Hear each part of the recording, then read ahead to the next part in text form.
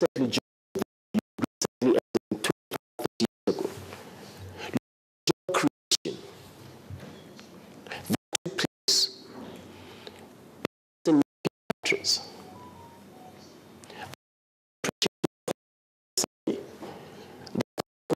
Is the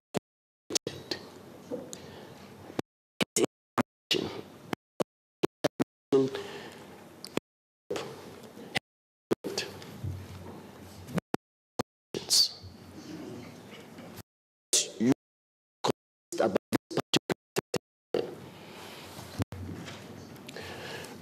it's going to be extremely difficult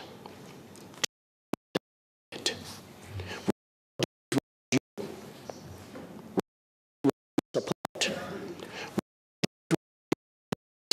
capacity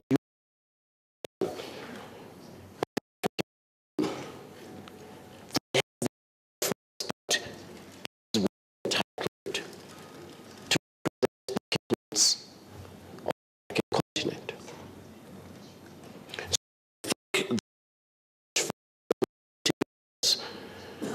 This is the Assembly of States and Government said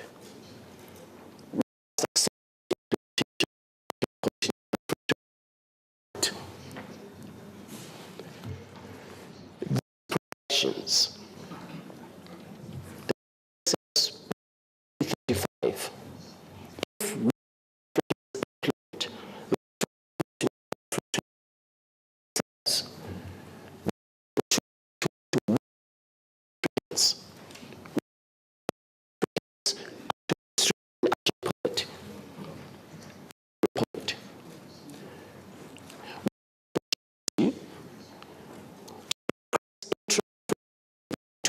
Percent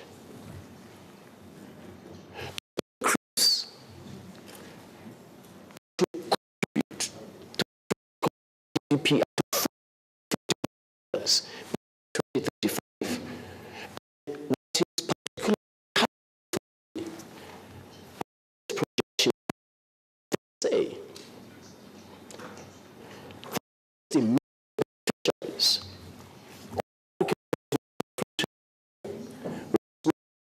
is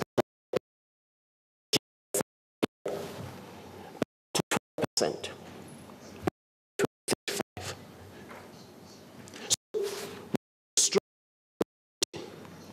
Yes, we are 65,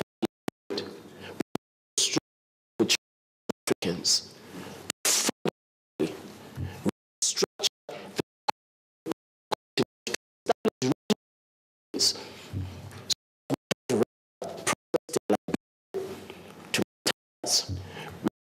processed in processed. See?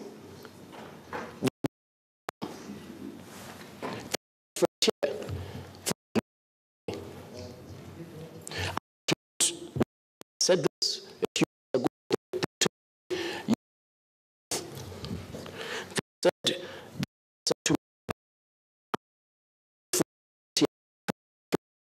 Said to to do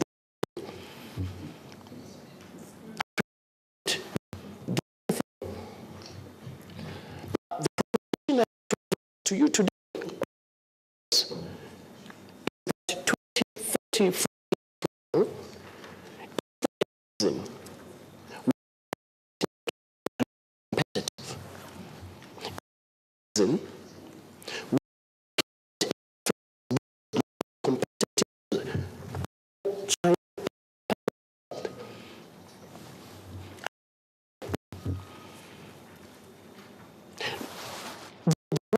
transitioning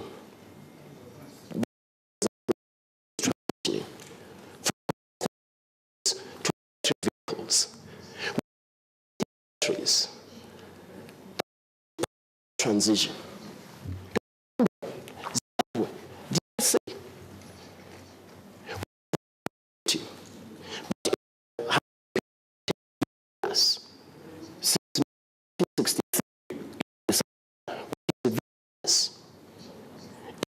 Of continent lived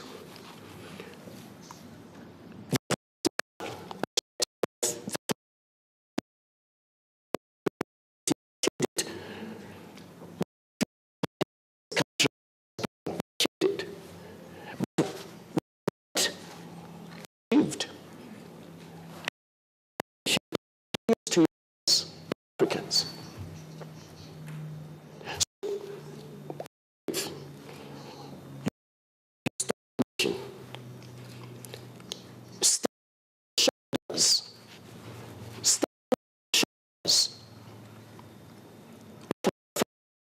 In France,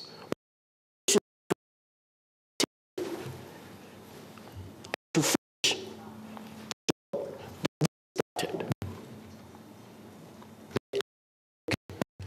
the picture of our continent.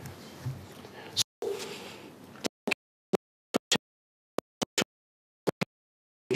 yes, actually the opportunity.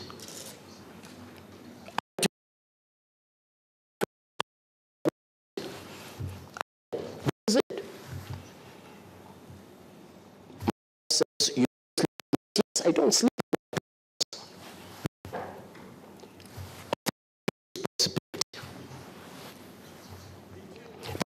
Responsibility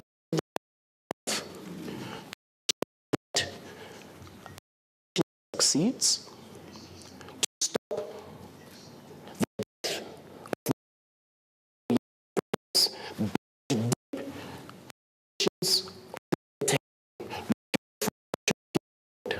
is what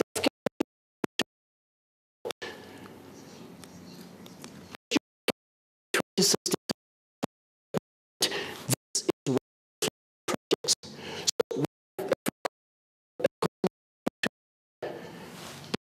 is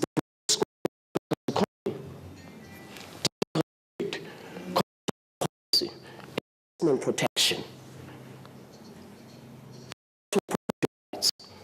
Establishing a single point for it that you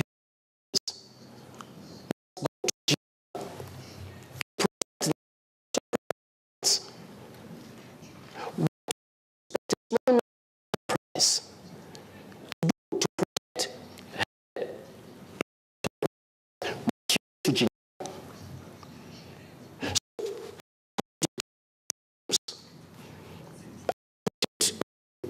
Speak.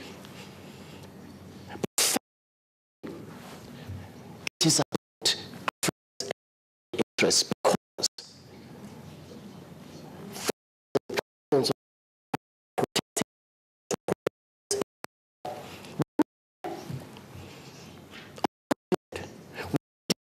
single point SMEs.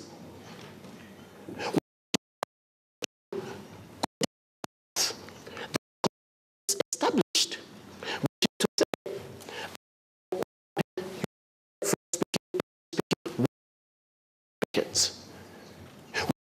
say,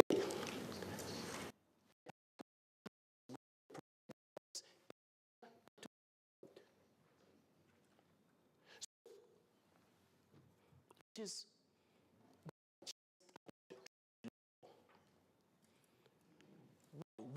tasked with to restructure the continent. To single country in Africa, single country, single competitive exist.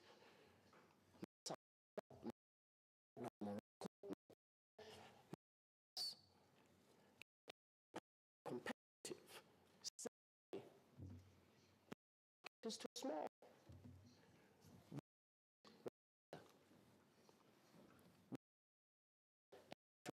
As African economies,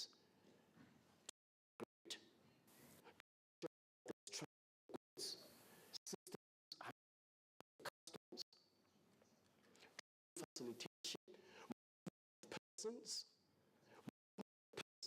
from one country to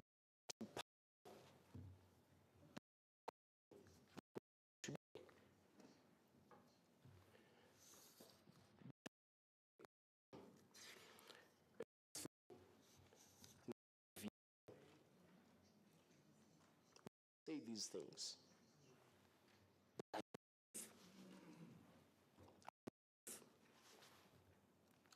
Capacity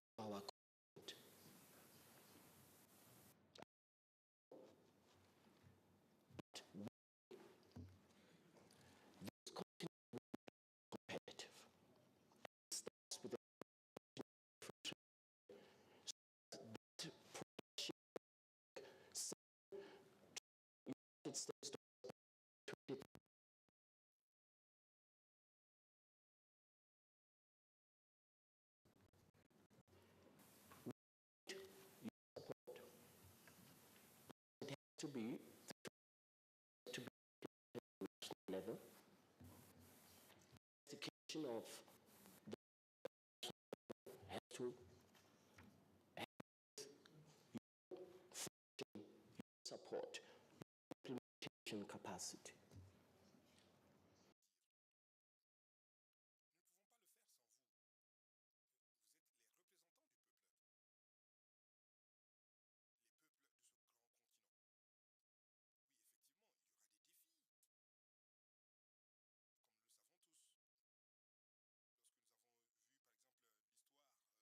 Européenne, il y aura des défis.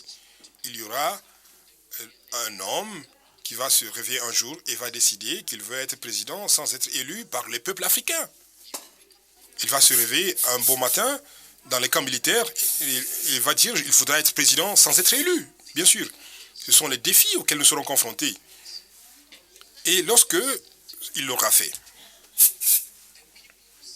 ceux qui ont le plus souffert ou qui vont en souffrir le plus, ce sont les commerçants aux frontières. Ce sont par exemple les femmes qui commercent aux frontières, qui sont les moteurs de l'économie aux frontières. Voilà donc les personnes qui vont en souffrir le plus.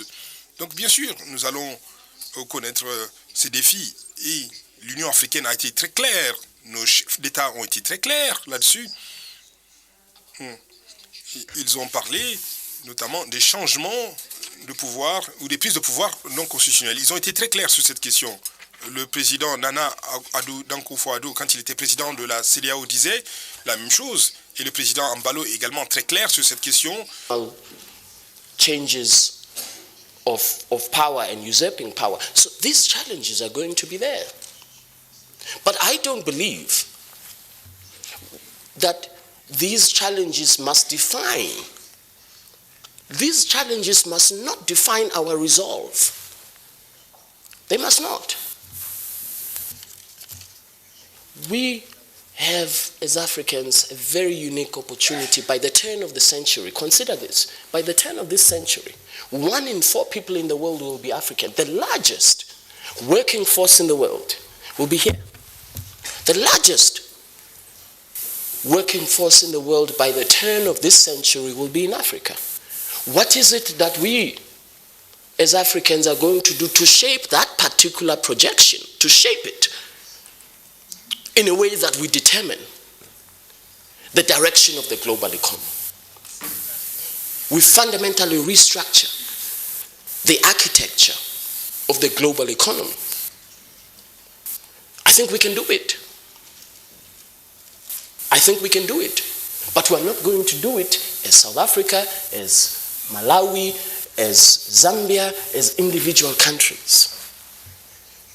We can only do it when we follow the path in the Abuja Treaty, in the Lagos Plan of Action, May 1963. And we have taken concrete steps to make that particular objective a reality. For example, in May 1963, our founding mothers and fathers said we must have a single point of payment in Africa. Today, working with Afrexim Bank, we have developed the Pan-African Payments and Settlement System. 42 currencies in Africa. $5 billion worth of $5 billion, the cost of currency convertibility, the cost of trade. We have developed the Pan-African Payments and Settlement System to enable trade in local currency so that if you are in Ghana, as I live, you can trade with somebody in Ghanaian cedi, with somebody in Kenya. They receive the Kenyan shilling. There's no intermediary. Oh, astounding. The CEO of a regional bank tells me, I have a branch in Gisenyi, in Rwanda. I have another branch 10 kilometers down the road in Goma, in the DRC. $65 million worth of transactions per month. But when I want to transfer funds from Gisenyi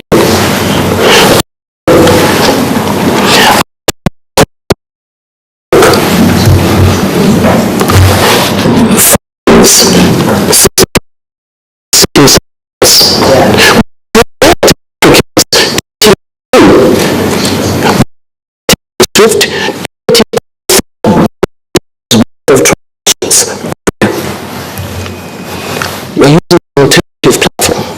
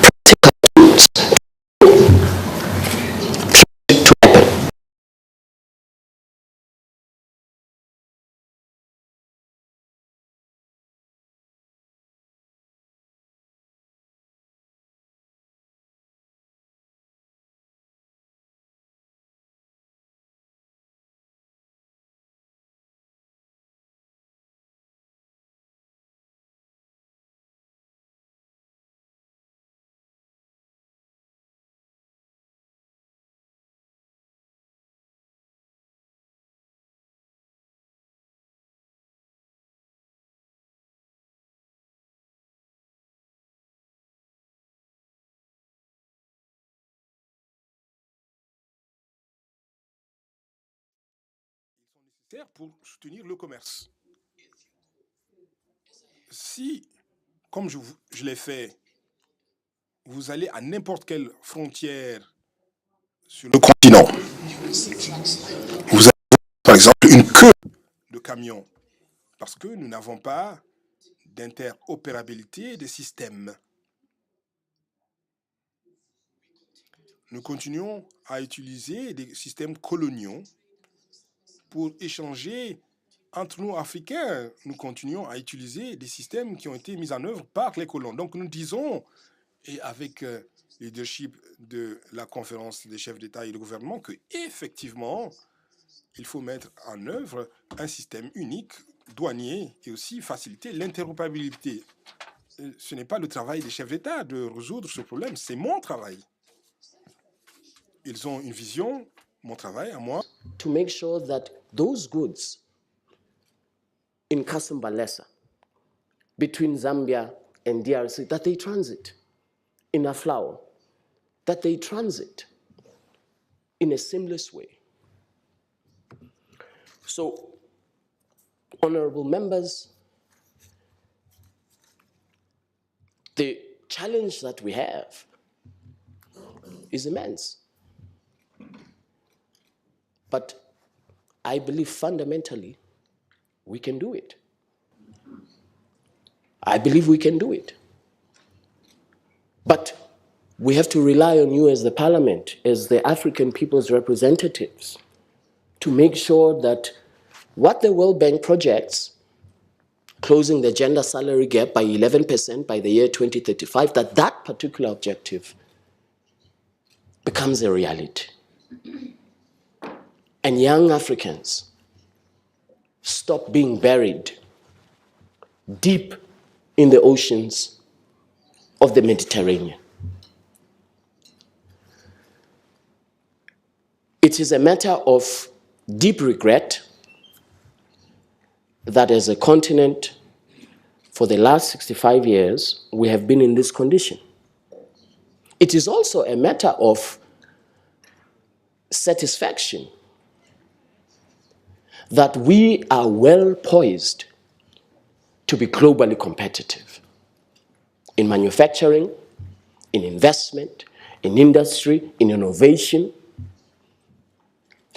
2019, we imported $16 billion worth of pharmaceuticals.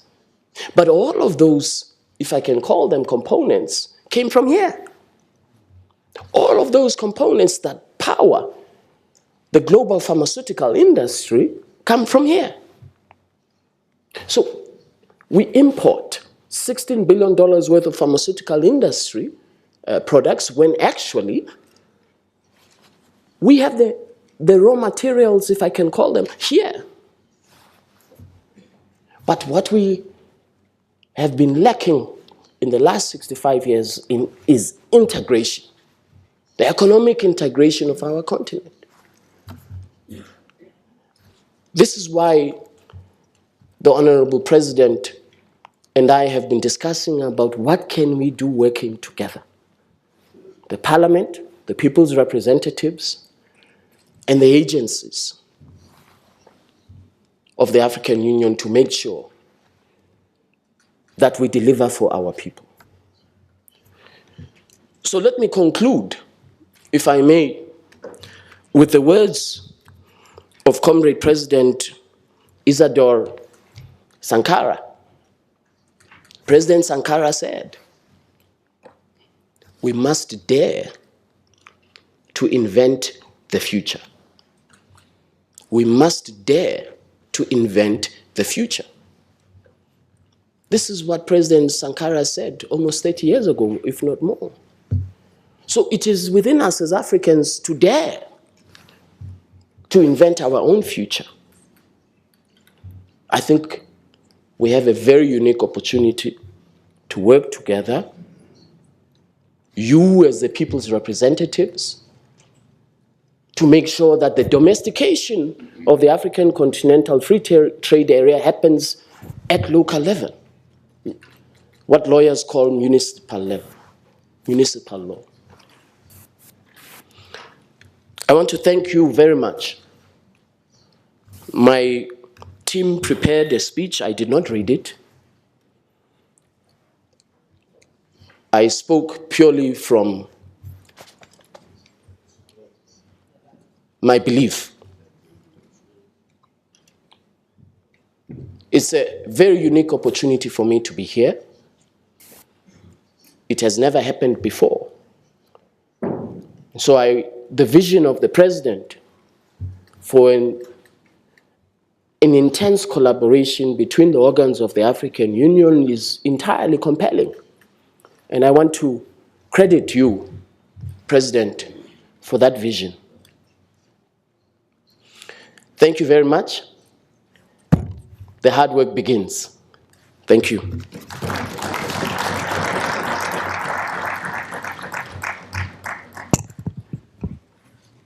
Thank you very much for that presentation. I think members will see and understand why it was critical that this presentation is made to MPs.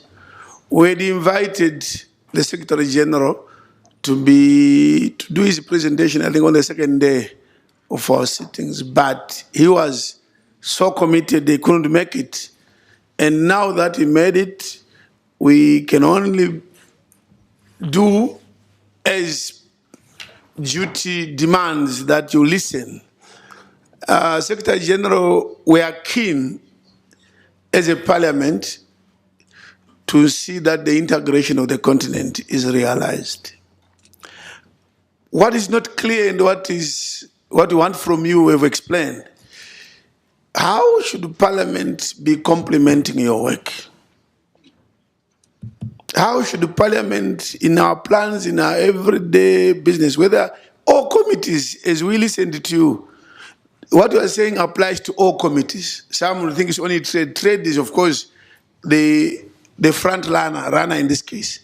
But every committee has to tune in into the implementation of the FCTA. That's very important. Whether it is health, you mentioned the pharmaceuticals.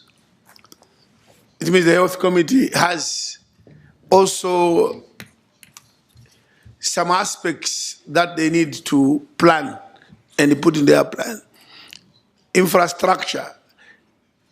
Look, I can mention all the rules committee, the rules of trade on the continent. Our rules committee should be seized with those issues. And it is true, honorable members, that I've been trying to get the Secretary General here this morning to come to PAP since last year. Whenever we meet, I always say, when are you coming to deliver to our parliament? And considering that this is the theme for 2023 for the African Union, and that this Parliament Secretary General, in the protocol, it says Just highlight two of our functions in the protocol. One says to facilitate the implementation of the African Union policies, programs, and the rest. It's our duty to facilitate implementation. It's our duty to ensure that the protocols are ratified. It's one of our major duties. It's also our duty to ensure that our citizens on the continent are aware of what you have said. It's our duty. It's in the protocol. And of course, overall, Article 17 says, Pan-African Parliament offers a platform for the citizens of this country to participate in all initiatives of the AU in ensuring economic, social development. So it's indeed our responsibility as a parliament to work very, very closely with you. And through our committees, I was going to mention trade committee, but what you've said goes beyond one committee. You have aroused interest in the members of parliament. The intention was just for you to make a statement, and then we invite you again in May when we have a session. We want to engage with you in May. We may structure it in such a way that probably a whole morning, because this is the core, this is the core of everything that we are trying to do as a continent. You and the NEPAD, you and the NEPAD, of course, are mutually interwoven. When we listen to you and we listen to NEPAD, our MPs can make an impact. So in May, when we drop the program, I think we'll try to see the day that's convenient to you, between 15 May and about end of May, so that we dedicate a whole morning, if not a whole day, because we want the honorable members to understand and interrogate and respond clearly and thoroughly to the message you have given us.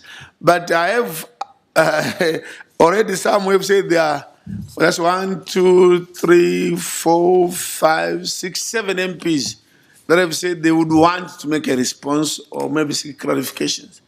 We are short of time from the we really want to move on other matters. This was only going to be some sweetener that would appetize us for May. But time is moving. I'll give how many minutes? 1. Okay, 2. It has been judged. 2 minutes. Please do not exceed 2 minutes. Can you write down? Don't just speak without any. Have your points 1, 2, 3, 4. 1, 2, 3, 4. No stories. Don't tell us in terms of the history of. There's no history. Just say, I stand up to tell you that 1, 2, 3, 4. Please.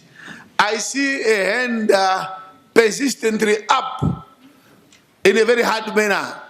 Is that doctor? Himself. Oh, you didn't get this paper? I didn't get the paper. Okay, please give him the paper. Please give him the paper.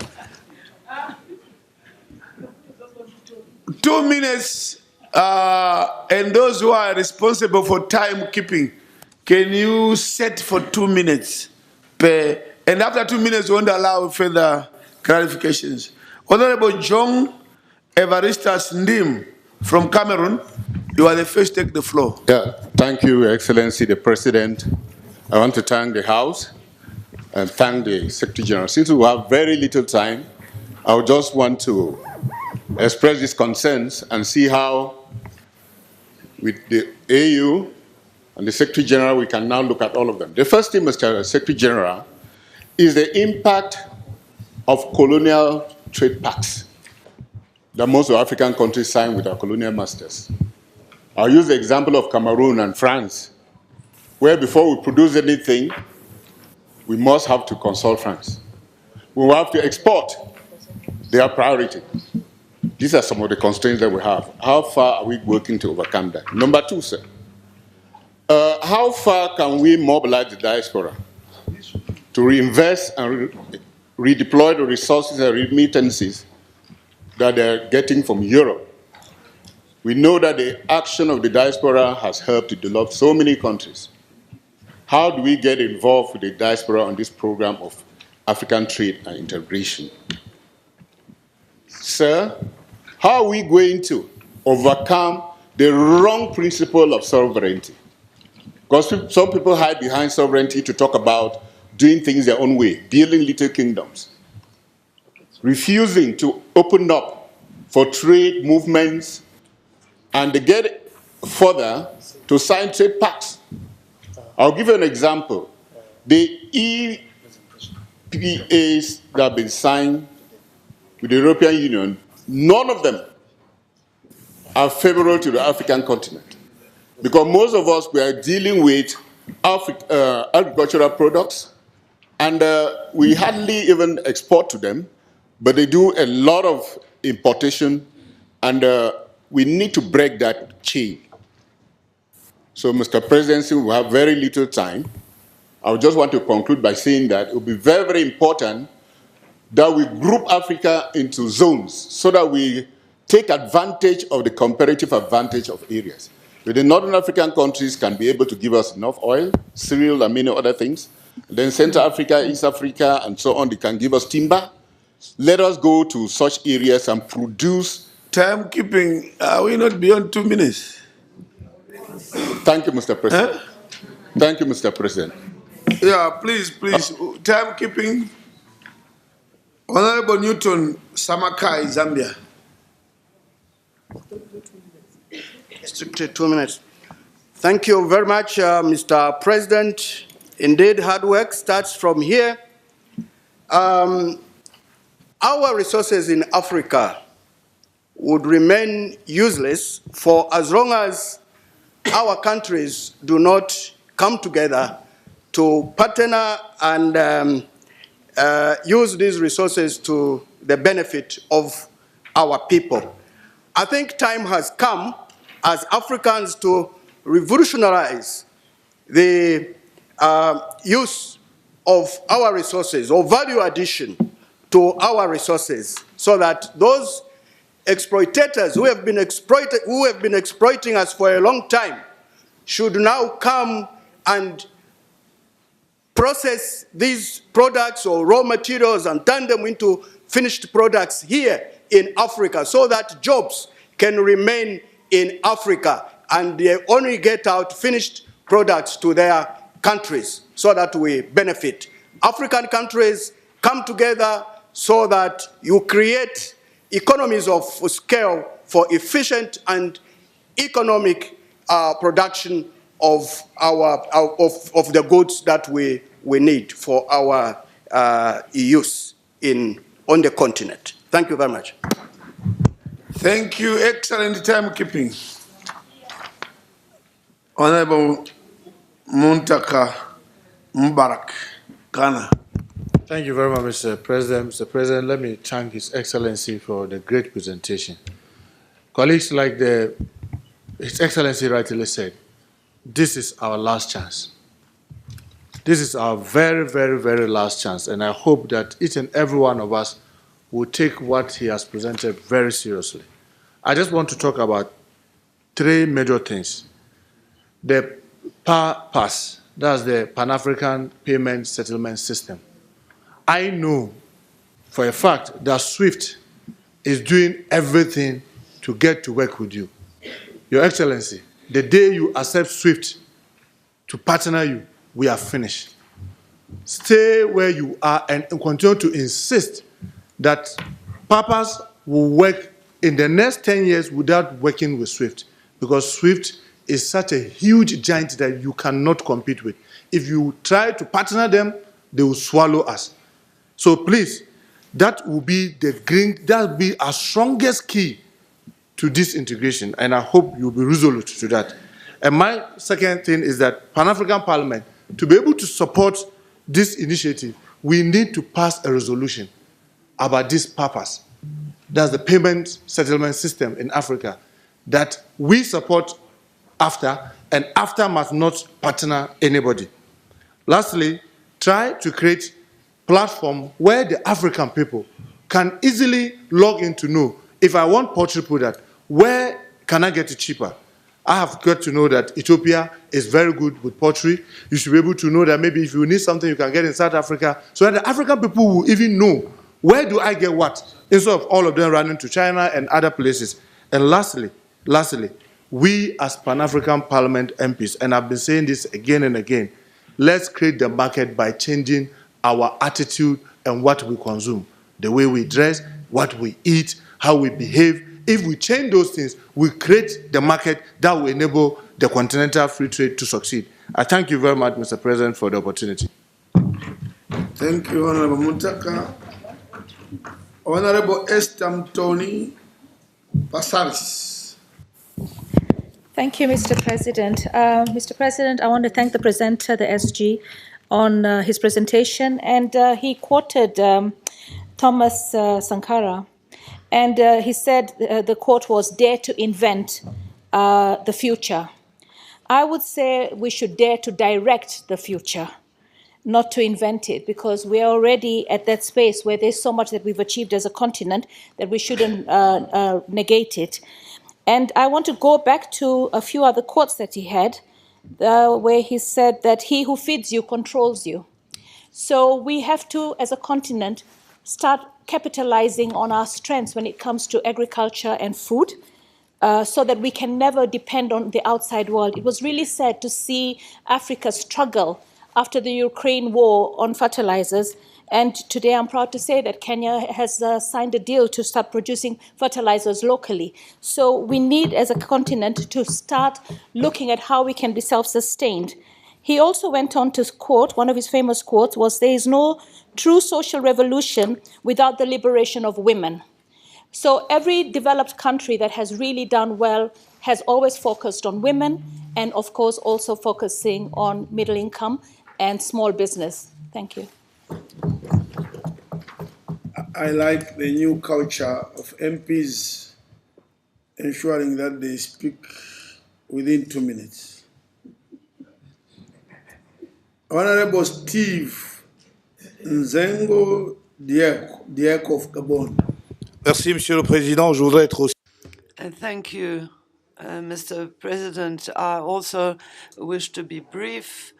Mr. President, we listened to a very relevant presentation, and I should like to echo those who have congratulated the presenter.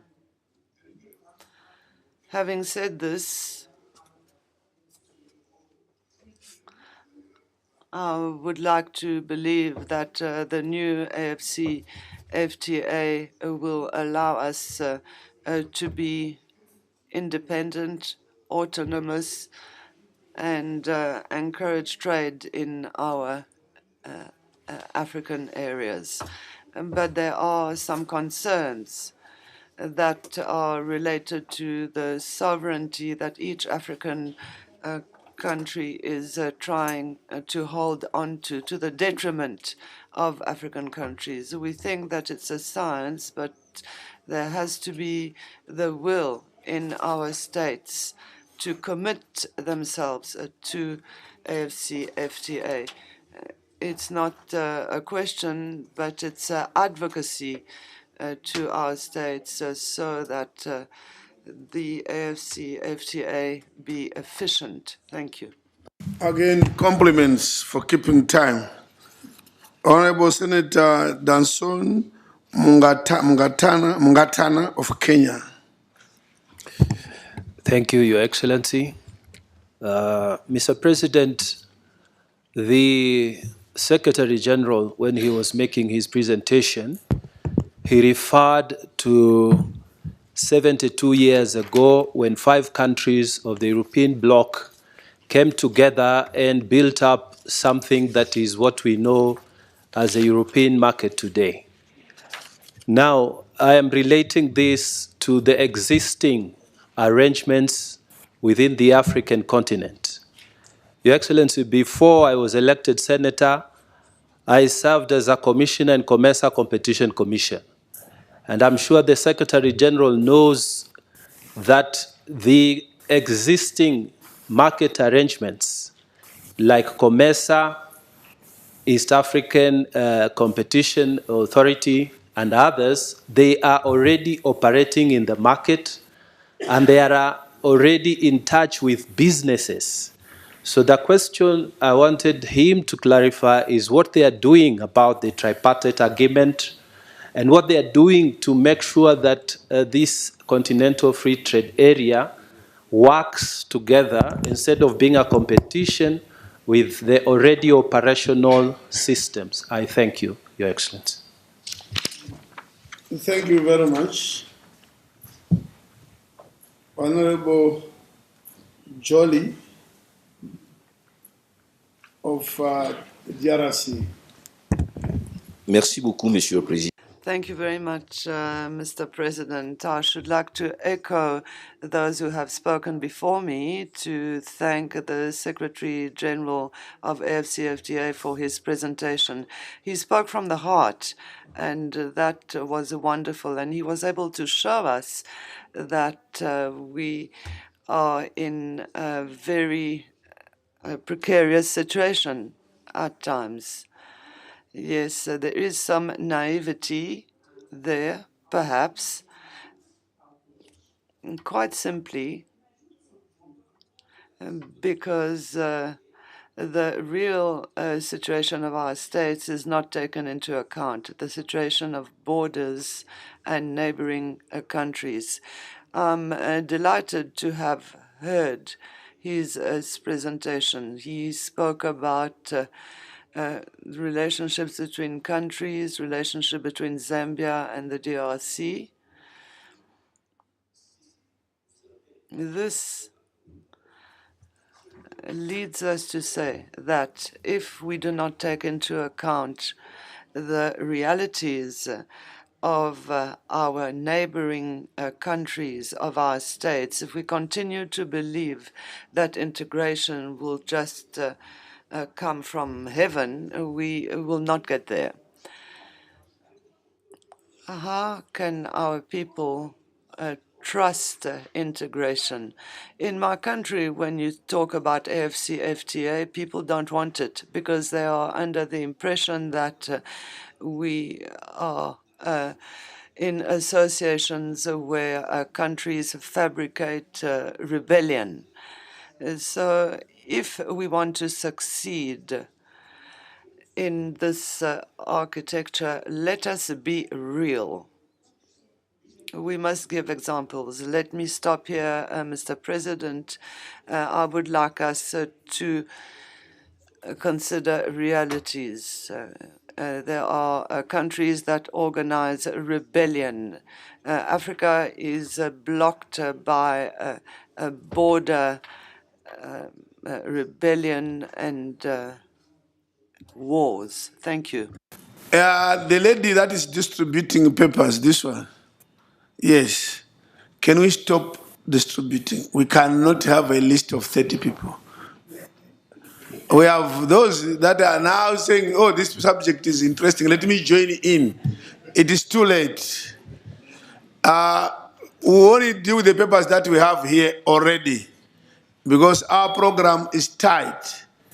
Like I said, we persuade him and agree that in May, either half day or full day on this subject.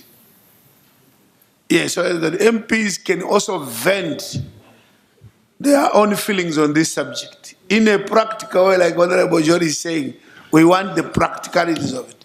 So be patient, we'll have a second bite in May. Honorable Khadija from Morocco.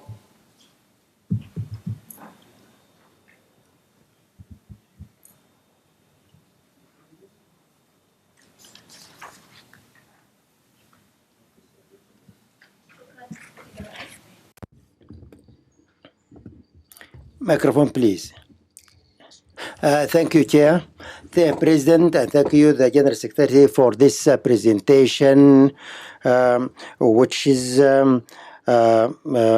which is a presentation. We hope that Africa today we have to take lessons from the crisis, and we have to be convinced that Africa will not develop only at the hand of their people, and so it is high time for us to stop exploiting our resources. Africa today need to raise national products, and we have from the region which I represent, we have a lot of experience in fertilizers.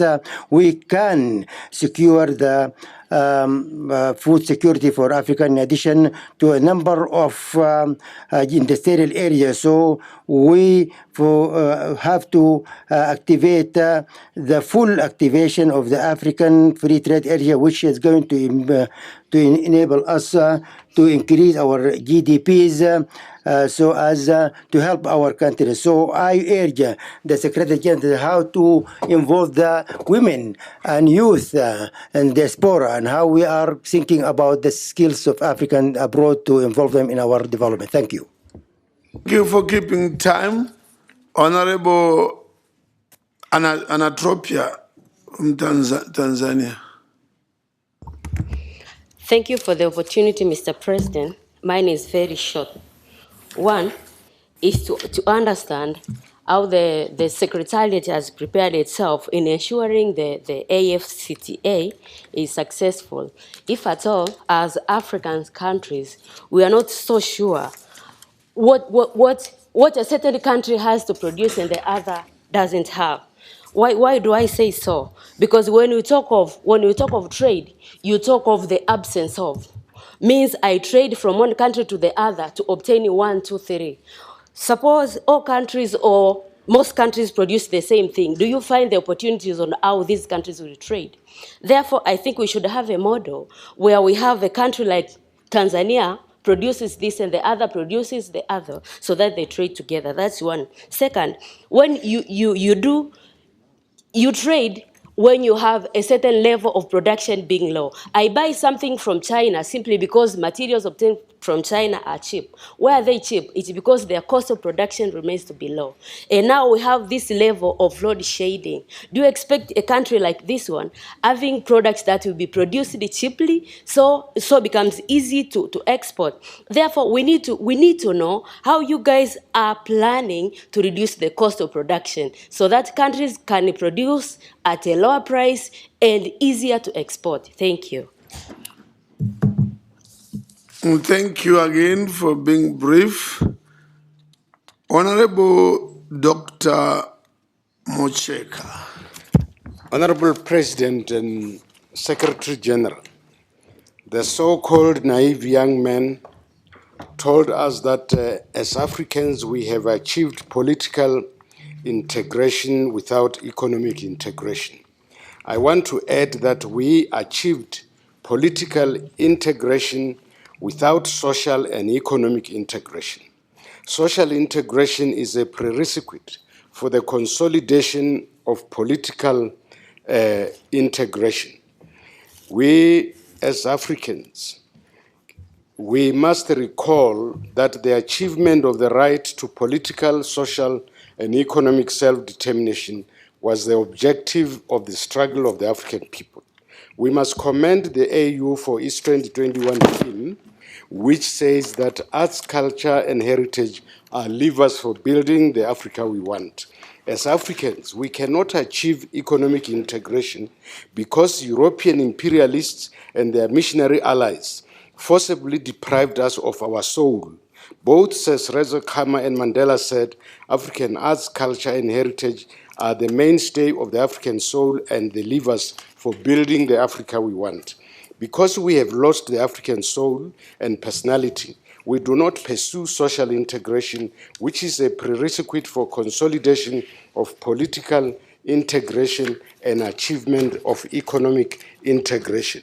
As I conclude, Honorable President, the neglect of social integration perpetuates racism, tribalism, religious fundamentalism, loyalty to colonial cultures and religions, which divides us into Anglophone, Francophone, and Lusophone blocks. I therefore propose that Africa Month focuses on social integration, a prerequisite for economic and integration.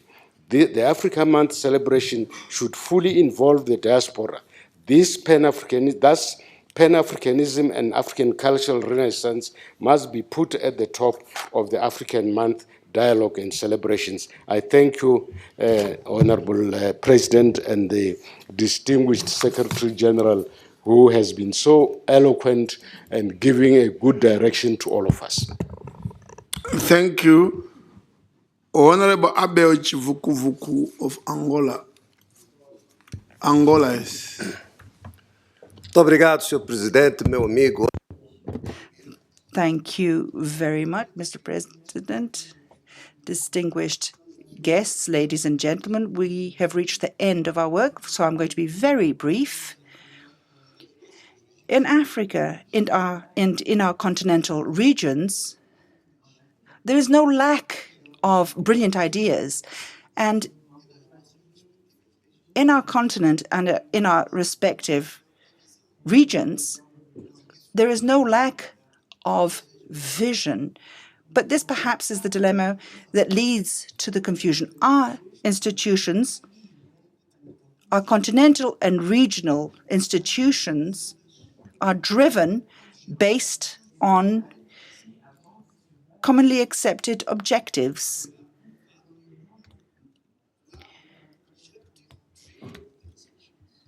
So we are objective-driven organizations. However, we have a problem that our organizations are not based on values, the commonly accepted values, with the need for full implementation. How are we going to achieve our objectives if we have this disparity of values within our organizations and between our countries? We are afraid of comparative advantages between countries.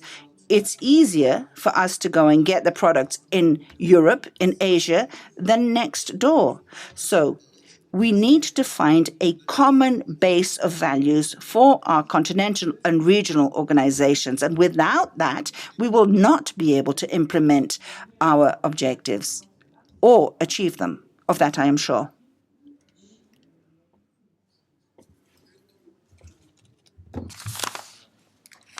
I remain with two. Honorable Majimbo Simiu of Kenya. Thank you, His Excellency. I have only one, and I have a concern. One, that trade in Africa is hampered by its movement across borders. And trade, goods move with people. The problem of moving goods and people is a problem. You find one crossing the border is far much different from goods crossing the border. What are we doing to find that these goods and people move swiftly to have better trade? Half of it is, as we look for how to unite Africa in currency and everything, can we also look at how to unite Africa in one language? If possible, we can check at Kiswahili. We are already divided by the colonialists. We speak different languages, and it's even difficult to cross borders. Thank you, His Excellency. Thank you for being brief. The last is Honorable Suaibo Torre from the Gambia. Thank you very much, Honorable President. I'm thanking the Secretary General for d'être venu nous inspirer tous par rapport à ce qui est urgent. Ce qui nous a réunis ici, surtout moi, c'est dans le but de faire le plaidoyer quant à la situation que nous vivons actuellement. Honorable Monsieur le Président,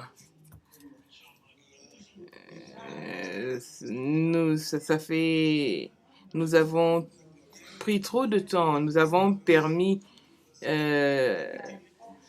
aux forces extérieures, au continent, de nous entraver dans notre travail.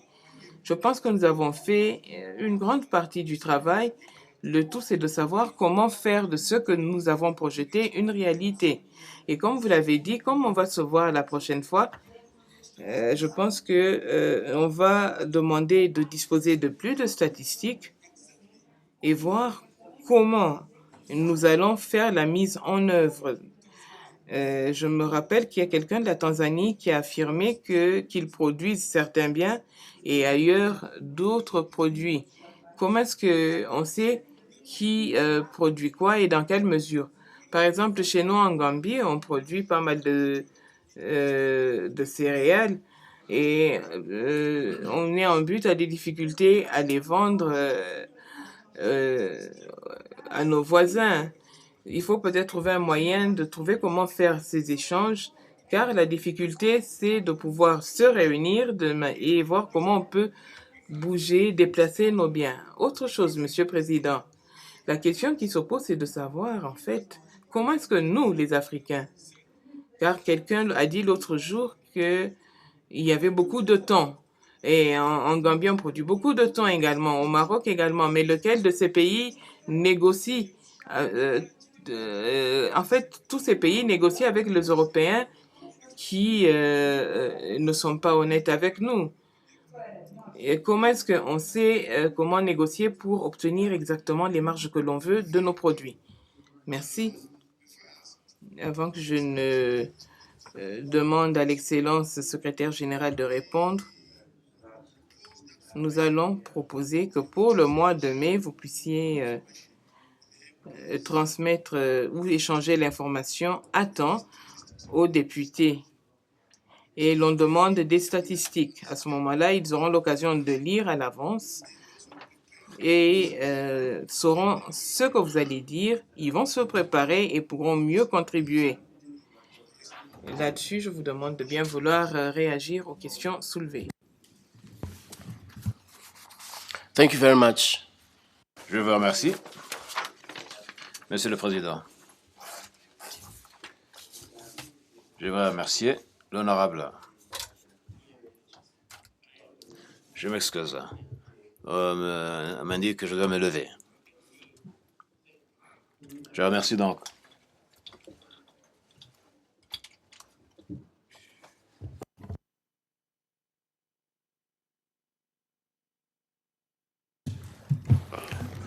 In every institution, there Dans chaque institution, il y a des protocoles à suivre. Et on ne sait jamais trop ce qu'il faut faire. J'aimerais donc vous remercier pour m'avoir guidé. Merci, Monsieur le Président, merci aux honorables pour les commentaires et les questions. Tout d'abord, j'attends avec beaucoup d'intérêt plus de détails techniques que nous serons même de discuter quand nous reviendrons. in clusters, I may not respond to every single point, but in clusters. The trade patterns.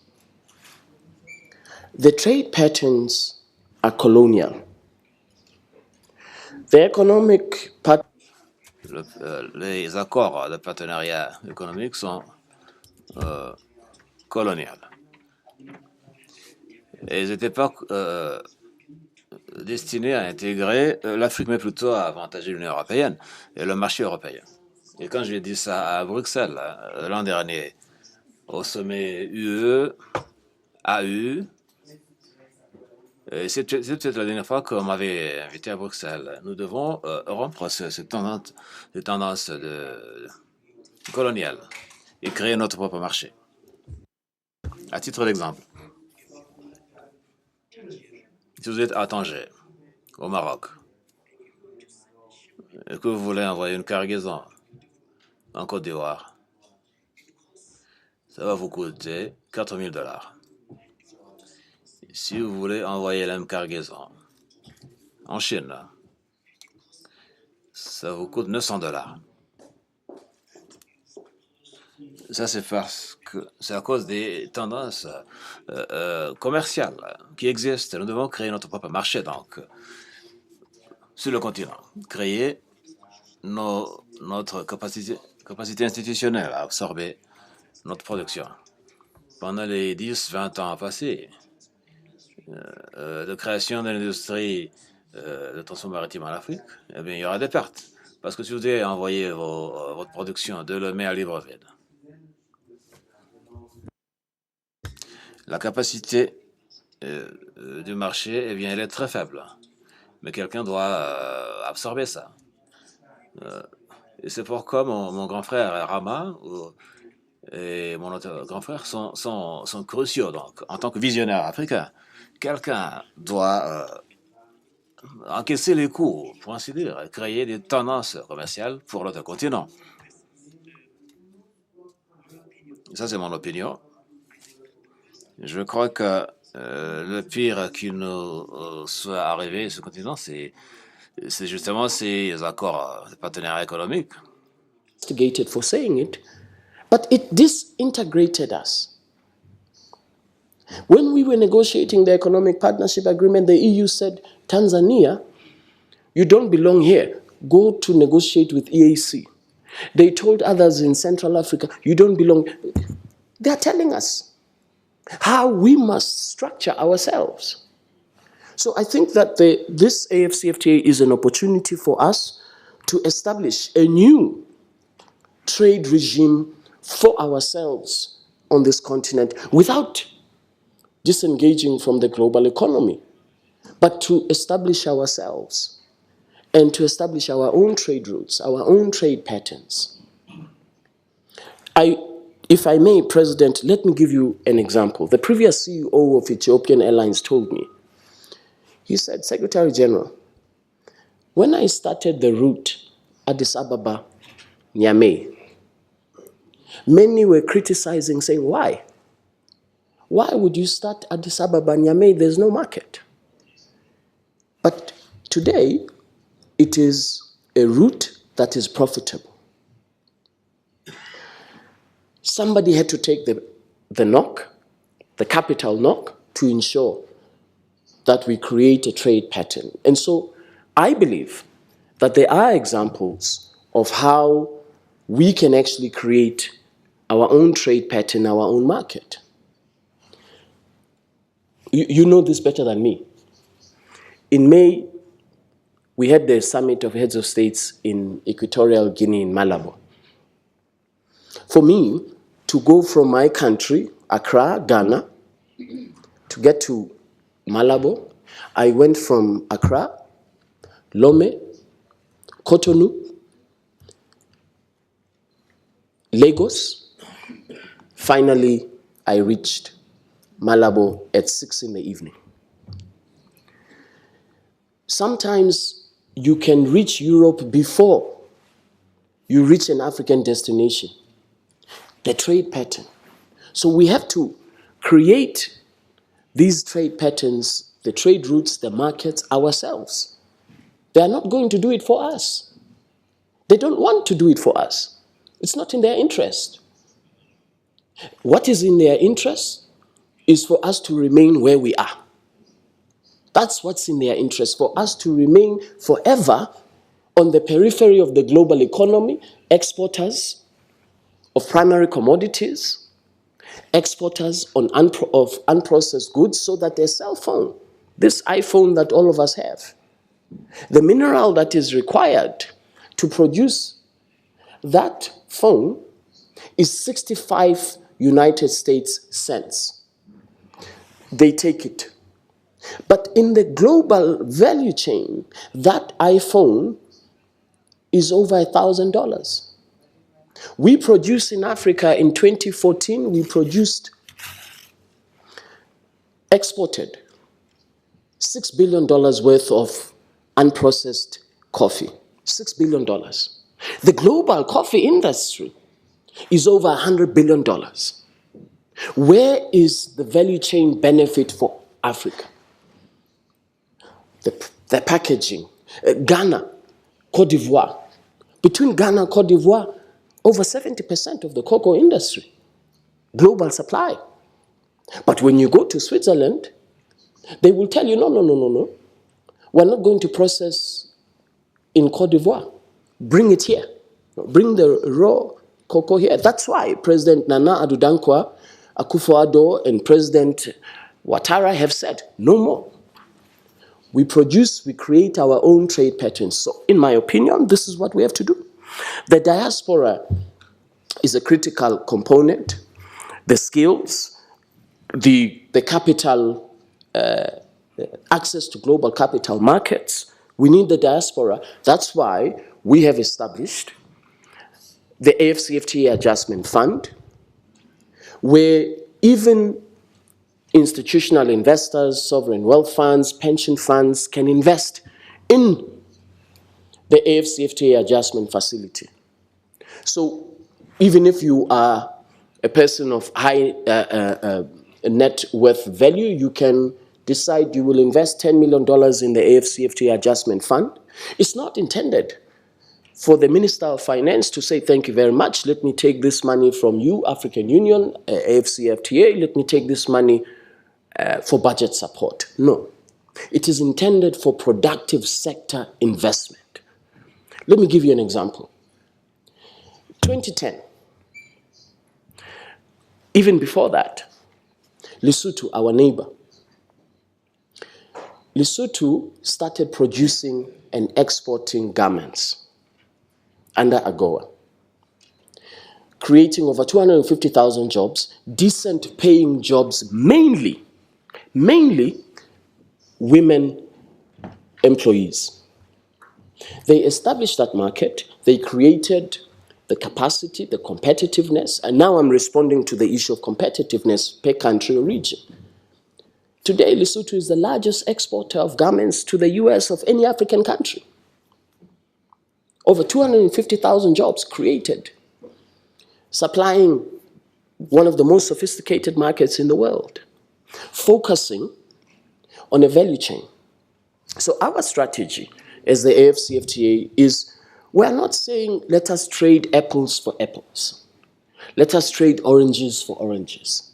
We are saying let us focus on specific value chains, specific sectors, agriculture, agro-processing, transport and logistics, pharmaceuticals, the automotive sector.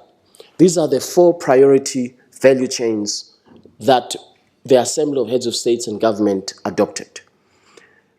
We are, as Africa, a net food importer, and yet we have over 60% of the world's arable land, but we're a net food importer. We rely on a country in Europe of 43 million people to feed us, so that when there are these geopolitical tensions, we have a food insecurity. And we are a continent of 1.3 billion people being fed by a country somewhere of 43 million people. This is absurd. We cannot be in this condition. So agriculture is very important.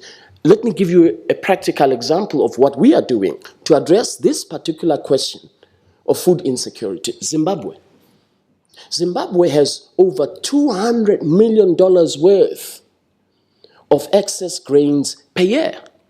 So we're working with the government of Zimbabwe to ensure that there is investment in the technology that is required to store post-harvest grains, and so that Zimbabwe can be able to export under the AFCFTA, to export the grains to feed the African continent.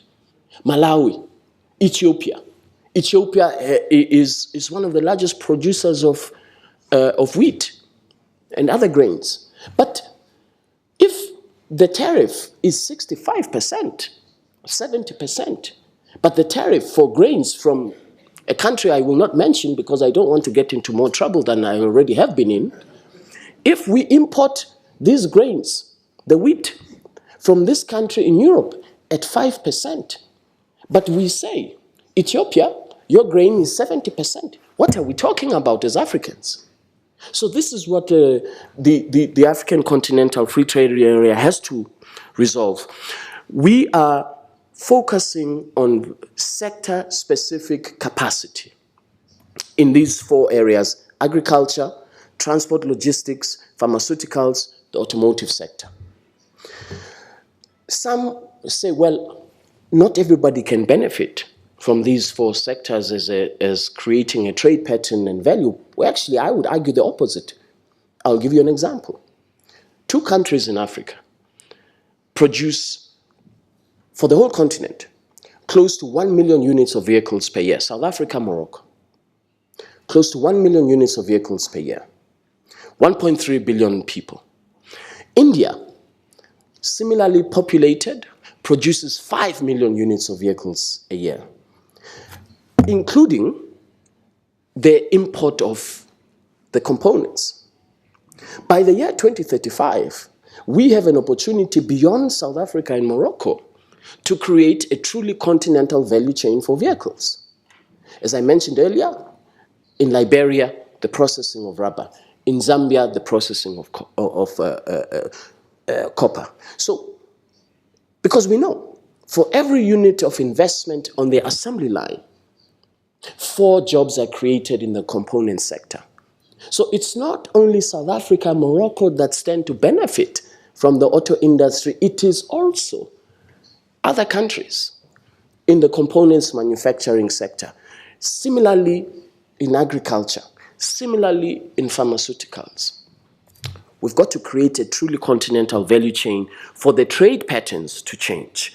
Also, the honorable member from URT, the point that she raised about trade specialization. If you think about it, 1976, Taiwan. What was Taiwan producing in 1976? Microchips. They specialized on that for decades. And they then became a global leader in the processing, manufacturing of microchips, and they were able to diversify away from that. So the proposition I advance to you is this, that yes, there are countries that have benefits, that have export capacity more than others, but if we identify specific areas of a value chain for trade specialization to enable everybody to benefit, all countries to benefit, not just my country, South Africa, or Nigeria, or Kenya, the big economies, but everybody benefits if we focus on establishing these value chains and creating market. Another example I would like to cite, if you don't mind. Kenya exported tea. Last year in October, President Ruto and I, we saw off tea produced in Kenya to be exported under AfCFTA to West Africa. That tea was produced by smallholder farmers that the government of Kenya has organized into cooperatives. And they are benefiting, and actually, they are driving Africa's trade. Smallholder farmers. Egypt exported under AfCFTA air conditioners. There was, from my home country, Ghana, we exported tiles, ceramic tiles, made in Takoradi, exported them to Cameroon. The importer received a 20% reduction in the duty. 20% because of AfCFTA. They are competing in Cameroon, those tiles are competing with tiles from a country that I will not mention that all of us know. But now, they have reached 20% competitiveness. So trade specialization, establishing trade patterns, in my view, is entirely possible. But of course, it's going to take time. We have to be disciplined. And we have to adhere to our industrial development objectives. The processing of resources in Africa, minerals, as I mentioned earlier, is an absolute priority. It's an absolute priority. $6 billion worth of coffee, unprocessed, exported, creating a $100 billion industry. Where is, along the value chain, the benefit for Africa? So we've got to create the capacity for processing in Africa. The Pan-African Payments and Settlement System, as I mentioned, almost $20 billion worth of transactions on SWIFT in 2019. I am most grateful to Professor Orama because him and I have agreed we're not going to allow others to be part of PAPs. They have come to us. Two major companies whose names I will not mention, you all know them, have said we want to be part of this. Well, why? Because they know the potential and the capacity of intra-Africa payments. You sit as a CEO of a bank, as I mentioned, with $65 million in a month. You sit with it in a correspondent bank in another part of the world. So the payment system that we want to enable trade in Ghanaian cedi with somebody in Kenya, Kenyan shillings, our own institutions must be the intermediary between us. We are not going to allow the Pan-African Payments and Settlement System to be overtaken by others. It is singularly Africa's most important development, in my opinion, the enabling of payments for trade, small, medium enterprises. How do we imagine a small, medium enterprise led by a young woman to afford to trade across borders if they have to go through a correspondent bank in London or New York? It's not going to happen. So that's why we have to invest politically and in terms of capital in the system to make sure that we trade. Movement of persons is a very important priority. I regret that only 4 or 5 countries in Africa have ratified the protocol on free movement of persons. Only 4 or 5 countries have ratified that protocol. But the idea is to enable free movement of Africans to trade, to do business. My wife is American. I find it very strange that it is very easy for her to move around the continent with her American passport. She can move around with her American passport, country to country, no visa. But we as Africans require visas from one another. It's not normal. They are sending me a note to tell me I must conclude.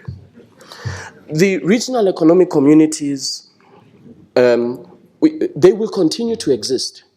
The East African Community, ECOWAS, CIMAC, they will continue to exist. Our job is to complement what they are already doing to ensure cross-regional trade between ECOWAS and East African Community. We're not here to take over the role of regional economic communities. We are here to make sure that there are interlinkages for trade across the regions of the African continent. So the regional economic communities are an important building block to what we are trying to do, to integrate our continent. I think I responded to the food insecurity crisis. On women and youth in trade, we are negotiating a protocol under the direction of the Assembly of Heads of States and Government of the African Union. We're negotiating a protocol on women and youth in trade. We want to make sure that all of the aspirations that we have for gender equality, for ensuring that women, young Africans benefit from trade in Africa, that these aspirations, that they must move beyond just emotions, that we codify them into legally binding obligations. It is going to be the first of its kind that we have a protocol on women and youth in trade. President, you asked me earlier, what can we do? We need to domesticate this protocol at national level to make sure that, for example, a woman-owned business that is exporting from country A to country B, that woman-owned business must get an exemption in terms of duties, reduction. Practical things that we can do to make sure we break the barriers to trade, and that this agreement doesn't benefit only the large corporations in Africa, which I'm not saying they must not benefit, but we've got to take concrete steps. So the protocol on women and youth in trade is a very, very important step in that direction. There was a question from the honorable member from the Gambia on statistics and value chains. We undertook a study. Agriculture, for example. If you go to Cabo Verde produces and exports tuna, mainly to Europe. But if you look at where we import our tuna from, as the rest of the continent, it is from Europe. It is from Europe. And yet, Cabo Verde is an exporter of tuna. So we've got to create these trade opportunities in Africa, which is why transport and logistics is an important element. Because you have to be able to move the tuna from Cabo Verde to other parts of the continent. It's easier to move the tuna from Cabo Verde to Portugal. So we have to make sure that South African Airlines, Ethiopian Airlines, Kenya Airways, all our transport and logistics companies, that we create the market for movement of our own goods. Let me close by responding to also a question on the arrangements, the different regional economic communities. As I mentioned, it is not our job to take over the role of ECOWAS, East African Community, IGAD. No.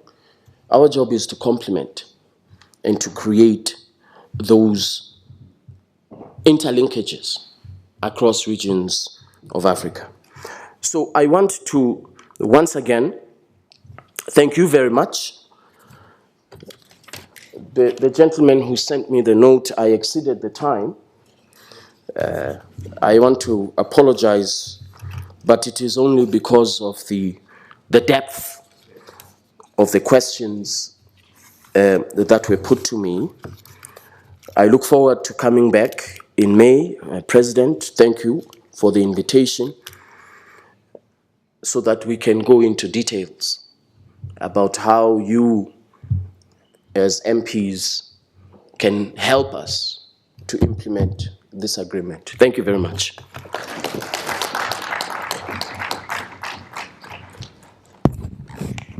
Thank you very, very much. It is always our culture to clap for a second time to show great appreciation.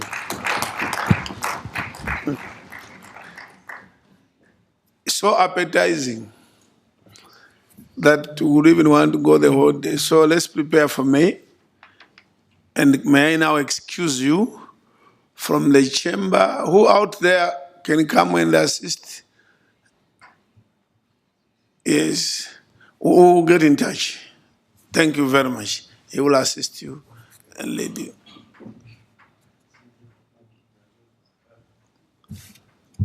Thank you very much. The clerk will read the third order. We are moving direct from first to third, because the AUDA-NEPAD will come later. Thank you very much, Mr. President. The next point on the agenda. Sorry, the microphone cut.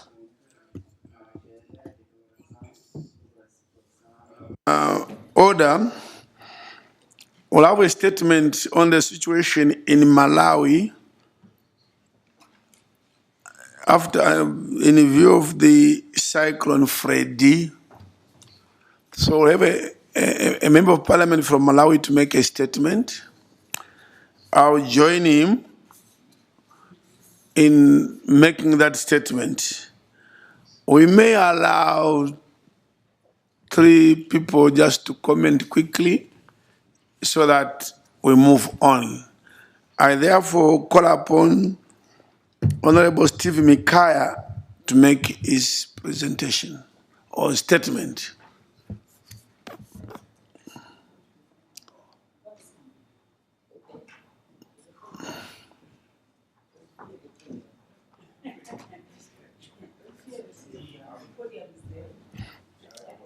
Welcome.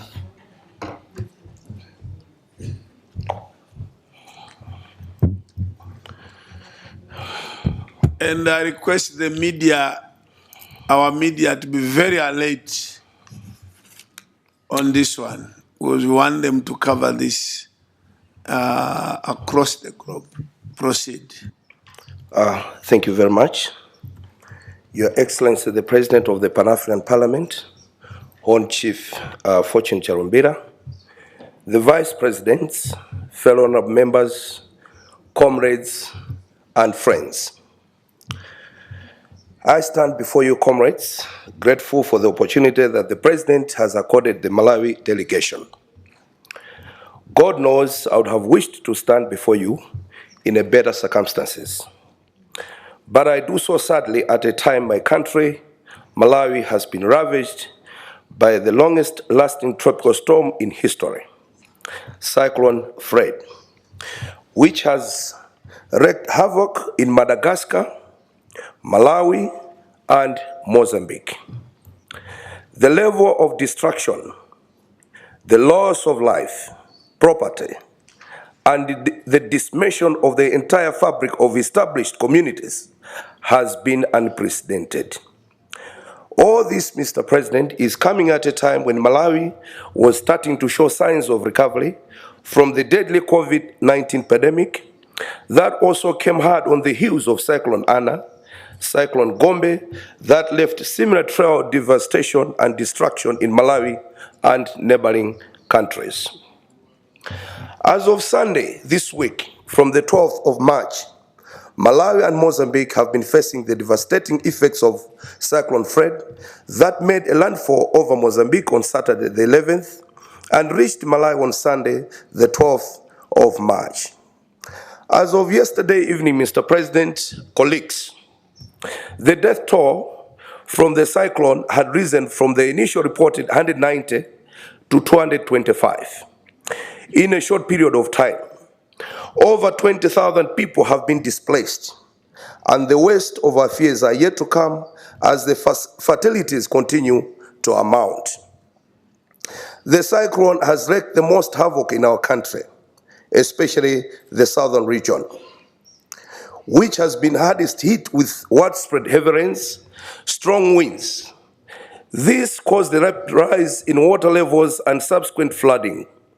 Meanwhile, Mr. President, in Malawi, the southern part, we have no power, and we have no running water, and the roads are impassable. Yes, misfortunes has knocked on our door and left in its wake a trail of death and destruction that may take years to fully recover from. However, amidst these difficulties, I have every reason to believe that sometimes when you are in dark place and think you have been buried, you have actually been planted. My belief, Mr. President and colleagues, arises out of my faith in this gathering and out of the conviction that it is not coincidental that Cyclone Fred hit Malawi and Mozambique while the delegations of these countries are here. I have absolute faith in the Pan-African Parliament, a league of nations brought together by shared ancestral history, identity, as well as our beloved continent which we inhabit. I make a special appeal to this gathering. Where I come from, Mr. President, there's a parable which I would like to share with you, colleagues, in my language. Nzako weniweni umamudziwa pa nthawi ya mavuto. Nzako weniweni umamudziwa pa nthawi ya mavuto. Simply put, a friend in need is a friend indeed. Or put loosely, a person who helps at difficult time is a friend you can rely on.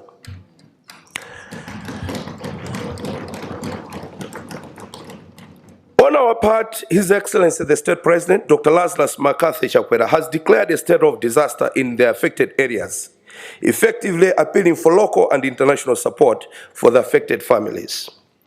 This is the appeal that I humbly extend to you, our cousins in this Pan-African Parliament. Let us be inspired by the positive example of Europe, which rallied around Turkey after the destructive earthquakes to bring the much-needed relief and humanitarian aid to the people of Turkey. Let us demonstrate to the world that the African Union and its organs are not mere talk shows, but effective institutions which stand up when it matters the most. Malawi needs you all. Mozambique needs you all. Alone, it might take us a lifetime to fully recover, but together, in the Pan-African spirit of Ubuntu, our lives, livelihoods will return to a semblance of normality in record time. Malawi is mourning. The dark cloud has befallen our country. This is the time to live by operatives' mantra. One Africa, one voice. I submit. Thank you, Your Excellency. Thank you. Very much. I will compliment that message.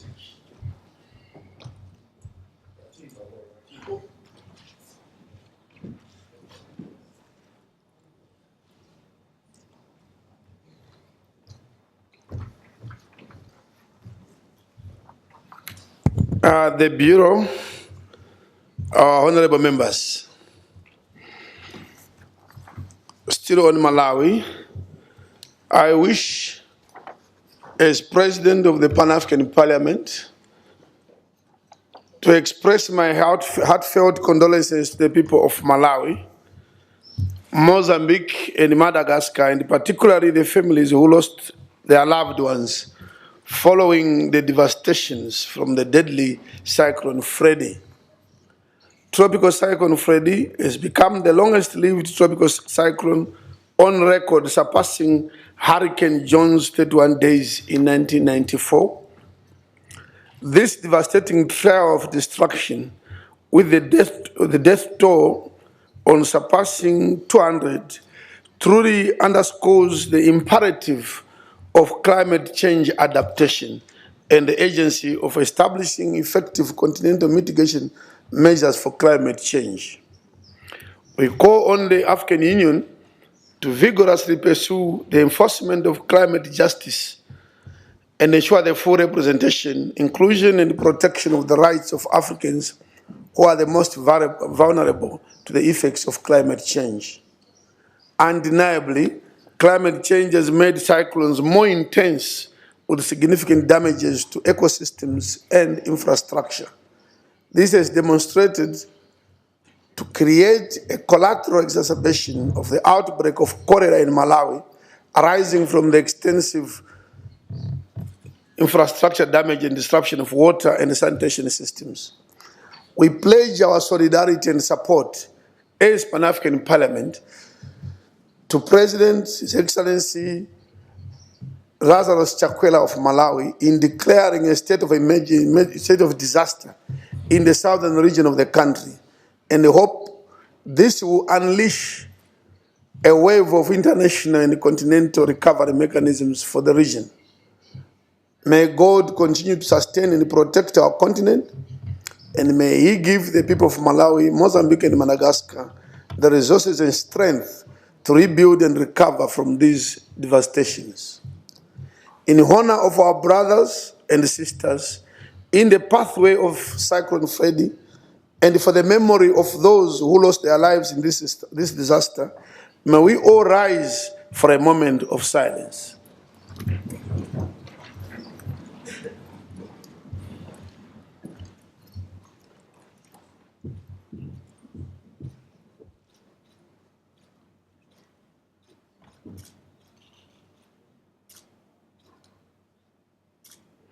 I thank you.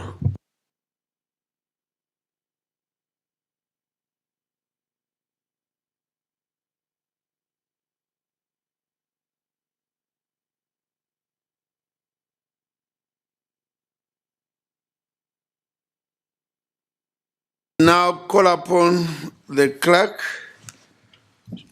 to read. This is the fourth order.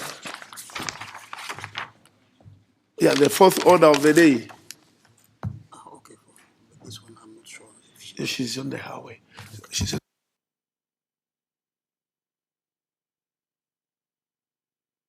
Thank you, Mr. Clerk.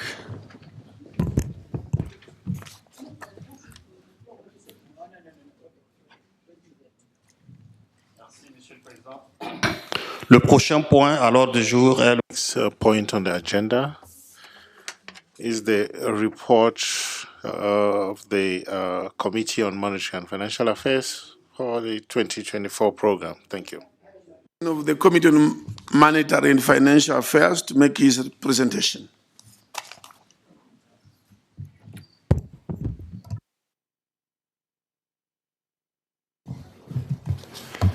Thank you, Mr. President, Vice Presidents, President, colleagues, invited guests. Let me thank you, Mr. President, sincerely for all the support that has been given to the Committee on Monetary and Affairs to enable us carry out our function very effectively. Mr. President, I also want to seek your permission to say that, yes, when we came and we had to report what we'll be doing over this period, our main duty was to get the budget for 2024 ready to enable us report to AUC before the close of 22nd March 2023. So largely, our report that will be expected from committees will largely be on this, except to add, when we reported, we said that we're going to have a bilateral meeting on this climate change, and then we're also going to have a joint committee meeting with CAPA, and lastly, we're going to try to have a meeting on the model law on cooperation. So, Mr. President, if you permit me, I would just want to put them together because largely the budget issues are the main crux of our report that we'll be submitting. Unless if you insist, I should just present the budget and later come, because the other one may just be about 5 minutes to just say that we were able to have the bilateral meeting and we've agreed that in May we'll come to the plenary to report fully with a resolution from the committee that we've agreed with the ambassador that met us and the need for Africa to take a common position about the 1% tax that we wanted to charge the developed countries to enable African countries use that to augment the climate challenges that we're having. Secondly, we also met the Dr. Sifa, who briefed us on the cooperation, the module law on cooperation, and we are also coming in May with a draft module law that, if permitted, then we'll go back and work on them into details. And lastly, we met CAPA in a joint committee, and Mr. President, the reason we had to do that, if you recollect very well, you and I have chaired, well, you and I have been on the CAPA committee, and sometimes there's seemingly some rivalry between the Committee on Monetary and Financial Affairs and CAPA. If we do not resolve this thin line sometimes it brings unnecessary competition among us. Our meeting was very fruitful. We had a number of agreements. We agreed to work together to enhance the financial systems here in PAP. We are budget allocators, and the CAPA, are those to ensure that whatever is allocated is used very efficiently. So we've agreed with CAPA to have 2 meetings in a year, one in May, where we will be doing, and the allocations that we'll be doing, we've done, was year's budget. Mr. President, as part of our meeting, we agreed that the budget execution, yes, is very, very important. As when I present the report, you see, are very, very important. But CAPA was of the view, which we agree with them, that it has to come with a work plan. Because if you are just spending, we need to be sure that the expenditure is just, we are trying to just finish the money so that we'll be told that, oh, we'll spend the money well, or we'll spend the money. The money should be well spent. And it has to always come with a work plan, followed by a procurement plan, a travel plan, so that it enables those resources to be used very efficiently. There were one major concern for both the Committee on Monetary and Financial Affairs and then the CAPA, which has to do with the Internal Audit Office here in PAP. And Mr. President, it is very, very worrying and concern for us that the only left officer at the internal audit could abscond. For us, that's the better word, because he left his post without approval to go and pursue further education. And to our utmost surprise, both CAPA and Committee on Monetary and Financial Affairs, this gentleman continued to be on the payroll of PAP whilst he is not around to work. And we find this to be very upset. And both committees are recommending that PAP Bureau should take the necessary steps to disengage this gentleman and make sure that all monies that he has received over this period is refunded, because we had in that meeting the Director of Internal Audit from AU.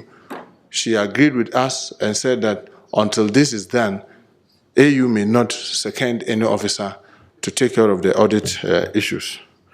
Mr. President, lastly, on recruitment of vacant positions. Mr. President, we know that you have a major challenge in trying to carry out the recruitment process, and it's been stalled. But Mr. President, as we stand today, the staff strength is supposed to be 74. With additional officers, the Bureau Director and another person is supposed to go to 76. Many as almost 25. 22 currently are vacant, and by the close of this year, it is likely to jump to about 27. It clearly shows that the institution is crippling.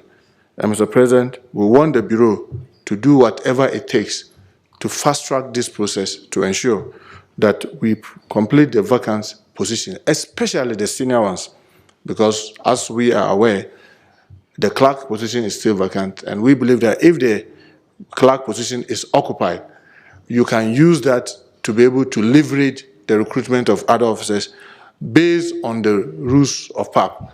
But if you don't have the clerk, you continue to have the banter with AUC, and the stalemate will continue forever. Mr. President, having said this, this is largely the other activities that we've carried. My colleagues, I must thank the staff of PAP, especially the acting clerk and his team, and then the President and the Bureau, because I have been here for over a decade. I must admit, it's the first time we are seeing the Bureau cooperating, together with the staff, cooperating with the Committee on Monetary and Financial Affairs, to be able to be deeply involved in the budget process in PAP. And I must commend my team, that's my colleagues on the Monetary and Financial Affairs, for the resilience and insisting that the right thing should be done. And we started this in February, in last month, when we were here between the 13th and 16th of February to start the process. And Mr. President, in line with the rules of Pan-African Parliament, as it stipulates in section 26.2, that the Committee on Monetary and Financial Affairs is mandated, A, to examine the draft estimate of the parliamentary budget and submit to Parliament, as I'm doing now, to discuss the budget of the AU and make appropriate recommendations. For some time now, they've not been doing, and we may have to insist that this should come back to us. And then also examine and report to Parliament on the problems involved in the implementation of the annual budget and assist Parliament to execute its role of establishing sound economic and monetary and investment policies. Mr. President, pursuant to the aforesaid mandate under the rules of procedure, the committee convened a 3-day meeting, as I earlier said, from 13th to 16th February 2023 at Pan-African Parliament to consider the PAP budget execution for 2022 and prepare the draft estimate for the Pan-African Parliament for 2024. Mr. President, let me say that we will see the report that has been given us. Everybody has a copy of the budget execution for 2022, and then also the financial statement for 2022, and then the copy of the budget for the 2024 as we prepare them, which I'm going to speak to in details very soon. Mr. President, one of the major things that we notice is that with regards to the budget execution of 2022, obviously we cannot report to you about 2024 budget if we don't report on how we use the 2022 budget, the budget that was approved. Mr. President, you notice that a total of almost 12 million was approved for 2022.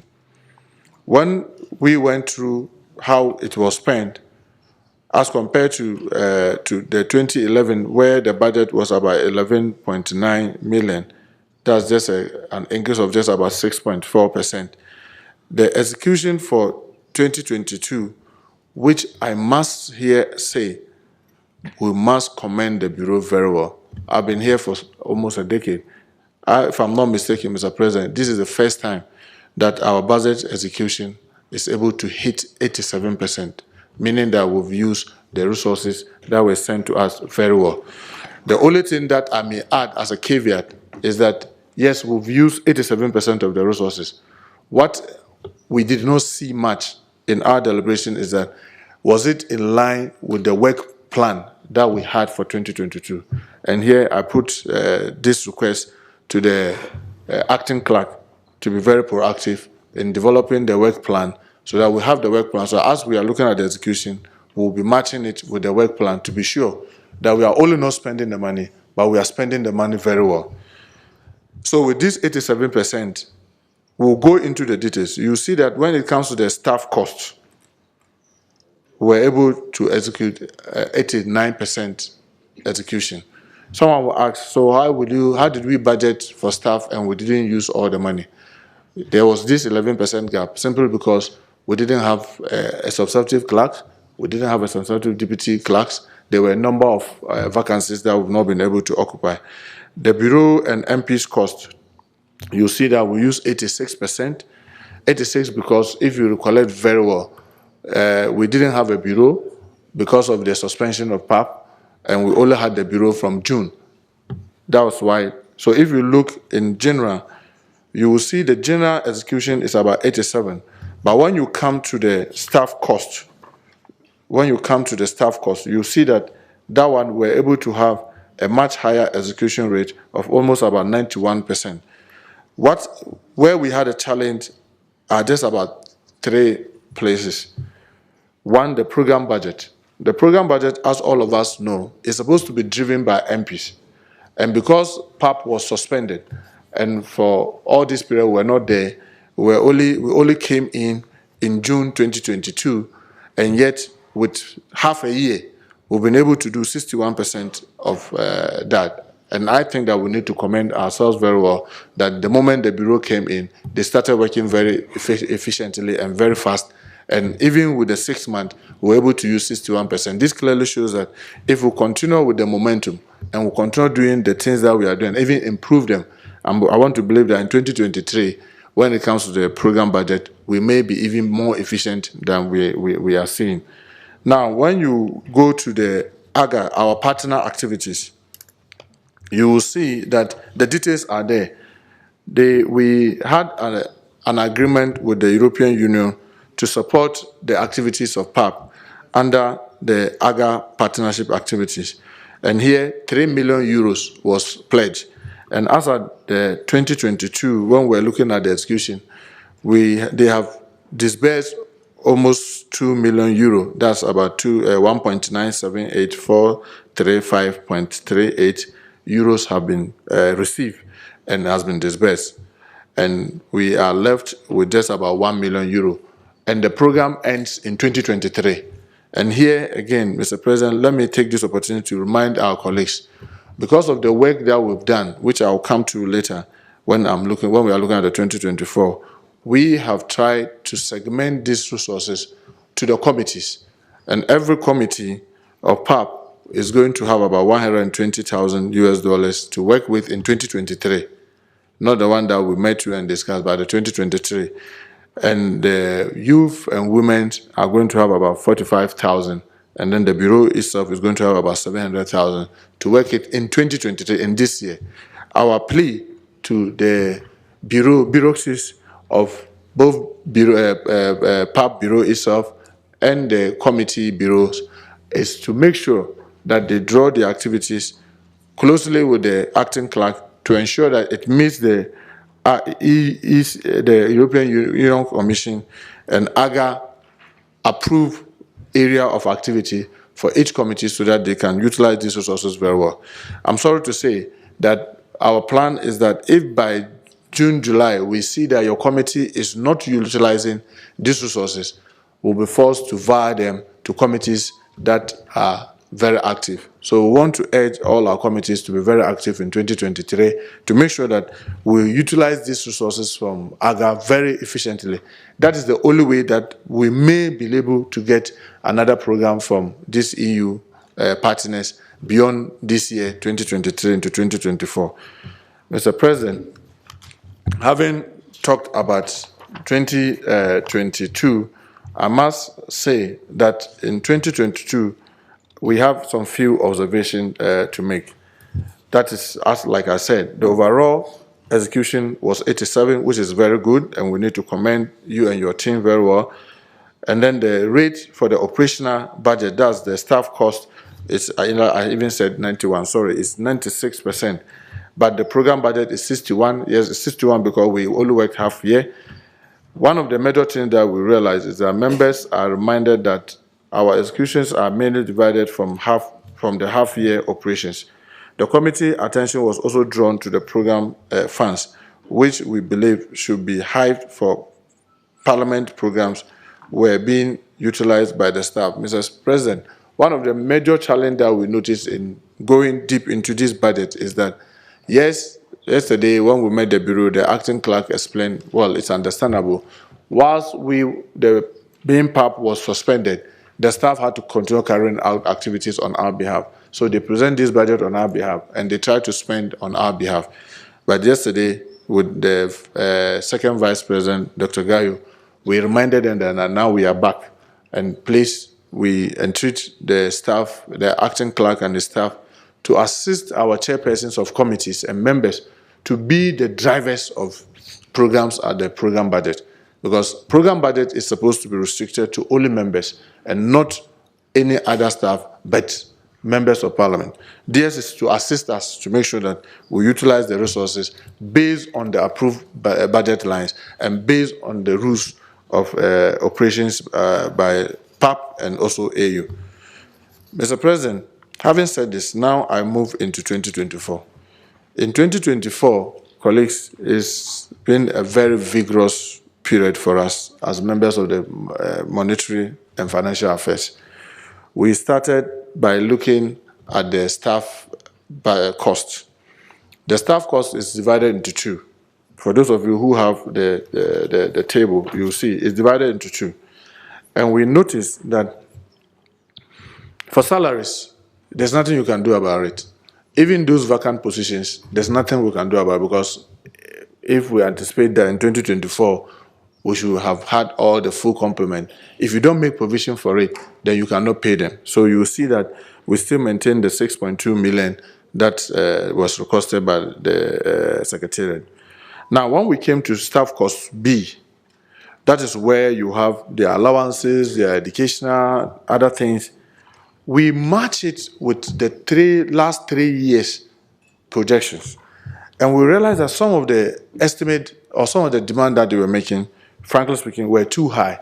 And the committee went through line by line, looking at the detailed item. And some we have reasons to slash, some we have reasons to add. And you see that we're able to move it from the 4.9 million to 2.7 million.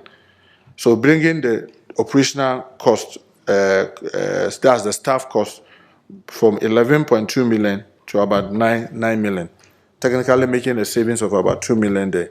Now, when we came to the Bureau and MP's cost, colleagues, we believe that, yes, as the new Bureau is making effort to convince the AUC to rethink about the issue of the members' allowance, our committee is of the view that we must make provision for it, even as we continue to dialogue, because we believe that this is a legitimate cost that we must claim. So you see that we've made provision for it, and we've also made provision for the members' insurance whilst we are here. Because even in our country, we all know that when we work, yes, we are paid salary, but when we work, we take allowances. So we have tried in the 2024 budget to reintroduce the allowance for all members of parliament whilst they are here.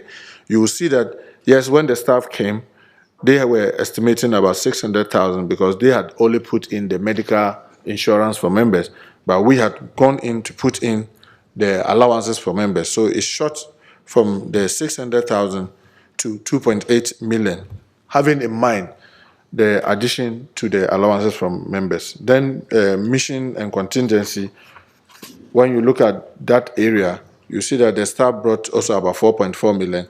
Yeah, we realize that these are mainly activities of members and the Bureau, and we supported that because it's plenary, what we do here, and other activities, 4.4 million, so we okayed that 4.4 million. Now, when you go to the maintenance of our structures here, we went into very details, and we realized that, yes, they were looking for about 132,000. We were of the view that about 104,000 should be able to suffice for 2024. Now, procurement and other activities, they were demanding about 146,000. When we went into very details, looking the past 3 years, we realized that 80,000 will be an adequate amount to use. Colleagues, in the nutshell, when you look at the operational budget of PAP, yes, they brought an estimate of about 17.7 million. We, in the Finance Committee, haven't gone vigorously with them and having in mind the introduction of the members' allowance, which was not in their original presentation. Yes, they were looking for 17.7. We ended up with about 17.5. So we came to a program budget. The program budget, Mr. President, we noticed a very interesting thing. They had categorized the operational budget into just 4 areas. They have what they call the PHIT, and then they have the legal counsel office, then they have committee, and then the bureau. To our utmost surprise, they were allocating resources to a legal office that has only one man, over $700,000, and also allocating to PHIT an amount of over 700,000, meaning that those offices were going to run with budget higher than most of our committees put together, and we thought that this was not proper.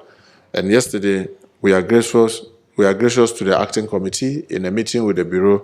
We all agreed that the path that was being charted by the Monetary and Finance Affairs is the right one, by insisting that when it comes to program budget, it has to be driven only by MPs. So we have recategorized this into just 4 areas. The 4 areas are the bureau, which is led by Mr. President and his deputies, the committees that are led by our committee chairpersons and their other leaders and the members, regional caucuses that has been led also by MPs, and women and youth caucus. These are the only areas that we have made allocations to, and insisted that no any other office in PAP here should run with even a peso from the program budget, because the program budget are supposed to be purely MP programs. Because we believe that every parliament is as strong as its committees. If your committees are weak, that means that parliament will remain weak. If the committees are strong, that means the parliament will become strong. So this, you see the allocations that we have done. The Bureau, yes, was looking for about 2 million. We were able to, with some understanding with them, it came to 1.1 million because some of the programs that they have are being done by the regional caucuses. So we agreed that they will hype those. Then we have the women caucus allocated 100,000, youth caucus 100,000, CAPA 276, about 379, corporation 306,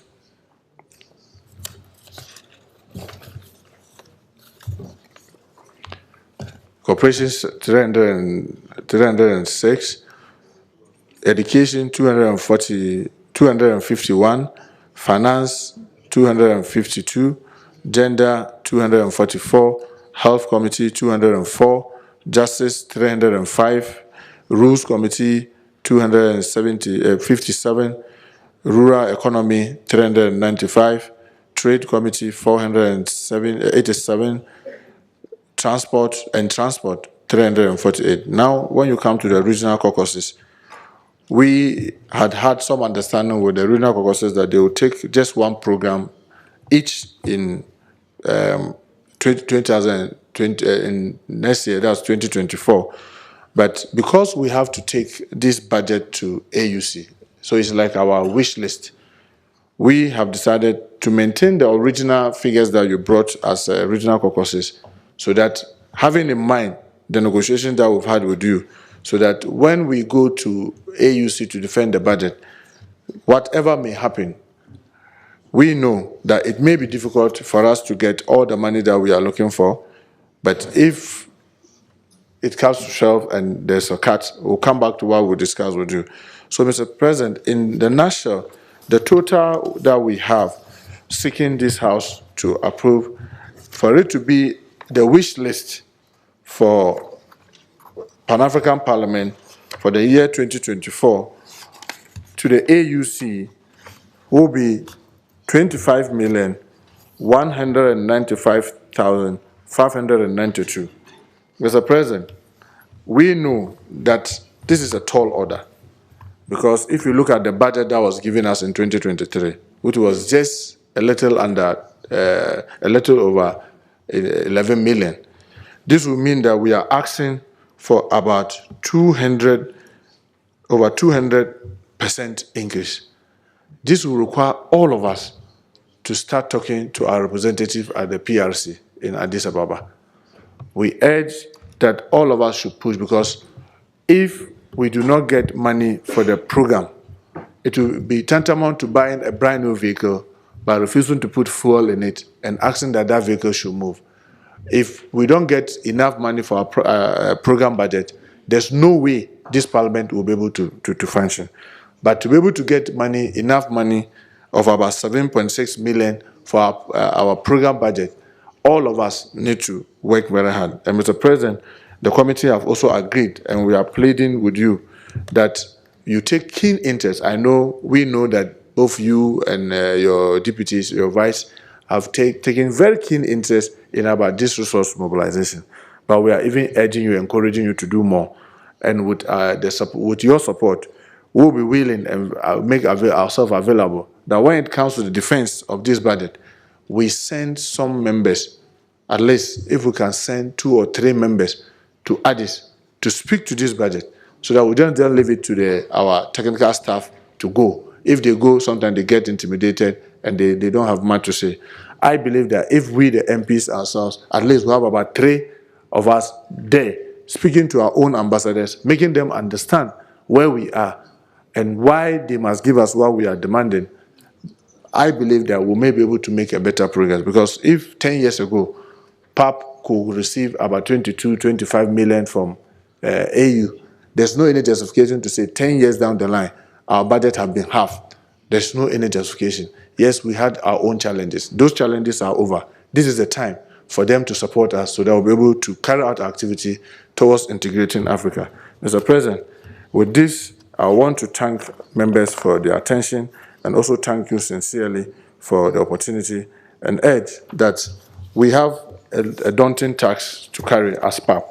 And the beginning of it is to make sure that the little resources that come our way are used very judiciously. We don't abuse them, we don't waste them.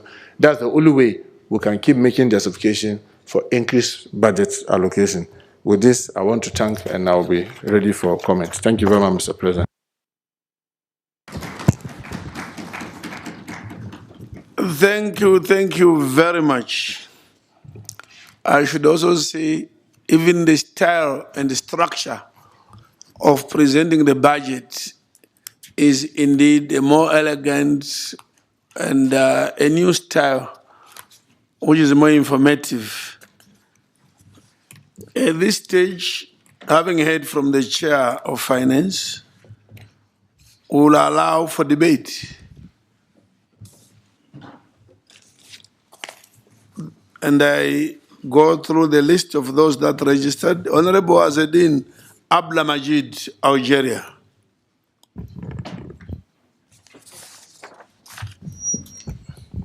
Merci, Monsieur le Président. Thank you, Mr. President. I should like to thank the chairperson of the Finance Committee for the work done and also for the new style in which the budget was presented. I have a question. I would like to know what is the percentage reserved for operations and then amount reserved for activities. We know that in all institutions, discipline requires that we reserve many more resources for activities than for operations. Usually it is 1/3 compared to 2/3. And so do you have a percentage that you can give me information on? Thank you. Thank you. Honorable Sylvia Mteto, Eswatini. Thank you, Honorable President. May I take this opportunity to congratulate the committee for the work well done. I only have just two questions, Mr. President. First, how much per MP has been budgeted for as an allowance, or how has the committee computed the MP's honorarium of 2.430 million? Two, Mr. President, after so much work has been done on the 2024 budget, what will happen or when the regional caucuses don't use the funds as budgeted? I thank you, President.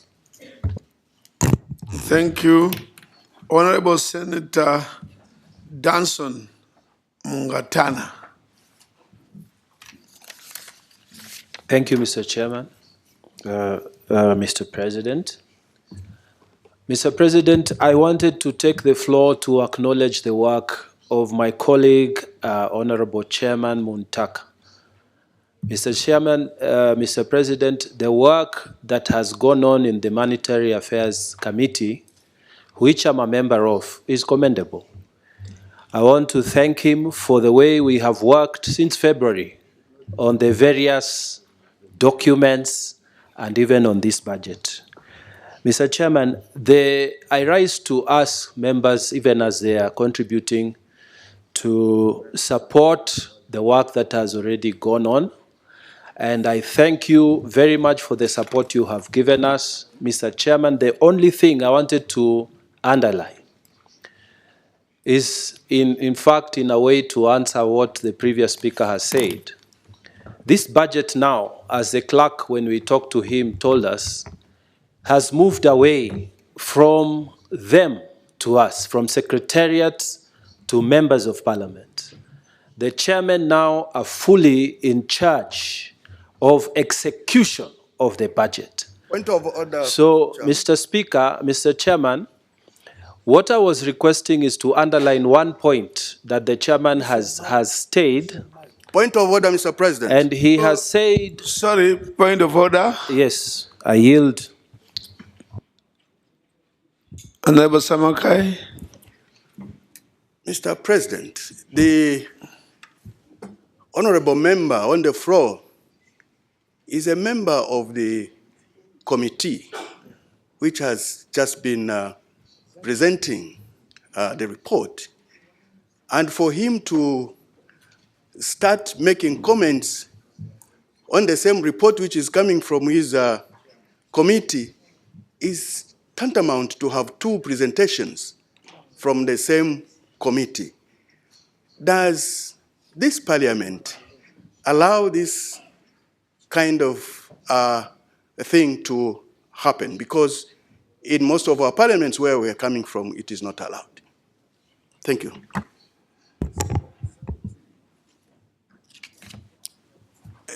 Someone is saying he's supporting him. But I think it's fair not to support before you hear others who don't belong to that committee. Yes, maybe after everybody is presented, if you feel there's one dimension that has been missed, you may support the chair. Okay, Chair, I stand guided, but I wanted to say in our country, we are allowed to support the report that we have been given. And normally, Mr. Chairman, when you rise on a point of order, you are required by Parliament to quote the particular deviation, which he hasn't quoted. So on normal circumstances, his point of order is not a point of order. But I will stand guided if you feel, Mr. Chairman, without him quoting the particular violation, it is okay, then we will allow others to present and then we will support the chair. I thank you, Chairman. Yes, we will allow non-members of the committee to conclude presentations. And then if there are any gaps, although what would be better, of course, again, is to quote the rule that you are standing on. I should confess that at PAP, that practice has been weak. Sometimes members don't even know which rule they are standing on, and we let them go. But maybe that's a good reminder that when you are raising a point of order, make sure you have your rule book, and that we move on, so that we are specific. Anyway, let's continue with the list. The next was going to be Honorable Terence Mondon, but I see a note coming that he has withdrawn his name from the list, so that is made public, that it is his wish not to contribute. Honorable Esosiana Barouf of Togo. Merci, Monsieur le Président. Thank you, Mr. President. I should like to congratulate the chair of the Committee on Finance and Monetary Affairs for his presentation. And I would like to ask a question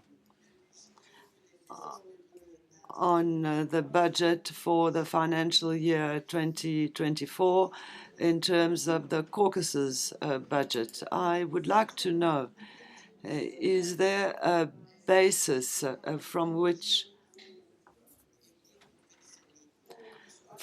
the budgets have been prepared? Because I see that the amounts are different from one caucus to another. And one realizes that there are lacks somewhere. So I wanted to know if there is a basis from which the budget was prepared. Thank you, Mr. President. The last one, Professor Randa Mustafa, Egypt. Thank you. Thank you, Mr. President.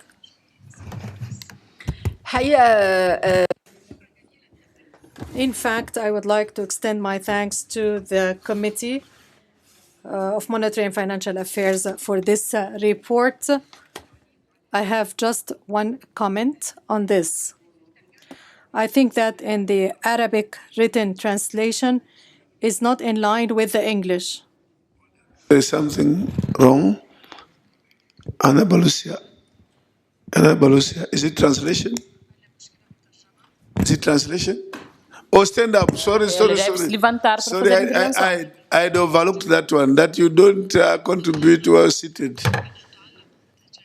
Okay. You need to be up. Okay, fine. On your feet. Okay. Mr. Chair, I can notice that the salaries of the staff represents almost 27% of the budget submitted.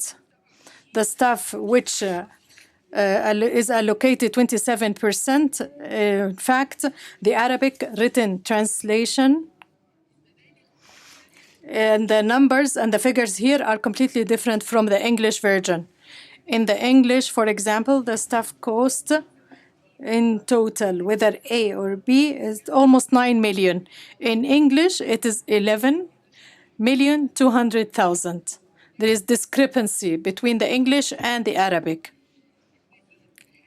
Is that the staff who even cannot be careful in the translation accurately? And what is the education allowance for the staff? When we appoint a staff member, he should be professional enough. Why we allocate education allowance? Where they spend this allowance, education allowance? Next question. In the medical expenses, 400,000 for the MPs. As MPs, as far as I know, we don't have any medical insurance. So what is the medical expenses? For whom exactly such expenses?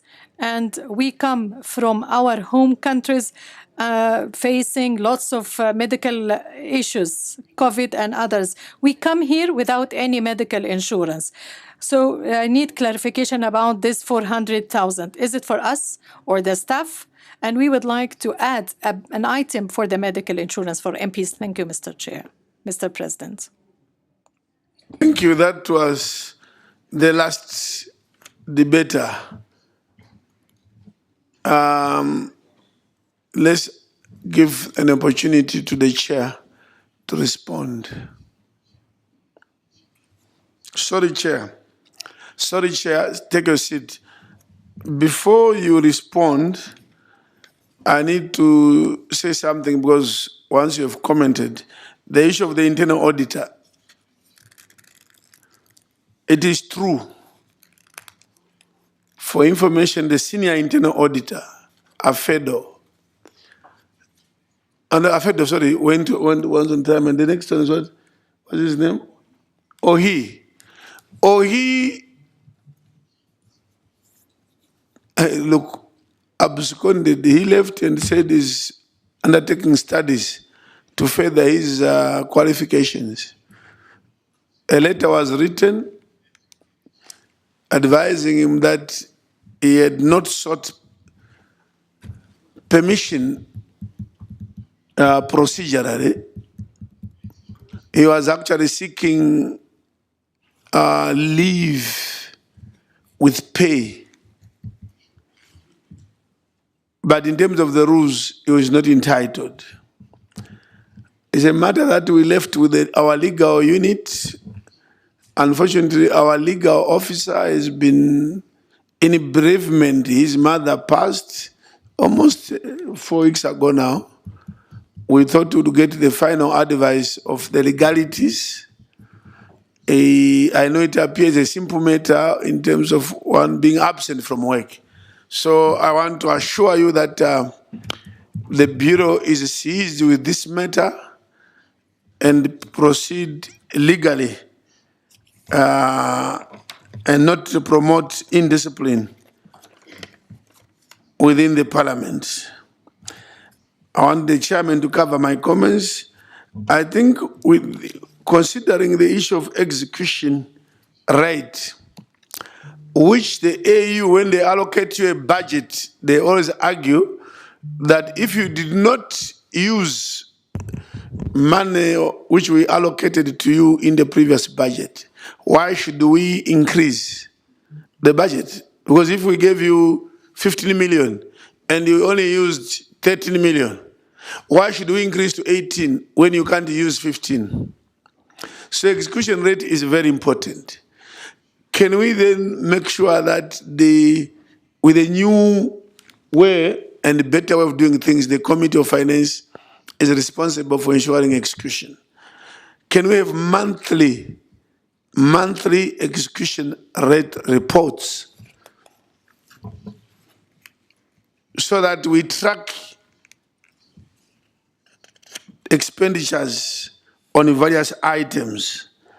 It would assist us a lot. In the budget, when you talk of allowances for MPs, in the many document, can you also indicate that this is derived from Article 10 of the protocol? That's very important for them. Because if we just say we want money, they will think that we are just making a demand. I think right in the budget, in terms of Article 10 of the protocol, we are allocating the following. It becomes a bit tricky whether any organ can sit and deny the MPs what they are entitled to. Let me end here for now. Mr. Chairman, you can respond.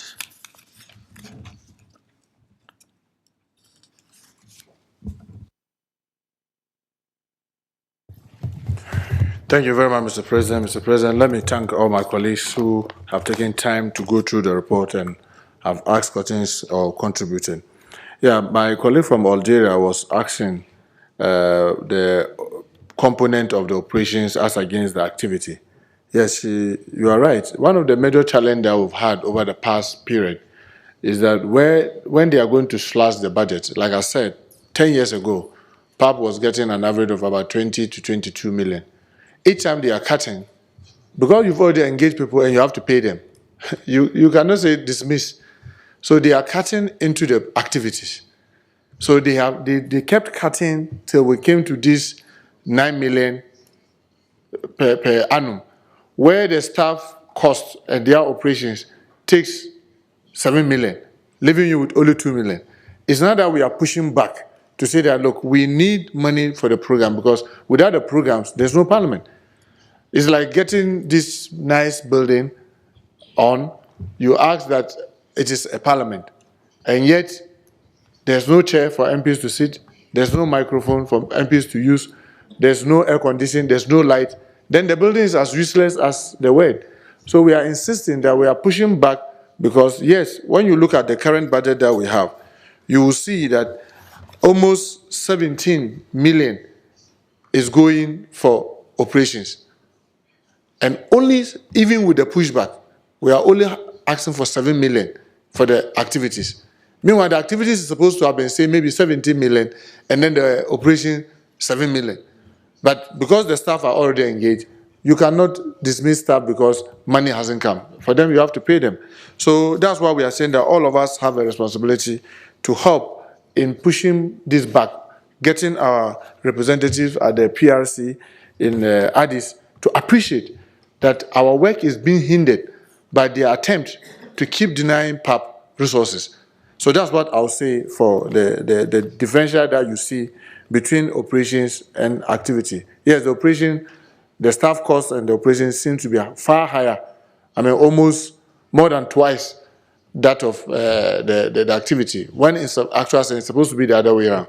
But if we start using the resources that come our way very efficiently, we may be able to justify why they should be increasing resources to us, and gradually we'll be able to turn the table around. We must also admit we are partly to be blamed. For those of us who've been here for long, there have been periods where when you see the audit report, you bow your head in shame as a member of PAP, because you see the way we have wasted resources, the way we cannot even account for resources and what have you. I'm sure when the CAPA present report, you will still see some resemblance of some of this misuse. If we don't deal with the misuse and the abuse of the resources, it will be difficult for you to justify why more should be given you. So I hope with the new bureau and the effort that all of us are making, we should be able to make some more progress in trying to get more money for our activity. Secondly, my colleague from Eswatini was asking how much has been budgeted for the MP's honorarium and how much is an MP expected to get. If you look at the current rate that the AUC uses, it's $150 US a day. And how did we come by this about 2.4 million? The 2.4 million came about that we have 4 meetings in a year. So we have the March, the one that we are having now. We have that of May, we have August, and then we have October. And our estimate is that in each of these meetings, we are going to be sitting for about 15 days, depending on the day that you come. And I must commend the accounts section. They are doing very well now. Instead of paying flat, they are checking when you arrive to make sure that if you arrive on time, you get the full. If you don't arrive on time, you don't get the full. But we are assuming that everybody will come on time and everybody will stay throughout. So each period, you are having 15 days. So it's like 60 days in the whole. So each of the day, each member will have 150. And we have 54 member countries that have signed. And we are assuming that everybody will come because it's budget. So you have to budget for everybody and budget for the full days. So that's how come we arrive by the about 2.4 million. I hope I've answered the question for Michael. And then she also asked another question that, what if any regional caucus or committee doesn't use its funds? In my submission, I reiterated that as members of the Monetary and Financial Affairs Committee, we are going to be working with the Bureau very closely with CAPA. So if by June, July, we'll have to observe the execution rate. So if Committee on Finance, Monetary and Finance has been allocated 100,000, and by June, July, you have not even used 10,000 of it, then we know that Committee on Finance is not willing to utilize this money very well. By August, we'll have to seek the approval through the Bureau and AUC to move maybe 50,000 from the committee to maybe say corporation that maybe has already used 90,000 of its 100,000 and clearly showing that from August on, they may not have enough resources. Then we'll reallocate to them. If we see that Southern Caucus is not using its allocation, but say maybe East African Caucus is using its resources and is running out, we'll simply seek permission and go through the procedure and move the money from Southern Caucus to Eastern Caucus to use. So that at the end of the day, we'll make sure that we are using the money. So allocating to you, if you don't use it, by mid-year, we'll definitely have to reallocate to others who are willing to use it. This is where we are urging all our committees in particular, and then the caucuses, to be very proactive in the utilization of the resources that is going to come their way. My colleague from Togo was also asking about the differences in the allocations, regions, and committees. My colleague, one of the very difficult things that we did in meeting the chairpersons and their colleagues, some came the full complement, the chair, the vice, and the rapporteur, and their clerk, they came fully, was that we were looking at what the activities that you were saying you were going to do as against the theme and the thematic areas. And we realized that some were wanting to do activities that has no relation with their mandate. So we advise that, look, we have resource constraint. Can you take this out? So because of that, we couldn't have said in 2024. In 2023, we are saying that everybody should use 120, equal. But in 2024, no. We are looking at what you want to do and how is it related to the work that we are doing here. And then we then do the allocate. That's why we had this variation. So we couldn't have said everybody should use it because, for example, if you look at the one that I recollect very well, the Committee on Rules, they're talking about the staff code, they're talking about MP's code of conduct, they have to develop all this. They have a lot of activities that is very related to what we do here. And if those lines are very justifiable, it is very difficult for you to just say, take this one out because we want everybody to use 100,000. So that's why but you realize the variations are not much. It doesn't go beyond 50, 70,000 per area. It's averaging that almost all the committees are hovering between 200 and 300. But definitely it is not equal because some of them have some more justifiable activities than others, and we need to pay that. We need to pay attention to that. That's why you see those differences. My colleague from Egypt was asking about the staff cost. Maybe I've said that, but let me just repeat. AU has what do you call working conditions, entitlements. So when you are engaged as a clerk to Pan-African Parliament, you are in a certain category. If you are engaged as the Director of Finance, you belong to a certain category. And each category comes with its benefit. So for example, if you see the educational, what do you call it, that you have allowances that you see under the staff cost, the education allowance, it is not to the staff themselves. Part of the rules of AU is that if you have been brought from Egypt to South Africa to work, you are entitled to have 4 of your children's education being paid for whilst they are here. And therefore, they have to take care for them. And I think there's number of children, there's also the age. So if someone, maybe the clerk, may be the senior most, but he has only 2 children, that qualifies. And then maybe there's another director somewhere lower, far lower than him, but he has 4 children, that qualifies. Because it is part of their condition, you have to budget for it. Otherwise, you can't pay for the children's education. That is why you see this. In fact, what they even proposed was much higher, because about 1.9, they wanted 2 million. But when we look at the trend over the last 3 years, we said that no, we believe that with 800,000 in 2024, they should be able to pay for all those costs. So it's the same with a lot of the costs that you see, because you see travel on home leave. They are entitled, each staff is entitled every other year to be able to go home. Whilst working here, they should be able to go home. And when they are going, you have to give them some allowances. If somebody is retiring, you have to give him resettlement allowance. It is part of their working condition.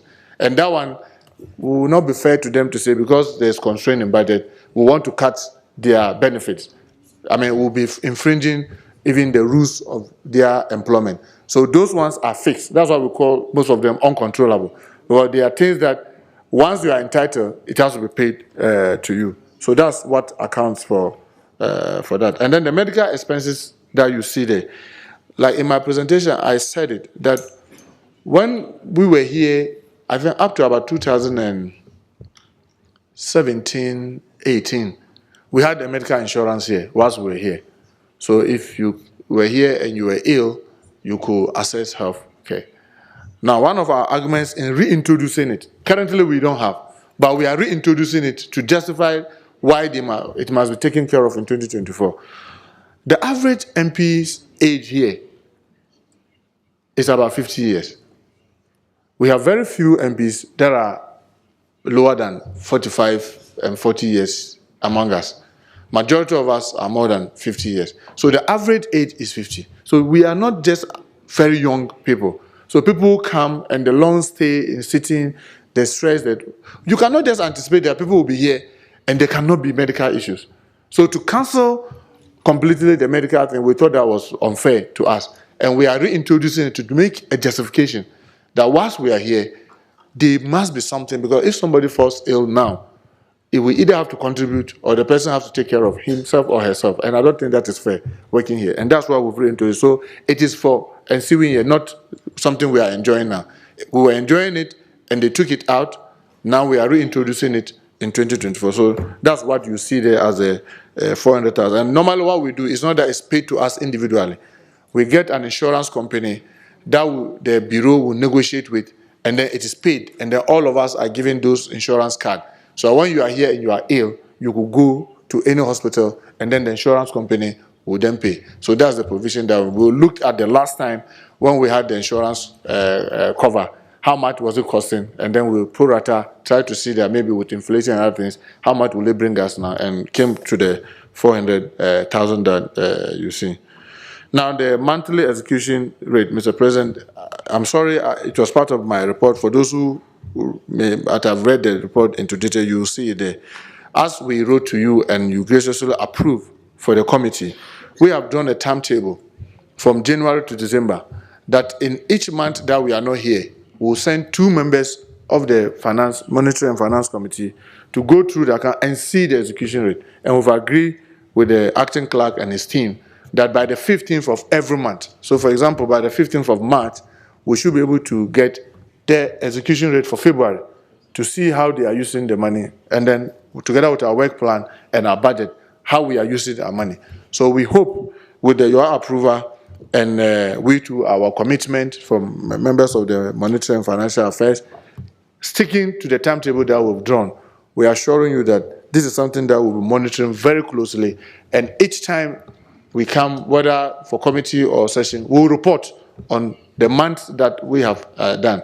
Now, this one, because we are here and we are now doing the budget, we are hoping that by the time we come in May, we'll report on the execution from January to probably April to the House to see how we are using the 2023 budget.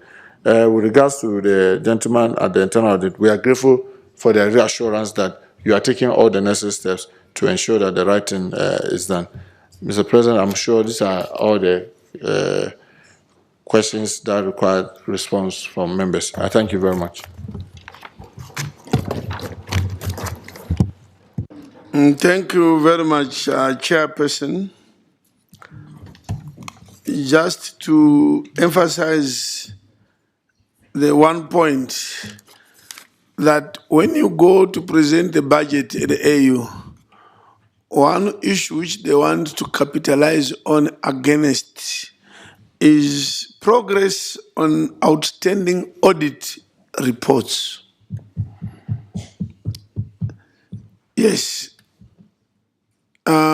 we need to have a strategy on that one. Progress on outstanding audit reports. They will say, we can't give you more money when the audit reports are so bad. What have you done? Have you acted on audit reports?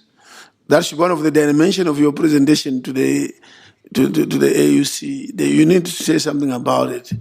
And I think we need chairperson of audit. Yeah, we need a clear initiative by PAP. Clear, verifiable initiative on what we are doing, what we have done in addressing outstanding audit reports or audit issues. That is very important. Then, for this budget to go through at the AU, and more so this issue of allowances for MPs and medical, the attitude there sometimes is not objective. They're not objective.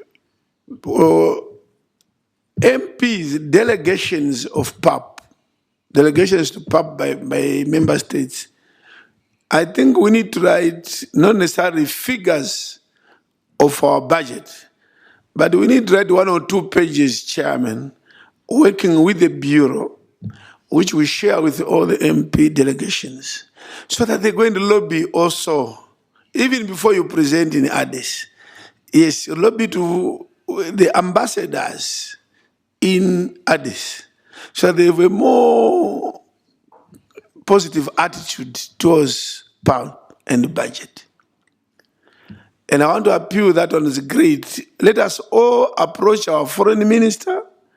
Through the foreign minister, we have also engaged our PRC ambassador in Addis, that please, your budget is asking for this.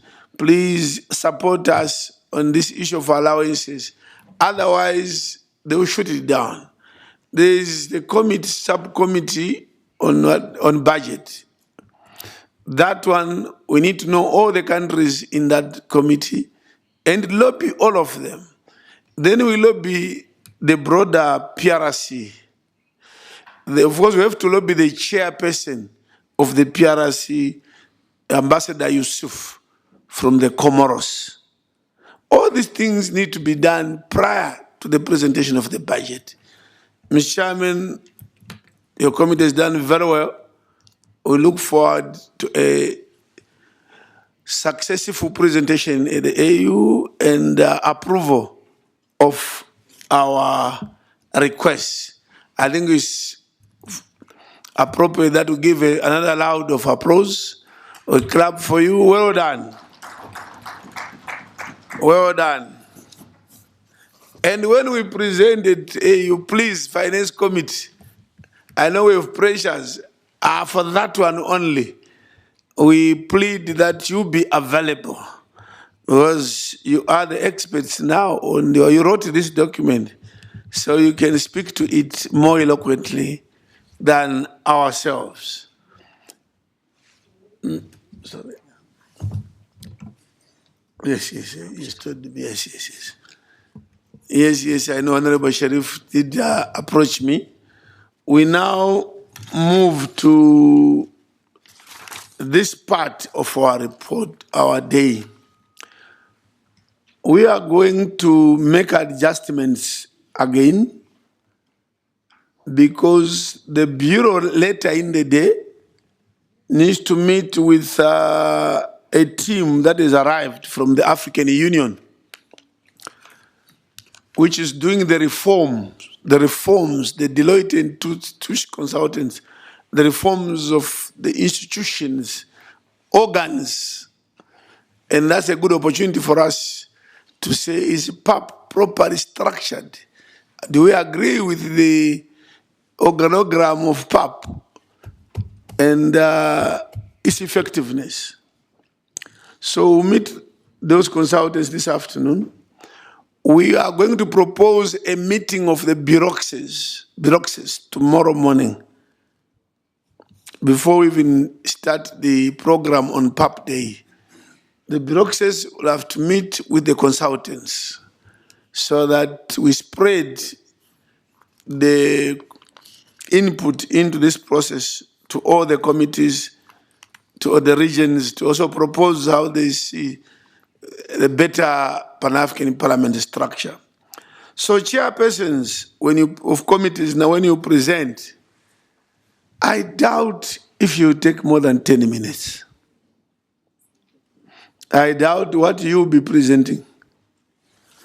Because we just want to be informed that there's a committee you have planned to do 1, 2, 3, 4, 5. If you have a cost element, you say, we also, the cost of this will be like this. Not too much explanation. They say this is what, so if we can do it in 5 minutes, even the best. Less than 10 minutes, the best. More than 10 minutes, not good. 5 minutes, the best. 10 minutes, average. And beyond that, and we'll start with the Committee on Cooperation because there's a special request on that one. The chairperson is traveling this afternoon to another mission. He's not going back to Egypt. He's on a mission outside Africa.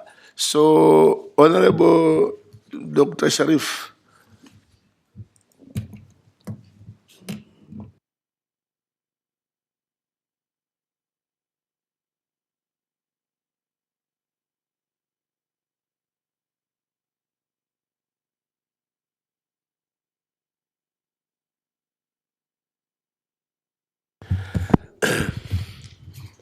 Bismillah ar-Rahman ar-Rahim. In the name of God. Honorable Vice President, honorable members of the Pan-African Parliament, I will present the report on the Committee on Cooperation, International Relations and Conflict Resolution, March 23. I'll try to be fast to be able to cope with the requirements of the President. Well, the Committee of Cooperation, International Relations and Conflict Resolution met for its sitting in Midrand, South Africa from 7 to 15 March 23. The committee sittings were attended by 22 of its 30 members. The committee held a total of 6 meetings during the period. Apart from this, the committee also participated in a capacity building workshop on labor, migration, governance, and administration for members for the PAP with the Committee on Trade, Customs, and Immigration Matters. The highlight of the sittings for the committee was the engagement with the high-powered delegation from the African Union Commission on Political Affairs, Peace and Security, led by His Excellency Ambassador Bankole, African Union Commissioner. Number 2, bilateral deliberations.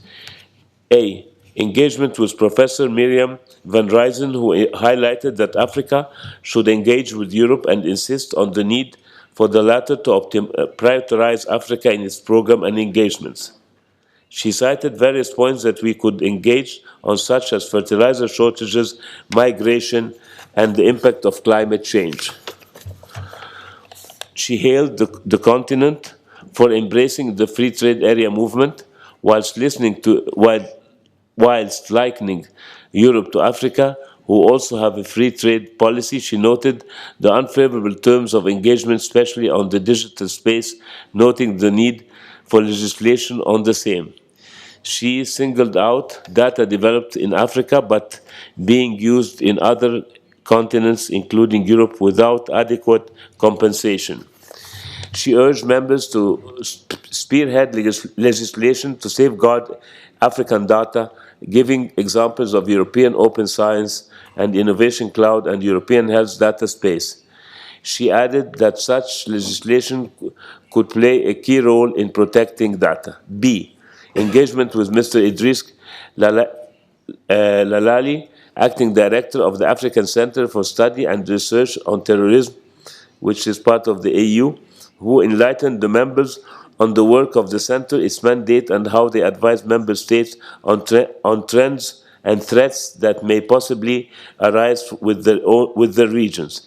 He urged that the Parliament play a critical role in preventing and combating terrorism through its legislative oversight and budget voting functions to prevent and combat terrorism. Implementation of the correct policies could also address the causes that create a conducive environment that aligns to the needs and priorities of our communities. 3. Engagement with the Commission on Political Affairs and Peace and Security.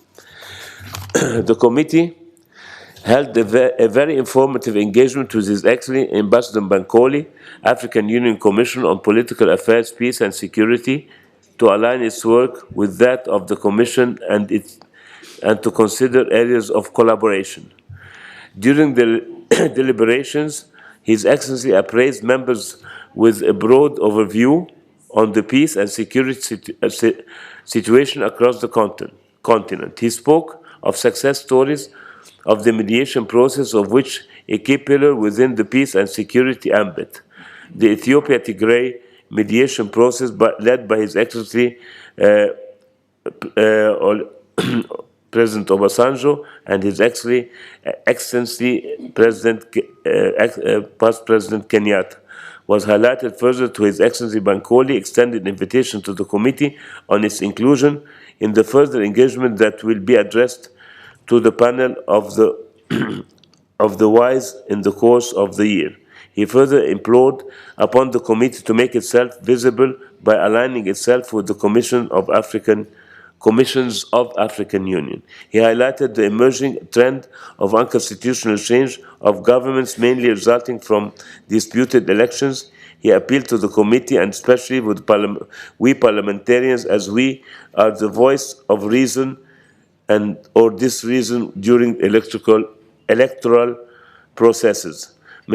Mr. President, one of the key outcomes of our deliberation was the workshop to be held between ourselves and the AUPA-PS and possibly the Peace and Security Council. The workshop is to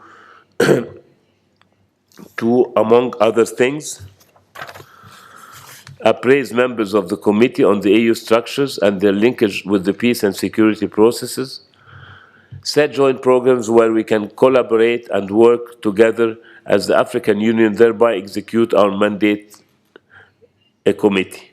4. Decisions related to the last plenary sittings, November 22, resolution on the formulation of a model law on statelessness, noting that statelessness is a widespread phenomenon in Africa and a violation of the right to human dignity as espoused by Article 15 of the African Charter on Human and People's Rights.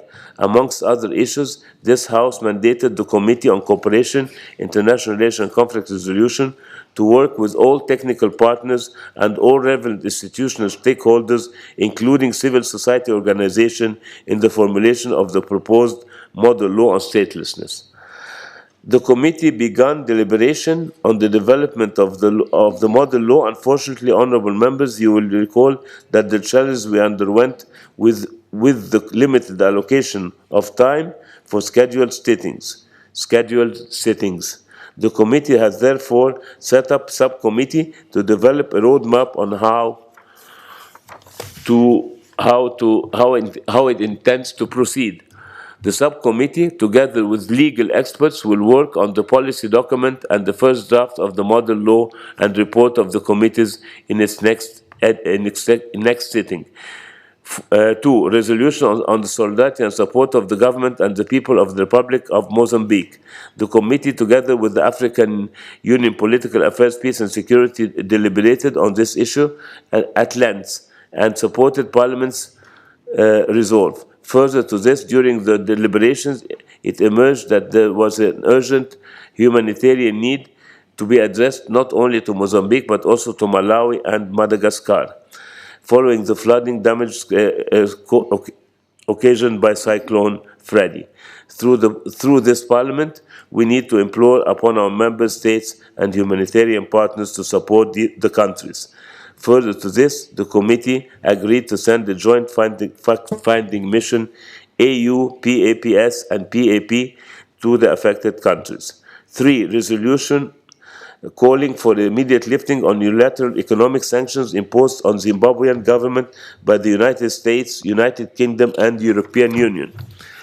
The committee deliberated on this issue and agreed that there was a need for the Parliament to support not just the government but the people of Zimbabwe, who are the real victims of the sanctions, by engaging various actors, namely government, civil society, the citizenry, the imposers of the sanctions, the United States, UK, and European Union, and to call for immediate lifting of the economic sanctions unilaterally imposed on government and the people of Zimbabwe. It was agreed that delegation drawn from the committee, together with other members as advised by the Bureau, to undertake the assignment.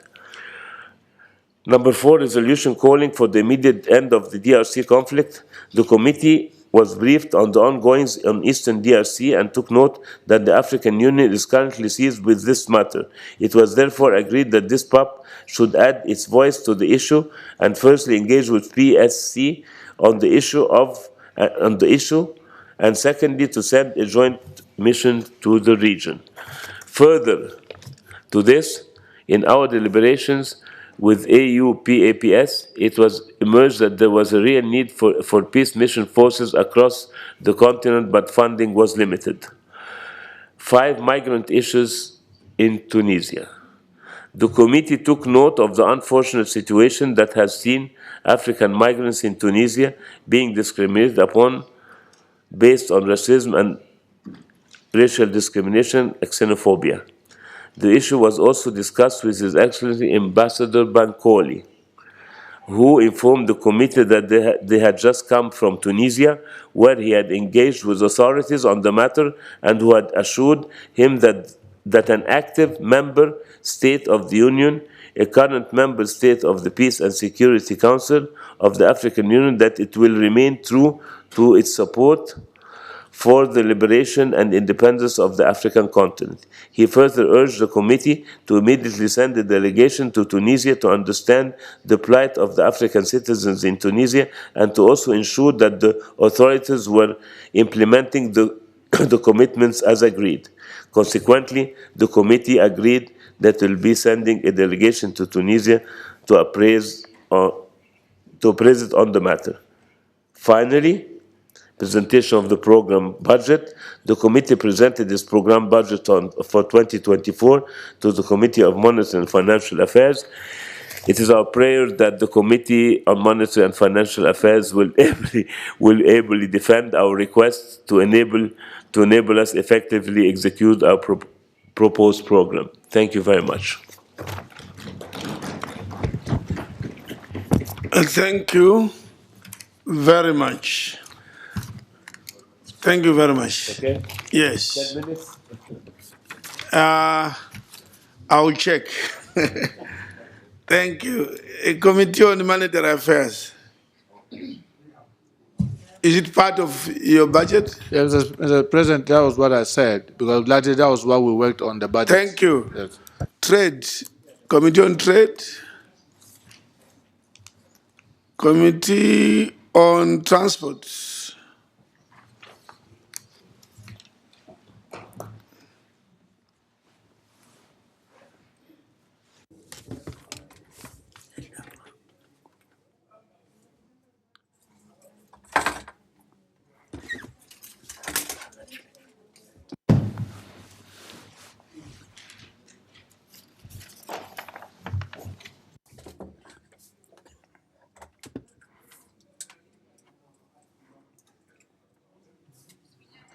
In the name of Allah, most gracious, most merciful, I am really proud of my Islam. Assalamu alaikum wa rahmatullah. Honorable President of the PAP, Mr. Sharambira, members of the Bureau of the Parliament, heads and chairperson of the permanent committees, it is my honor to in order to present this report in the name of all the members of the Permanent Committee of Transport, Industry, Communications, Energy, and Science and Technology. I would like to share with you the activities we have undertaken throughout our meetings. Honorable President, after 2 weeks of intensive parliamentary activities, we have considered and discussed the issue stated in the action plan of the our Commission for 2024. Our committee, the Committee on Transport, Industry, Communications, Energy, we have adopted our action plan for financial year 2024, and also the budget that set out the priorities. Also, we have held a workshop on the renewable energy in order to solve the issue of energy crisis in Africa. So we have considered all the approaches and we have set up a mechanism in order to solve the issue of energy in the continent.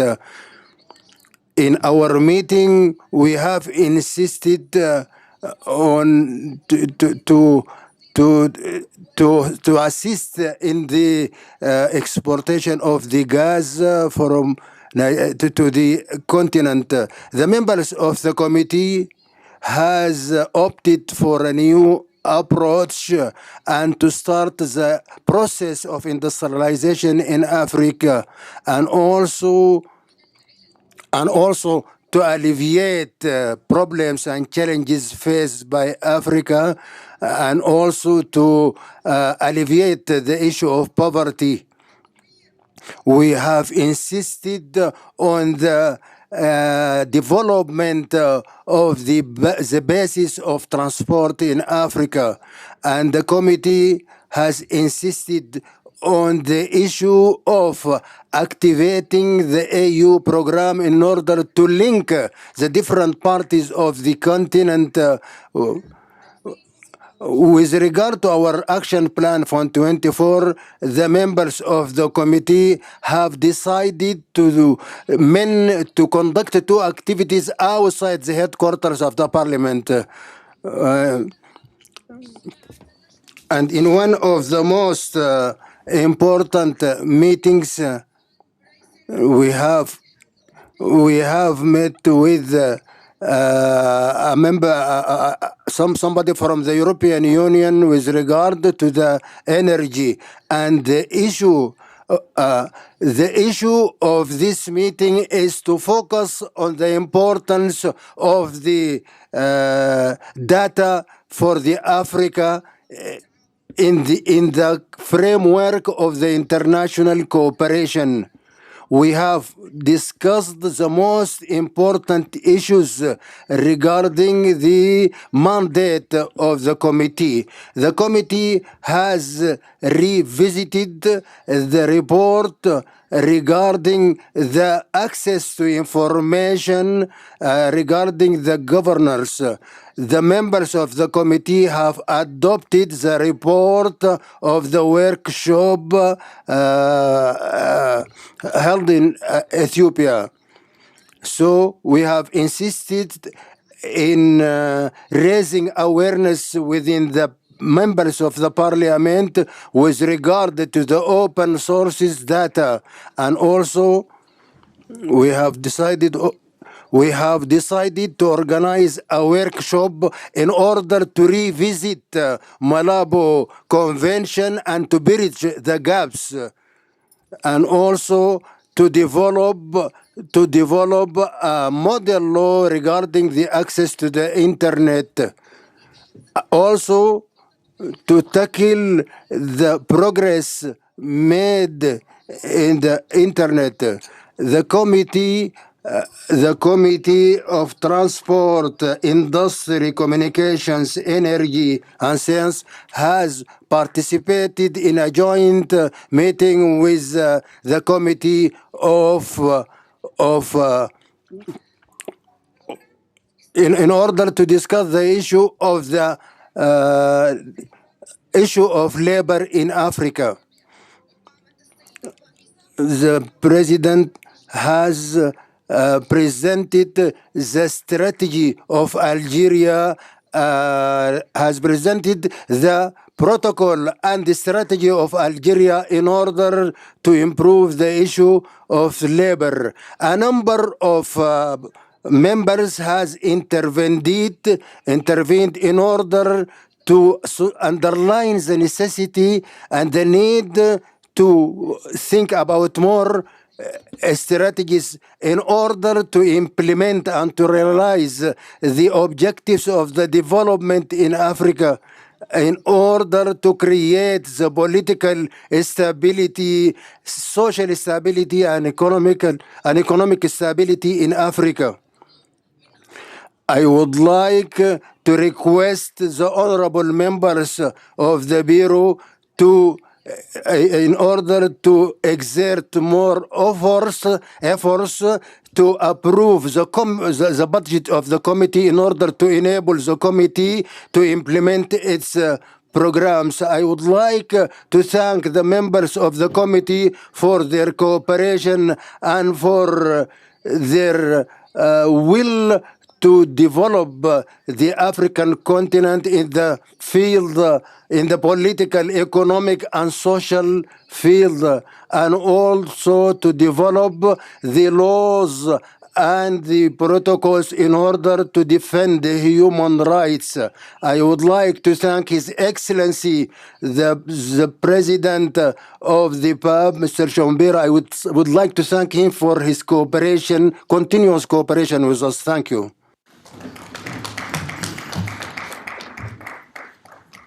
Thank you very much. Committee on Health, Labor, Social Affairs.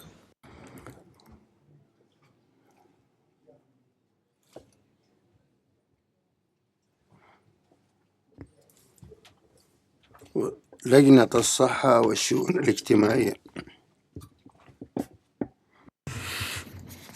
Honorable Président du Parlement. Pan-African Parliament, honorable members of the Bureau, dear parliamentarians. السادة النواب، أنا هنا أود Health, Social Affairs, during this statutory period of the Pan-African Parliament held from the 6th to the 17th of March 2023, I seize this opportunity to express my sincere thanks and congratulations to all the members of the Health Committee who participated in the activities, as well as to those of the various committees with whom we interacted and collaborated. During the period, the committee examined the issues recorded in its work plan for 2023. This is capacity building by experts of the African Union Commission on the role of parliamentarians in the process of ratification and implementation of the protocols and treaties of the African Union within the framework of the objectives of Agenda 2063. Mr. President, we also need to recall here that Agenda 2063 is at the heart of all our debates and define the legal frameworks, and we need to publicize its implementation, and this requires the rights of the person living with disabilities, the rights of older citizens, and also the protection of their rights and social security protections. This activity enables parliamentarians to understand the pertinence and urgency of the ratification of the legal instruments and also integrating them into national laws. We also examined and discussed the project of the model law, the implementation of African Charter on the well-being of the child. Within the framework of its consultative mandate, the Health Committee also received the representative from the African Union on international law. It's a new organ of the African Union whose mandate is to develop model laws on the recommendation of the Conference of Heads of States and Governments of the African Union. They presented the discussion of model law on the Charter of the Well-being of the Child 30 years after its adoption and ratification by about 50 countries. On the presentation of the International Labour Organization on the situation of child labor on the continent, we realize that children continue to suffer from a number of conditions, slavery, torture, and all forms of challenges. And this requires the implementation of conventions signed by various governments. Mr. Chair, a joint capacity building workshop on governance and administration of the issue of labor migration also took place on the impulsion of the Committee on Trade, and this training had as agenda the strengthening of the capacity of the parliamentarians on key concepts linked to movements of migrant labor and also migrants in general on the African continent. And finally, Mr. President, we also had a joint workshop on the role of traditional medicine in African health systems. The Health, Labor and Social Affairs Committee initiated a discussion on the role of traditional medicine in health systems in Africa. In fact, since the declaration of the last that have taken place over the last 2 decades, signed in 2001 by African heads of state, very little ratification has been done. And in collaboration with the Committee on Agriculture, Gender and Education, debates were had on to see how parliamentarians can, amongst others, encourage the promotion of the potential of medicinal plants by optimizing traditional pharmacopoeia. To promote traditional medicine in order to contribute for better access to health by Africans. Innovate through pluridisciplinary activities to the fight against the antimicrobial fight, and also to see how to create research centers to better promote traditional medicine. The parliamentarians, Mr. President, were also addressed by a number of experts who made presentations. Firstly, on the virtues and limits of the integration of traditional medicine in health systems. And this was done by the rapporteur, Dr. Nwamba. And according to the presenter, the development and leveraging of health systems in accordance with norms of modern medicine has not enabled better access to communities, especially less privileged, who constitute a large part of the African population. This pushes many populations in around the world to resort to traditional medicine to find a solution to their health problems. We also were made aware of the report of the WHO at the end of the decade of the traditional medicine, 2011-2020, and this was done by Professor George Kizabo, Director of WHO at the AU level.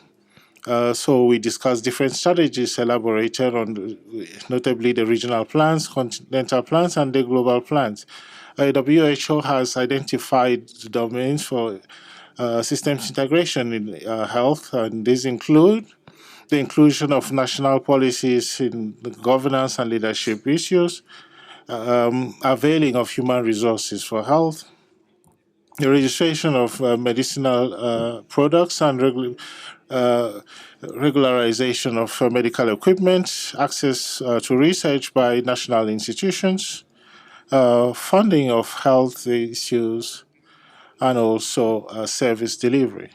Mr. Chair, we were also, after that, addressed by Mr. Rene Munia on the complementarity of traditional medicine by usage of plants, and this expose was done by herbal experts who made products from moringa. The presenter proved and showed that this plant has several virtues, and its transformation can help to heal several conditions all at once.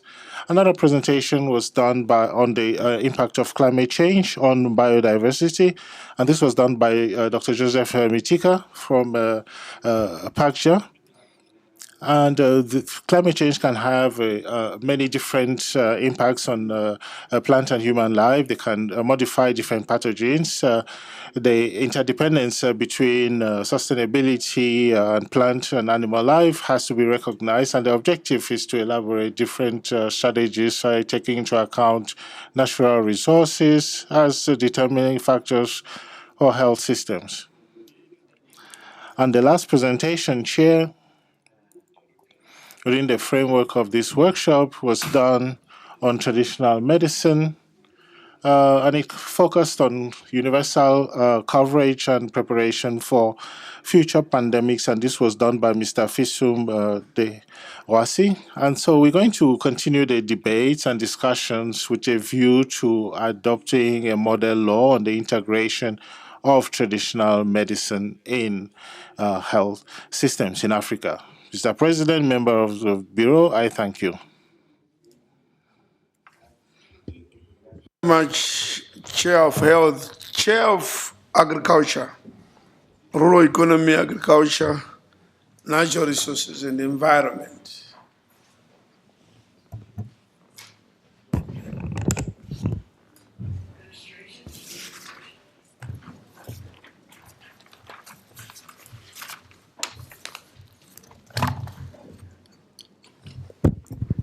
Merci, Honorable Président, pour la parole.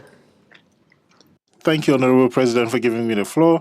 Honorable President, honorable members of the Bureau, distinguished colleagues, in accordance with the provisions of Articles 25 and 26 of the Internal Rules and Regulations, the Rural Economy, Agriculture, and Natural Resources Committee held its statutory meetings from the 7th to the 17th of March 2023. The following aspects were discussed in our committee. Examination and adoption of minutes of previous meetings, examination and adoption of the the draft program for 2024. The committee also listened to the following presentations. A presentation on financial transactions tax and climate change, the state of advancement of the model law on soil management, the action of partners on the issues of governance, international governance of soil management, for sustainability, model law on climate change, examination and adoption of the mission reports to COP27, to FAO in Rome, examination and adoption of the roadmap for COP28, and finally, the committee also participated in a joint workshop, just like the Committee on Health, just said, on traditional medicine in health systems. Honorable President, allow me now to talk about the discussions that I've just mentioned in highlights. Regarding the point on the activity budget, the chairperson of the Finance Committee presented what we have discussed with them, and also the amounts were shared with you on our work plan for 2024. Nevertheless, some concerns were also raised by the members of your committee when the debates were launched. So we have three key concerns. Notably, the members of our committee felt that it was important to increase the daily DSA allowance for the members of parliament.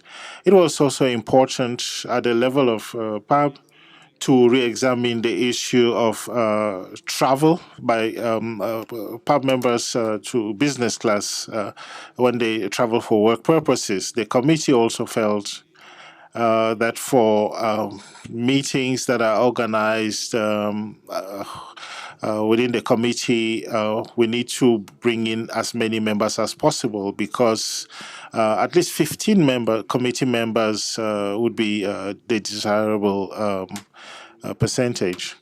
The committee also listened to a presentation by the European MP Pierre on financial transactions tax and climate change. And during his presentation, the European Parliament MP discussed some of the changes that are happening at the level of the European Parliament to adopt a tax of 0.1% on financial transactions occurring in Europe, for activities occurring in Europe.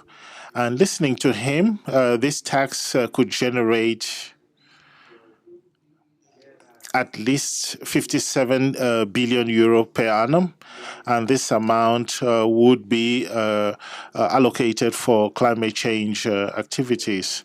The committee was also informed that a summit was being prepared for June 2020, from 22 to 23rd of June 2023 in Paris to build a new global financial pact for for management of climate affairs. And these debates that followed the presentation by Honorable Pierre,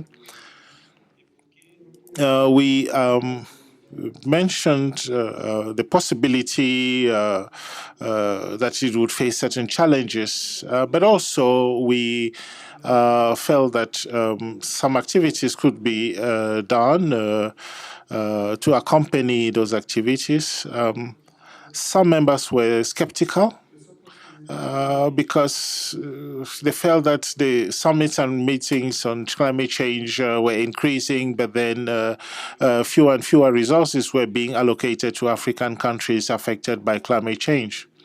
whereas these African countries pollute very little, and some recommendations were made after these discussions. And amongst others, the members of this committee suggested that if before the holding of this meeting in June,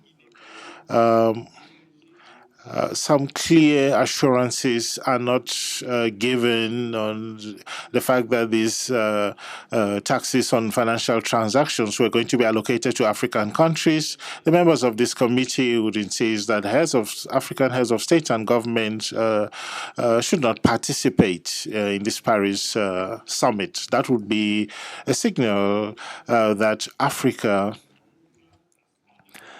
has had enough with commitments that are made but not respected.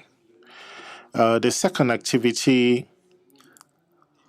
was the debates on the model law on soil management. Remember, Honorable President, that in this plenary room, the Assembly adopted in November a resolution giving the committee the mandate to work on the model law on soil management. The first phase of the study, which led to the necessity for this model law, done in cooperation between the Pan-African Parliament, the University of Stellenbosch, and the German Center for Environment, concluded with the adoption of a second phase, which would lead to the development of a model law on soil management. And within this second phase, it was necessary to strengthen existing partnerships and also future ones. In this regard, during the discussions that took place after the various presentations that were made by the University of Stellenbosch team, as well as the German Agency for the Environment, and as well as the FAO team, 2 meetings have been planned, one to take place in April and the second one to take place in May. And the meeting of the month of April will identify the major contours of this model law, and the May meeting is going to focus on relations between the soil, trade, and immigration. The Commission also listened and examined the various mission reports that were done, including the mission report on COP27. COP27, the participation of the Pan-African Parliament to COP27 was placed under the theme of building a just and equitable resilience in Africa through parliamentary action. Several activities were organized during the work of COP27, and we can underline that the Pan-African Parliament organized a day during which the parliamentarians brought in a number of stakeholders and speakers to talk about the necessity of a just and equitable resilience. They also organized a press conference on the theme to build a just and equitable resilience in Africa through equitable parliamentary action. So what can we remember from COP27? The main agreements were the creation of a fund for loss and damage, and the identification of the Santiago network, and also recognizing food security as an important item. Nevertheless, we can also underscore the various discussions that took place, which alluded to what I mentioned earlier, on skepticism of African leaders of commitments made by Northern partners and that are not respected. You remember that it's since COP15 in 2009 that Global North countries agreed to transfer $20 billion annually for Global South countries to face the adverse effects of climate change. And these funds have still not been released. And during COP27, which was termed the African COP, a number of messages can be remembered from that process. The first message is that Africa has to change its narrative. When we talk about transitions, we have to understand which transition we're talking about for Africa. Africa has to count first and foremost on its own resources and reduce its dependency on foreign countries through notably building and strengthening its local capacity and promoting intra-African trade. This morning we saw how much interest there was in the implementation of the African Continental Free Trade Area. Africa should, for this purpose, use innovative ways and methods and also improve good governance. You agree with me that one of the major problems in our countries is the issue of corruption. Therefore, if we improve good governance, we could also get the resources that allow African countries the possibility to invest in adaptation. African countries need to remain united and speak with one voice to the countries of the global north. African countries need to transform the climate crisis into an opportunity. Africa has many dividends to leverage from its potentials. Africa is rich in natural resources and transition minerals. Its population is majority youth, and this fact was again reiterated this morning. And we need to remind highly industrialized nations to keep their promises. And this is why we felt we had to sensitize our leaders on the necessity to start reacting. And it is for this reason that this committee, during the debates that followed the presentation of the report, also recommended that it would be maybe desirable African countries boycott their COP29 if there is no COP28 if there is no progress on the financial commitments.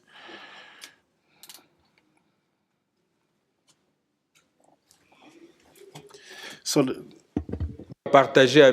the last item that I would like to share with you is the law on climate change. The presentations that have been made showed the interest and necessity and urgency that the committee brings here the resolution to officially give the committee the mandate to handle this set of problems. Expectations of the African people are, amongst others, the issue of food security. Your committee handled this issue thinking that the legal framework will allow, over and above the model law on food security that is being nationalized, to help African states to sort out this issue of food security. We have spoken about fertilizers, and the committee thought that this question should lead to deliberations inviting experts and specialists to handle this issue that is not to be taken lightly. The committee also raised the issue of OMGs, and again, it was suggested that we call upon experts to debate on this issue. So those are the few elements that I wanted to share with this August Assembly out of the deliberations of this committee, highlighting the fact that on 27 members of our committee, an average of 15 members participated actively, and I should like to thank the colleagues for their active participation to our deliberations. So, Honourable President, on behalf of our committee, this is what I wanted to share with you. Thank you very much. Thank you very much. It's about lunchtime, but I wanted to dispose of Chair Education Culture. Yeah, if you can have that done before we break for lunch.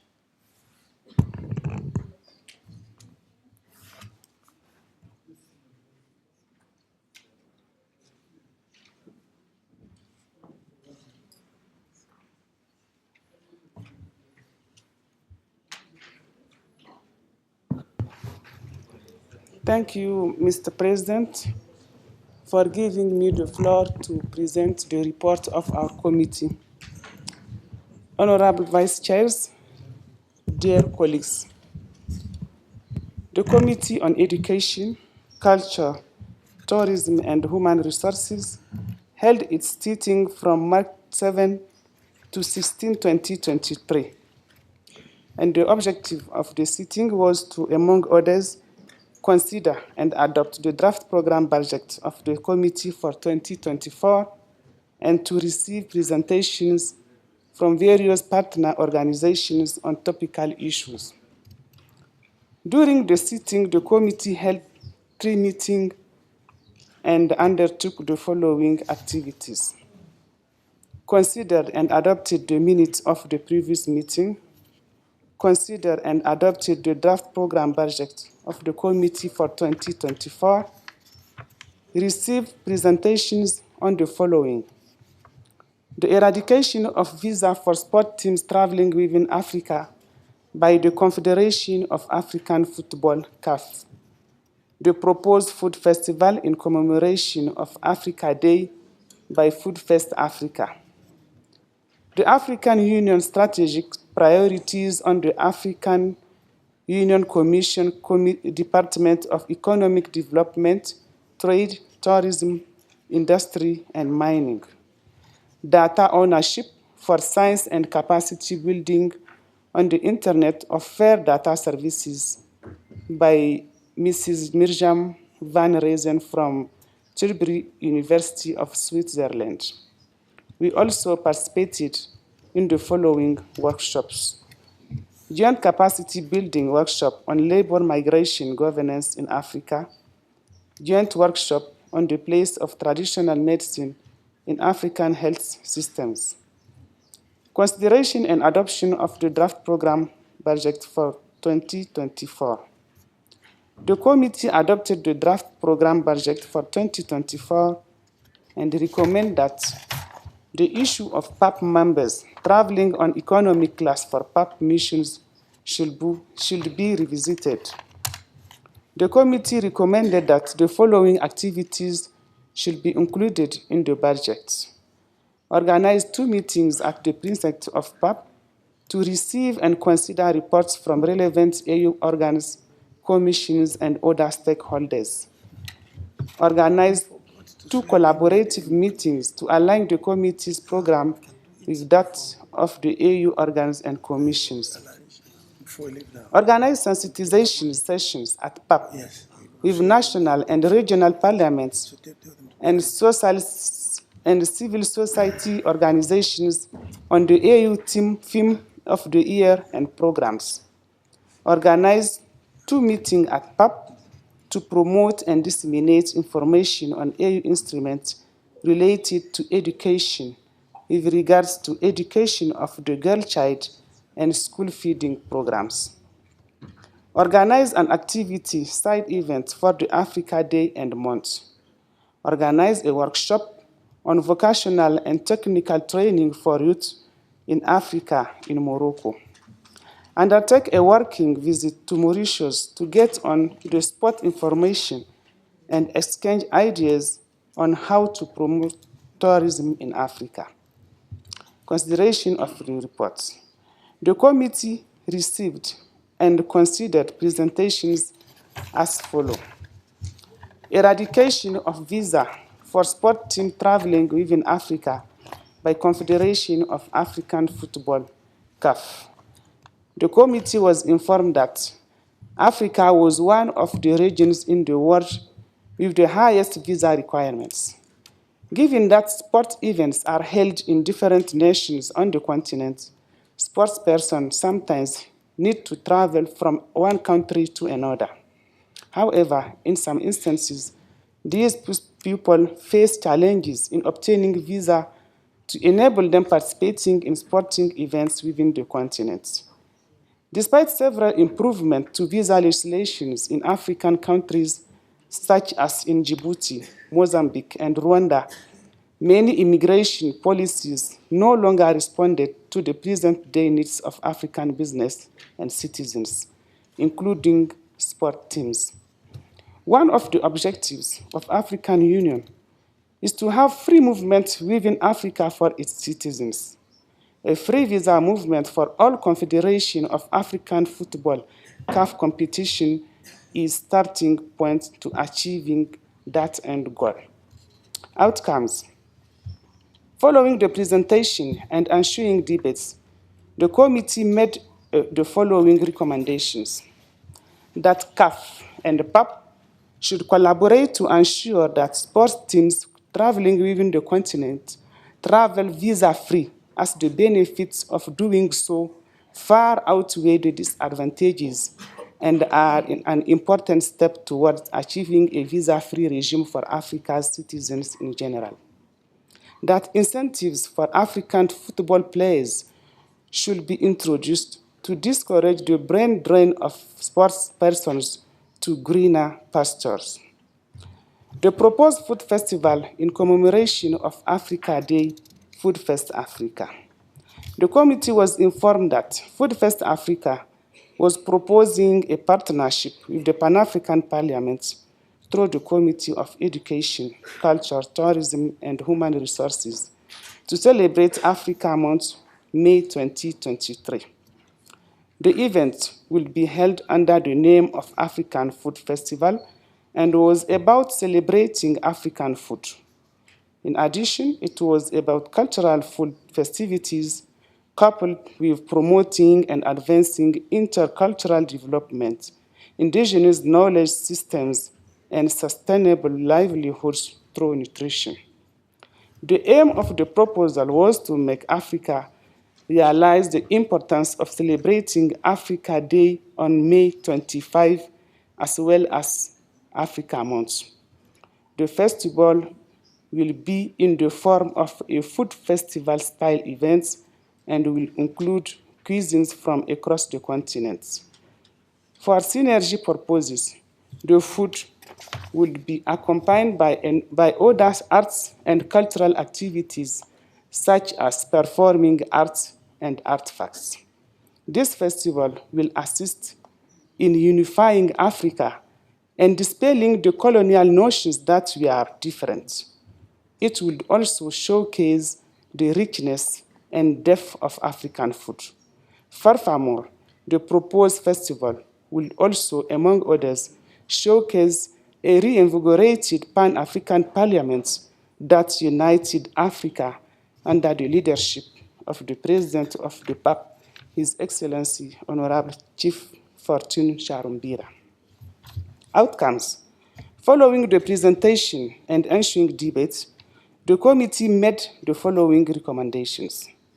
That the proposed food festival in commemoration of Africa Day be endorsed.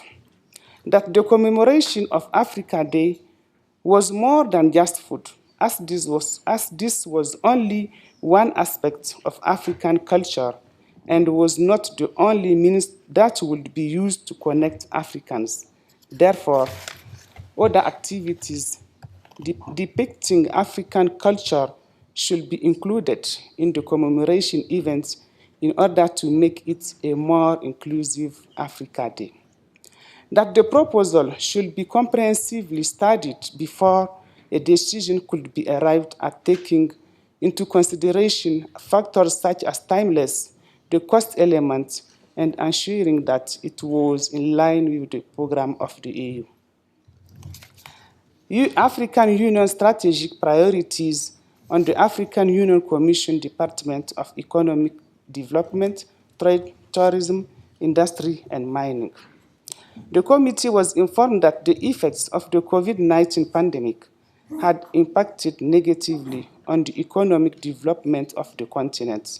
However, the tourism sector had been the worst hit by the pandemic. Though efforts had and continued being made to revive the sector, not much progress had been made because Africans were generally afraid of each other, and that as a result, it was easier for people outside the continent to travel to Africa than vice versa. The African Union had drafted several policies on trade and regional integration, among them the African Continental Free Trade Area, to promote intra-Africa trade. The Free Movement Protocol had been ratified by only 4 countries and needed to be ratified by 16 members in order to enter into force to ensure the free movement of its pupils. Given that tourism contributed a lot to member country gross domestic products, the department had made efforts to advocate for its ratification without success. African parliamentarians and heads of states are therefore called upon to ensure that there was traction in this area and that due regard was given to the sovereignty of member states. Outcomes. Following the presentation and the ensuing debates, the committee recommended as follows. The committee recommends that other avenues should be exploited to ensure that the children of Africa learn about other African cultures. For example, the African education system could be tailored in a way that it will expose African children to other cultures. The committee recommends that a Know Your Continent slogan should be promoted and that African experts in different countries should research on and present papers on education and culture to create awareness of the diverse African culture. The committee also recommended that the civic education should be made compulsory to ensure that African children know more about their continent. The committee noted the presentation and resolved to share the concern raised with the PAP Bureau to ensure that it was presented to the plenary. Data ownership for science and technology building on the Internet of Fair Data Services. The committee was informed that the presentation was made in the context of the digital world that the world had entered into. The committee learned from 2020 that the European Union had legislated that data should be shared. Even though this was an important development, there is the danger that the African researchers could not access it. The issue was also about the value of data, as it not only produced knowledge, but also presented real monetary value. It was therefore important that data was in a machine actionable format so that African data produced in Africa remained on the continent. To ensure that data produced in Africa remain and benefit to the continent, the committee was informed that the European Union should consider the effect of the legislation of African scientists to enable them make their own space, and that the PAP should work to ensure that sovereignty so that African data remains on the continent as data ownership and protection was the way forward. The committee was of the view that the issues raised in the presentation were very important and could not be dealt with a haphazard manner. The committee therefore recommended that the issue of fair data ownership should be a priority of its agenda. It is in this regard, the PAP should organize a follow-up session on the next sitting of the committee in order to have more information on the European Union legislation and to have a useful and enriching debate. Excellency, Mr. President, dear colleagues, this is the summary of the work of our committee from 7 to 16, 2023. Thank you very much. Before we break for lunch, we need to swear in a new member from Angola, a new member of parliament, to join the delegation of Angola. So I'll ask the clerk to lead us.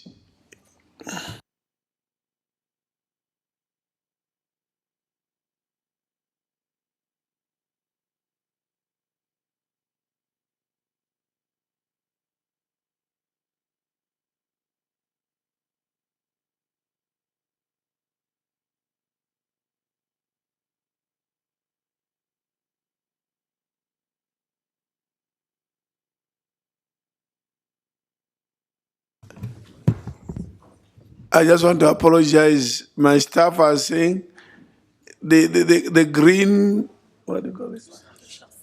Sesha is in the offices. So she'll be sworn in without formal, colorful way. One way, let him be sworn in. In the afternoon, when we come at 2, she will just come here for symbolic thing and then she gets it. Rather than say, go back. Can you? Oh, wait one. Thank you. You are always ready. Thank you. Proceed, Mr. Clark. Okay.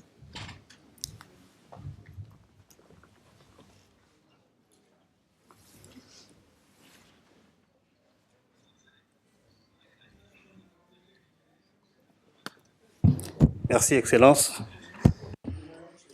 Thank you, Your Excellency. I have the honor of inviting Honorable Alite de Visitato Francisco Castro Gorge to come and present his solemn declaration of allegiance.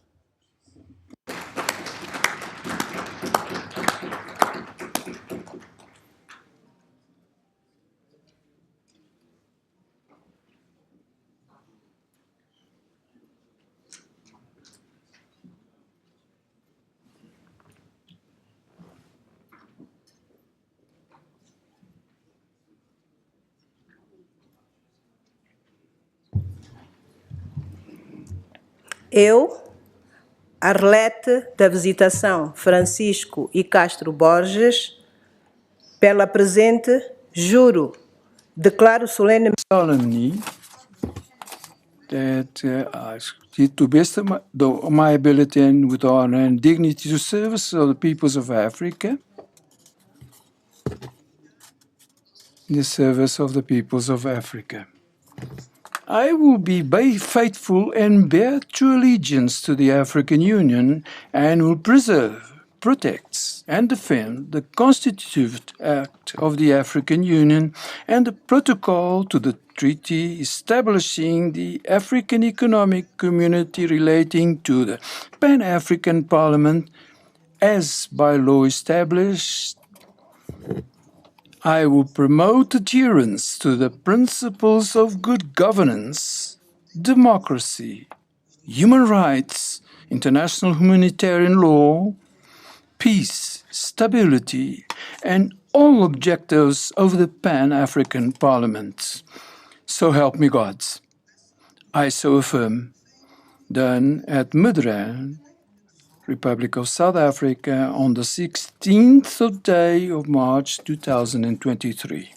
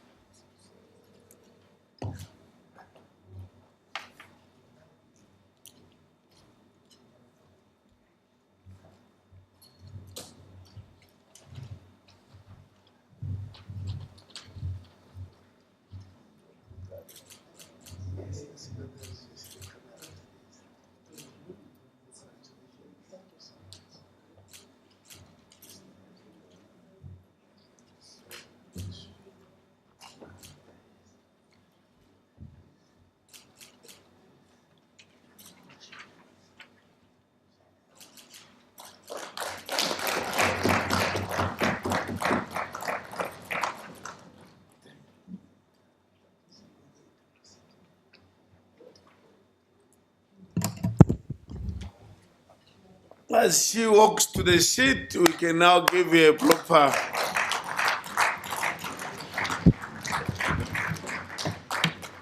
Thank you. Let's break for lunch and be back by 2:15.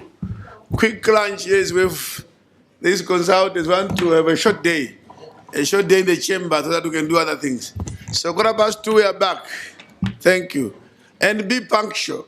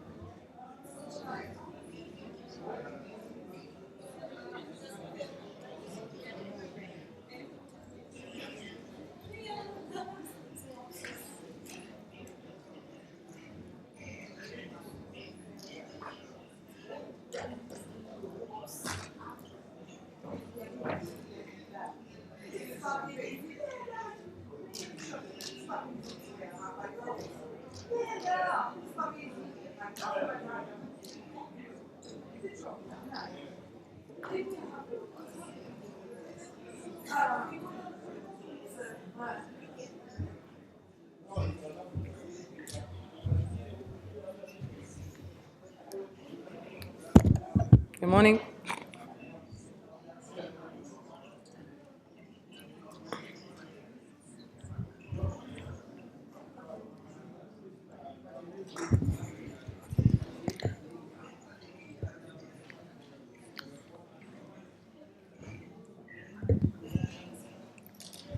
Ruhe.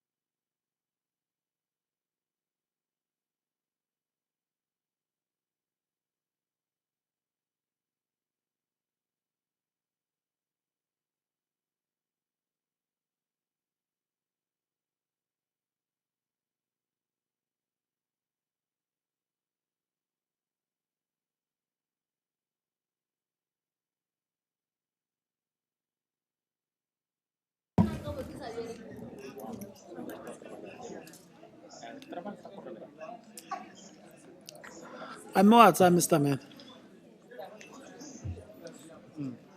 I don't want post.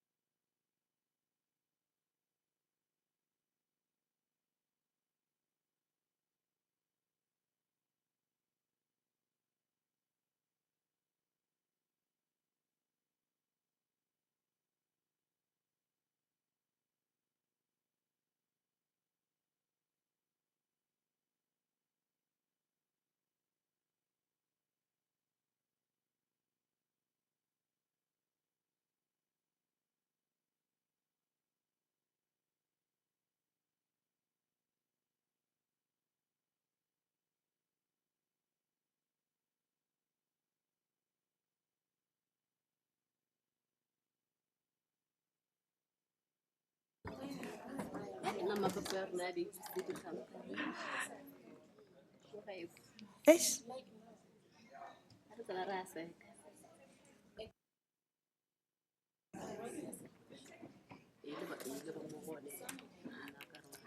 I,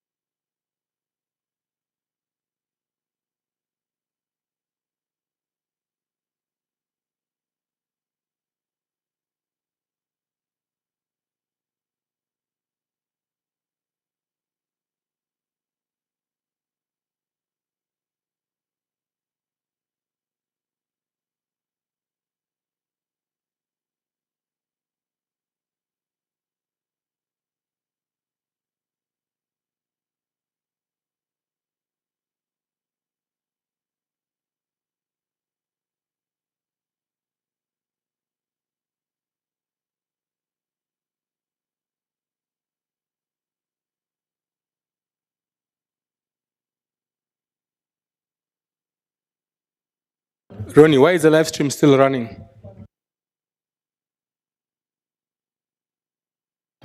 Sir, we tried pausing it, we couldn't pause it, sir. Which one? On the computer or on the device? We tried on both, sir. Just disconnect. Stop. Shut up the computer then. They're just having lunch, they're coming back. Okay, let me come up. Okay, sir.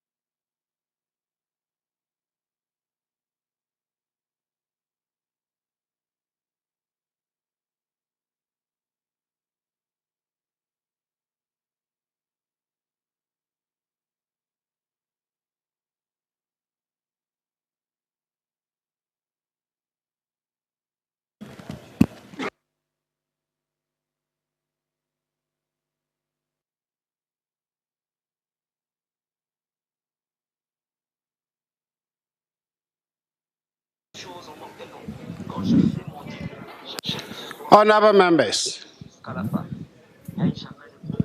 the Honorable Mr. President,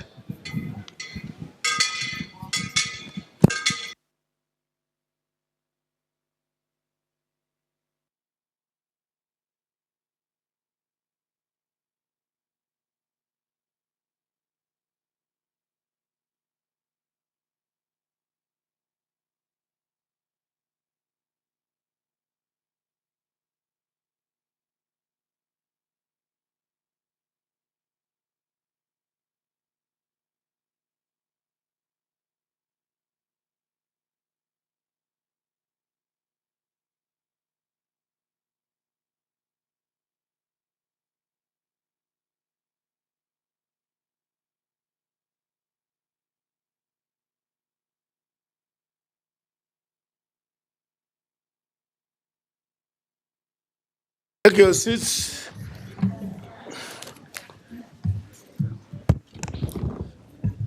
Good afternoon.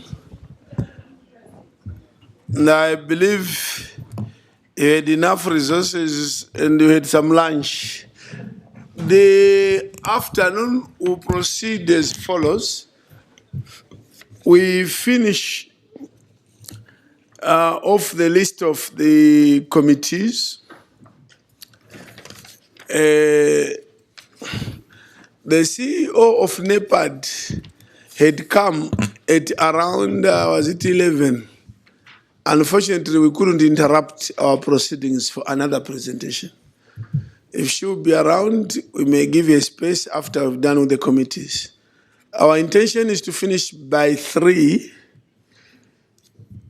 so that the Bureau can meet with the consultants who are doing reforms at 3. And then you can relax. And then tomorrow morning, I'm just announcing in advance, we'll announce at the end again. I just had a program of today. The bureaucracies meeting tomorrow at 9 with the consultants. And then whatever will follow, we'll announce to you. Then we do the PAP day. But then listening to committee chairpersons this morning and afternoon, I didn't want to disturb them. But I think they got it slightly wrong. They were presenting everything that they did. No. But I didn't want to interrupt them. You see, what have you resolved as a committee to do? To action areas only. We want to go on this mission, we want to meet and do this, rather than this is what we did in the committee. No, after all those deliberations, what did you agree as implementation issues? And if you want to go as a result, so much budget. The chair of education, so no, education is done. Gender not here. Rules not here. Kappa, yes, we go to Kappa.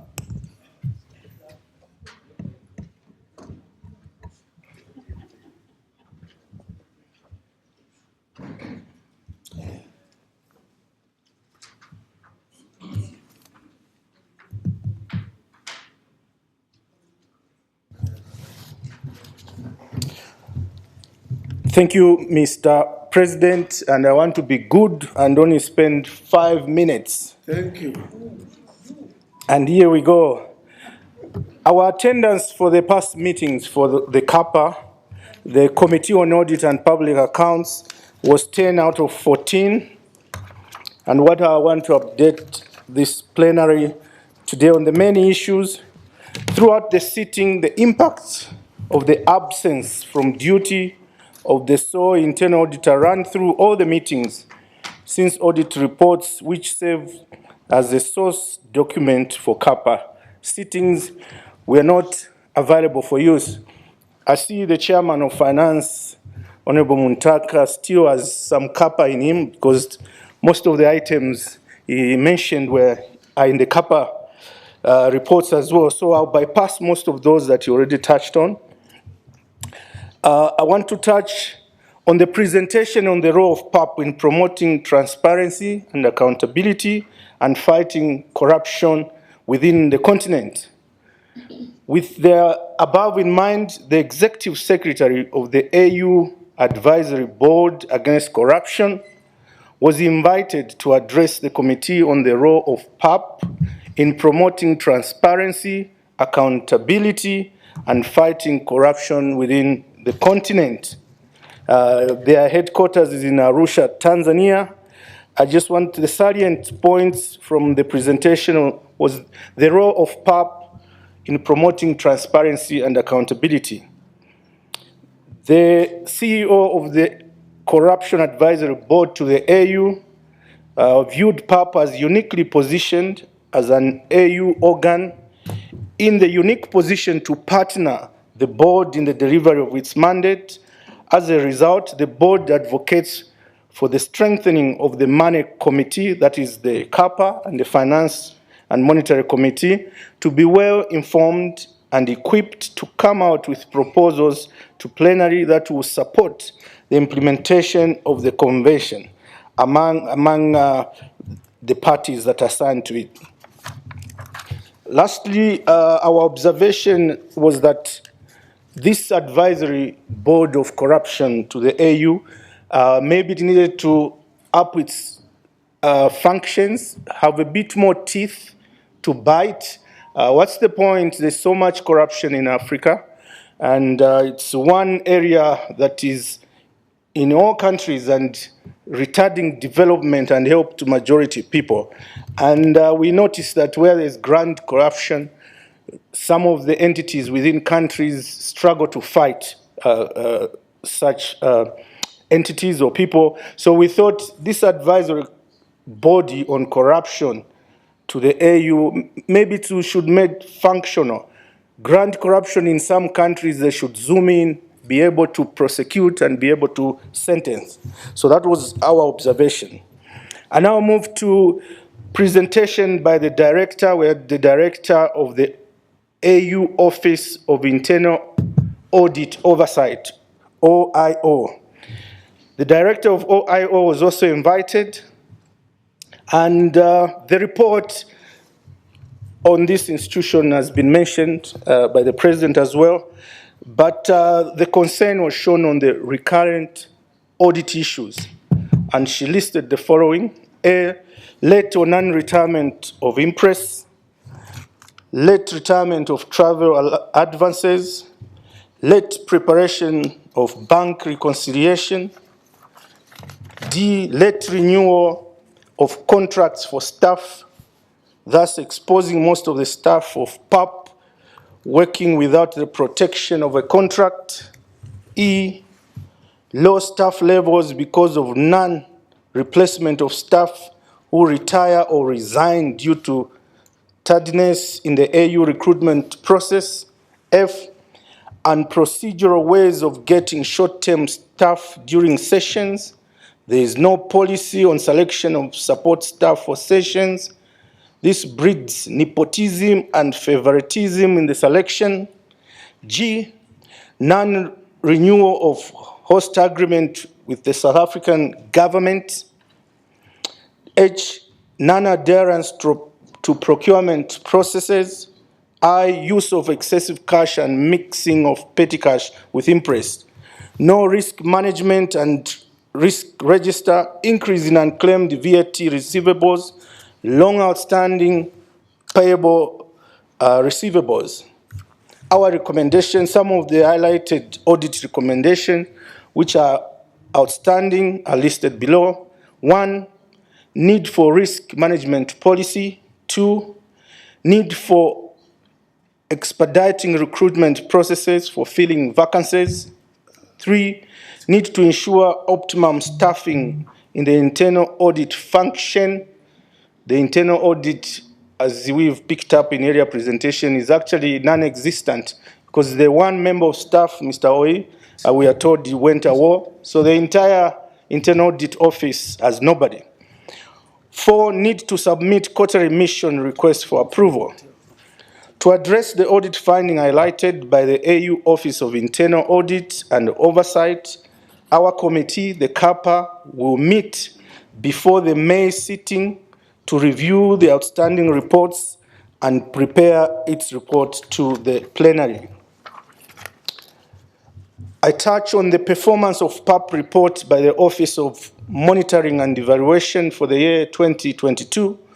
The report was to bring to the attention of the committee the activities undertaken and results achieved in 2022 and the work undertaken by the new Bureau since taking office in June 2022. The results are based on 4 thematic objectives of Pan-Africa Parliament 2019-2023 Strategic Plan, collaborative meetings of CAPA with the Committee on Monetary and Financial Affairs, which took place on Tuesday, 14th March, just to highlight one element of importance.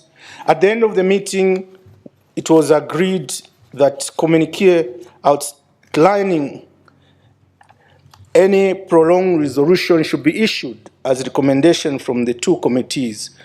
Both committee, the Finance and CAPA, we agreed to be having joint meetings twice a year. Cruising through my report,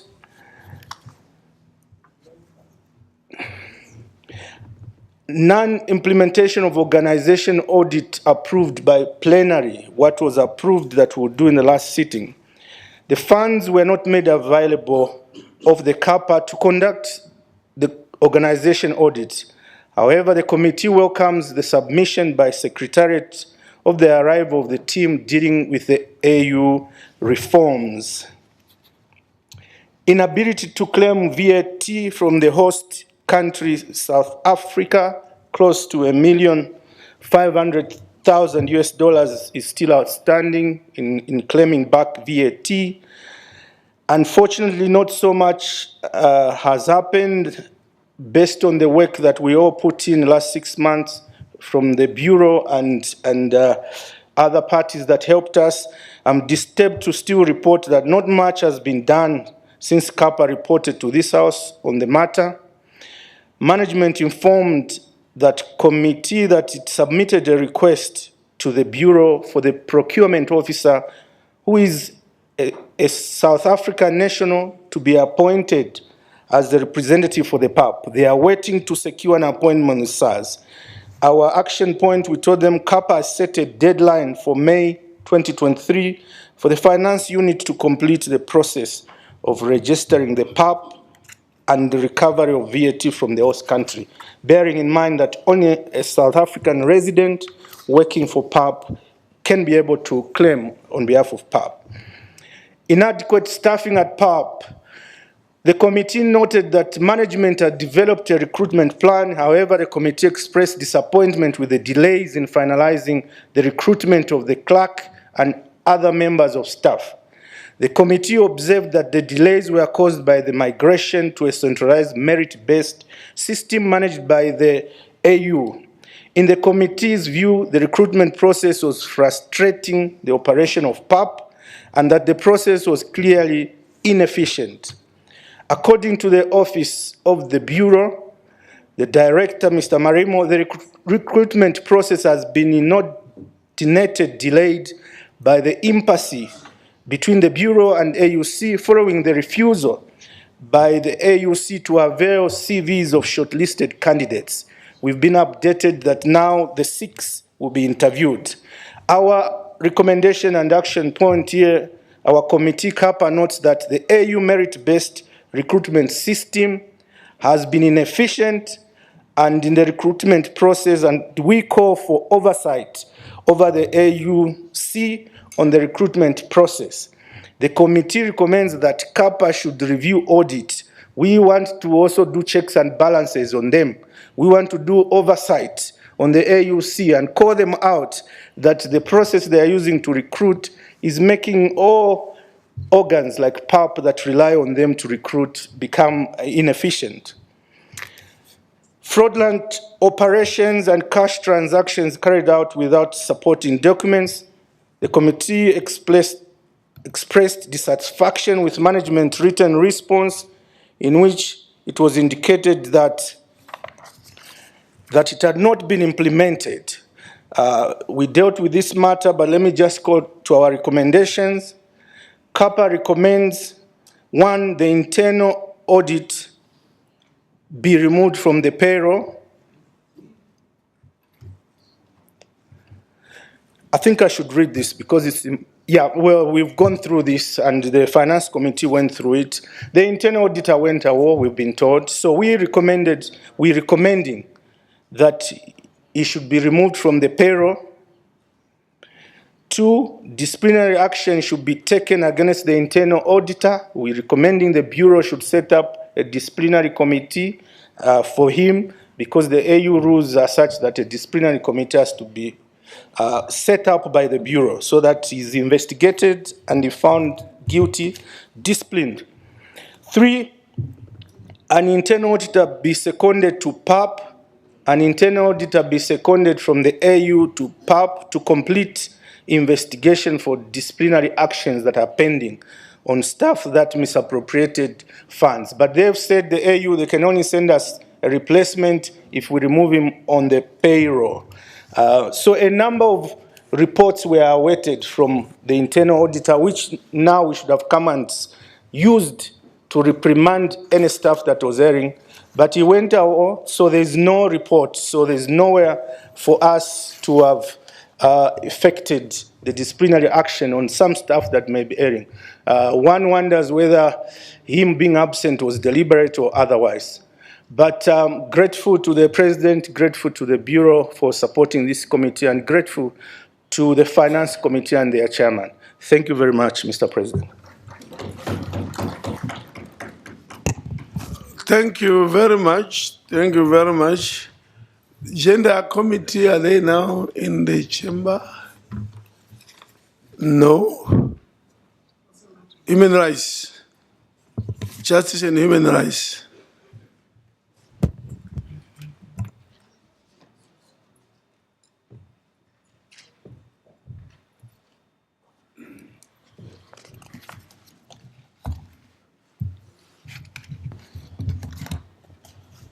Excellence, très honorable. Excellencies, Honorable President of the Pan-African Parliament, Excellencies, Vice Presidents of the Pan-African Parliament, Honorable Parliamentarians, it is an honor for me to take the floor this afternoon to present to you the report of our proceedings from 6th of March up to today. After adoption of the minutes of October 2022 meetings, the Committee on Justice and Human Rights has listened to a few presentations. We listened to a presentation from the African Court of Human and People's Rights. There was a detailed presentation detailing the role of the African Court on people's rights, human and people's rights. This court limits its work to violation of human rights. The head office of the court is in Arusha in Tanzania. The committee worked in collaboration with the Pan-African Parliament, which the members appreciated, because while working together, we can reach objectives of the African Union as well as meet the aspirations of the African people. Secondly, we also listened to a presentation by the Advisory Council of the African Union on corruption. Mrs. Charity Shimunya told the members of the committee that the organ was created to strengthen mechanisms to prevent, detect, and sanction, as well as eradicating corruption in the private and public sectors. This structure is also in charge of promoting, facilitating, and regulating the cooperation between state parties to fight against corruption.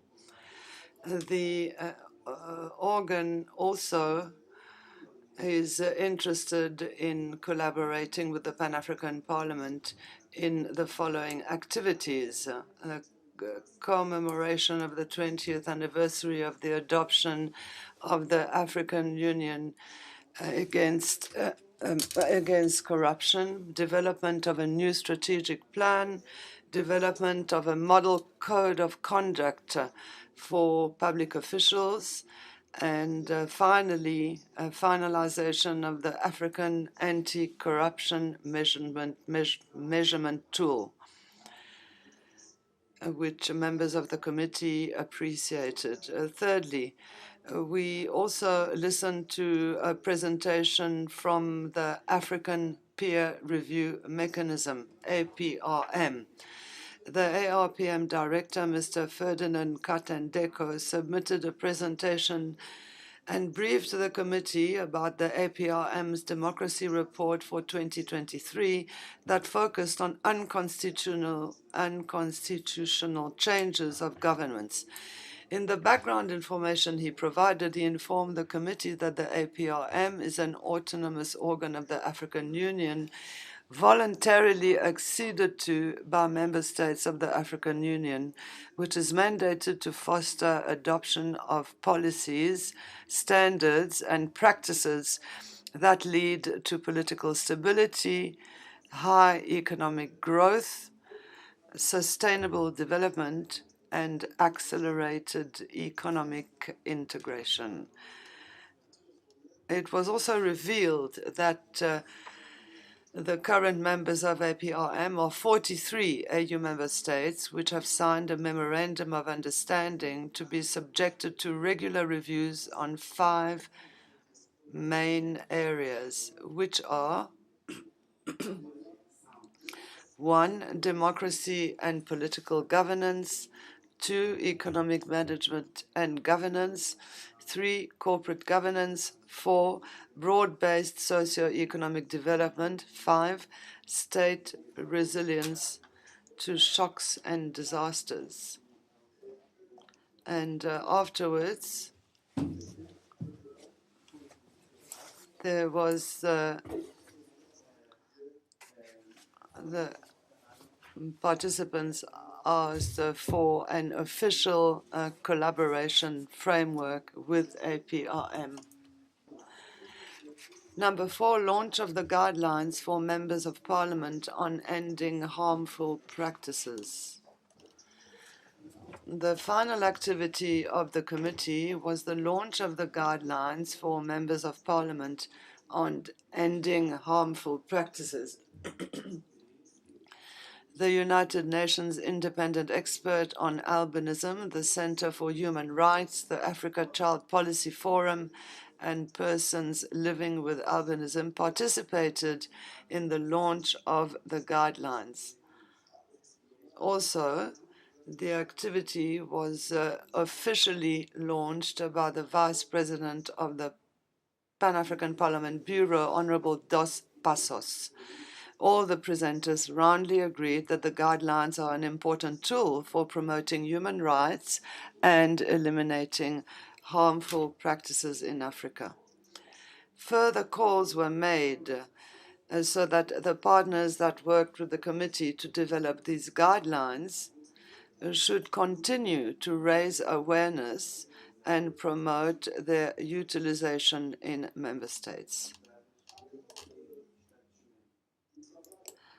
Over and above the proceedings of the committee, the members of the committee actively participated in the presentation on peace and security in Africa. The members also participated in a joint workshop gathering this committee, and the committee focused on the state of governance, migration, migrants looking for work, and a subject that interested our committees was that there is a necessity to treat migrants in a dignified and acceptable manner, because currently certain countries violate the rights of migrants. Migrants are often exploited. The Pan-African Parliament, IMO, and Pan-African Parliament should work together to end the bad treatment of those migrants. We also discussed, or rather our bureau had discussions with the Committee on Finance to arrive at a budget that will be executed in 2024, and I thank you for your attention. Thank you very much, Chair of Justice and Human Rights, Rules Committee. So we have come to the end of the list. And that means we adjourn. Sorry? Intervention, President. Yes. Monsieur le Président. Mr. President, the Committee on Trade and Immigration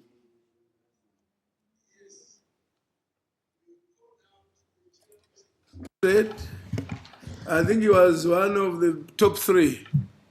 They were not in the chamber, I think. So if you are now in the chamber, just tell us that you are now in the chamber. Sorry? Sorry? You can present. You can present if you are the presenter.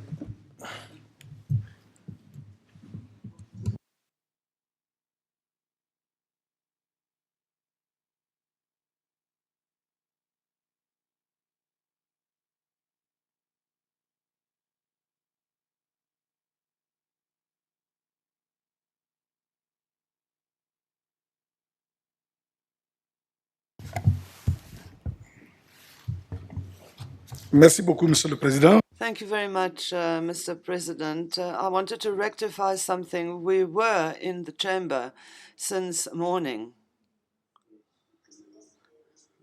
Your Excellency, the President of the Pan-African Parliament, honorable members of the Bureau of the Pan-African Parliament, dear colleagues, members of the Pan-African Parliament, it is a singular honor for me that I take the floor on behalf of the chairperson of the Committee on Trade, Customs and Immigration to present to you the essential part of the activities that we have undertaken during this session dedicated to meetings of permanent committees of the Pan-African Parliament.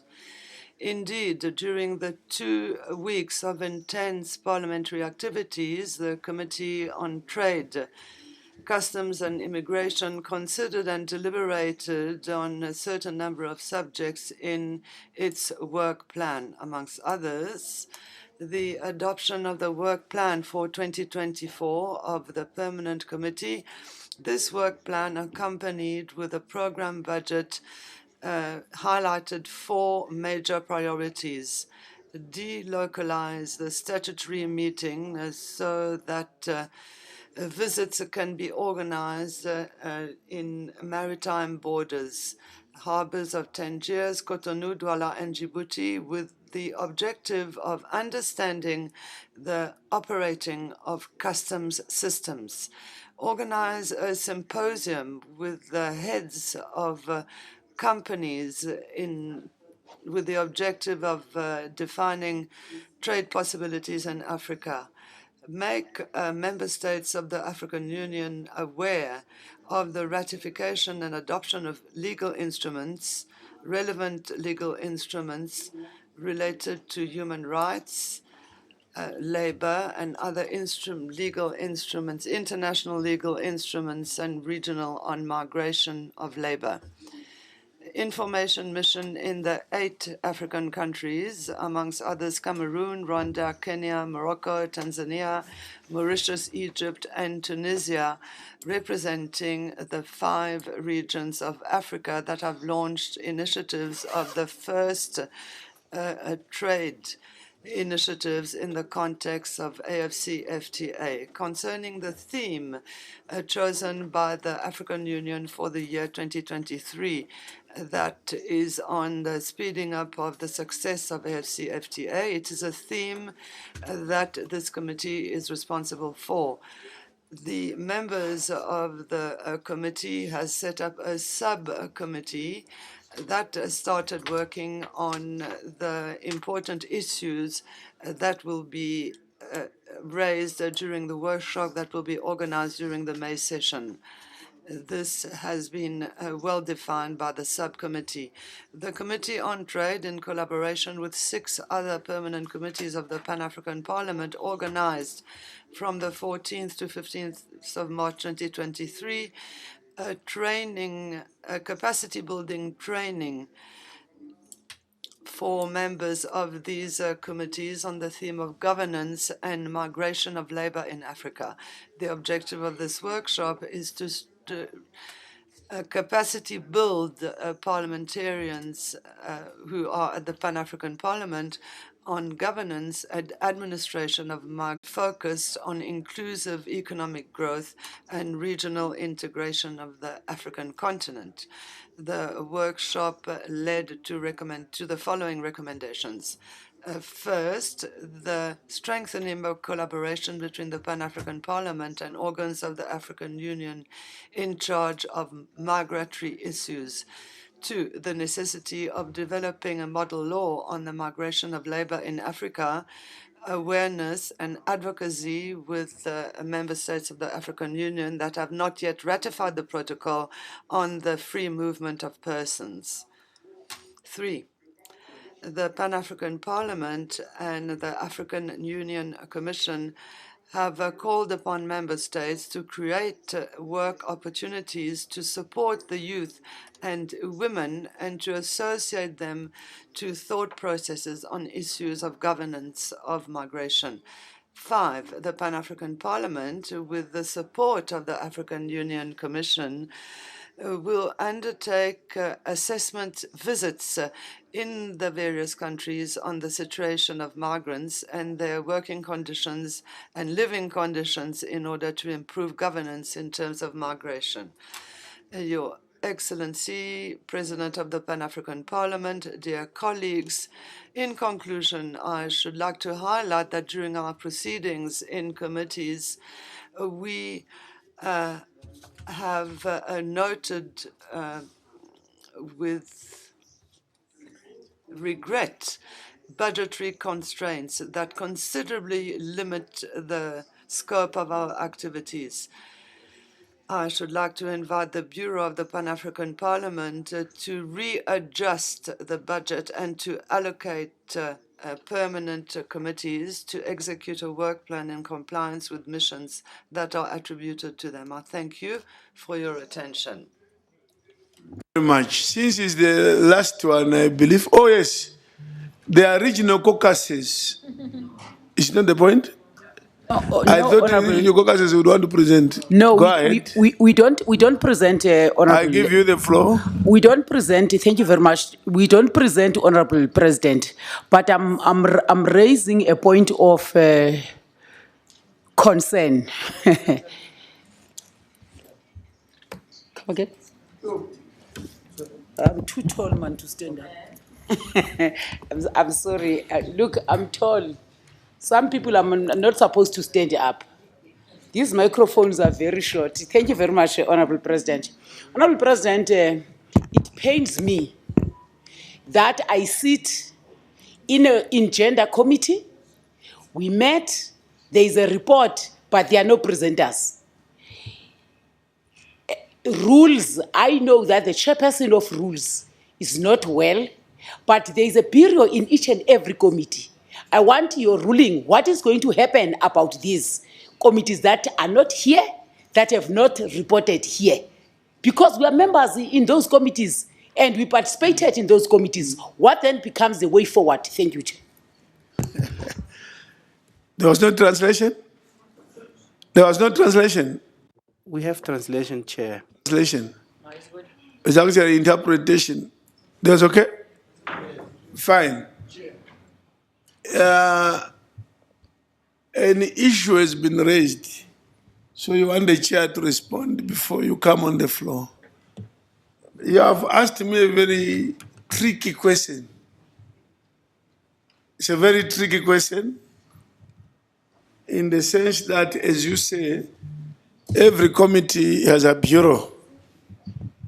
Every committee has a bureau.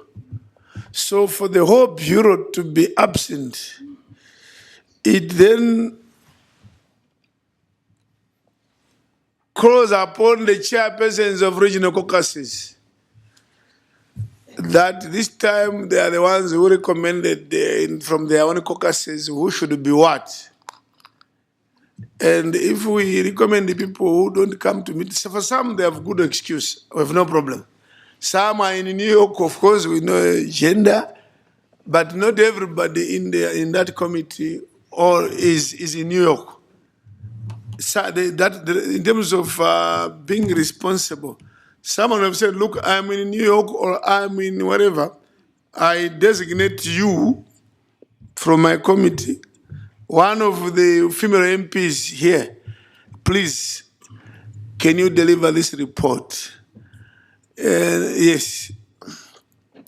It is gender committee, it is, of course, the rules, privileges, the chair may be unaware, but we also expected him to delegate to somebody to then, those two committees. You've asked what's going to happen. I think it's homework for the Bureau.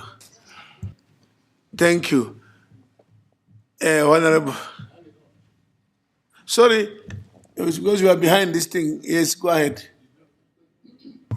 Mr. Chairman, I'm just taking the floor to add a little thing which is very important for the House.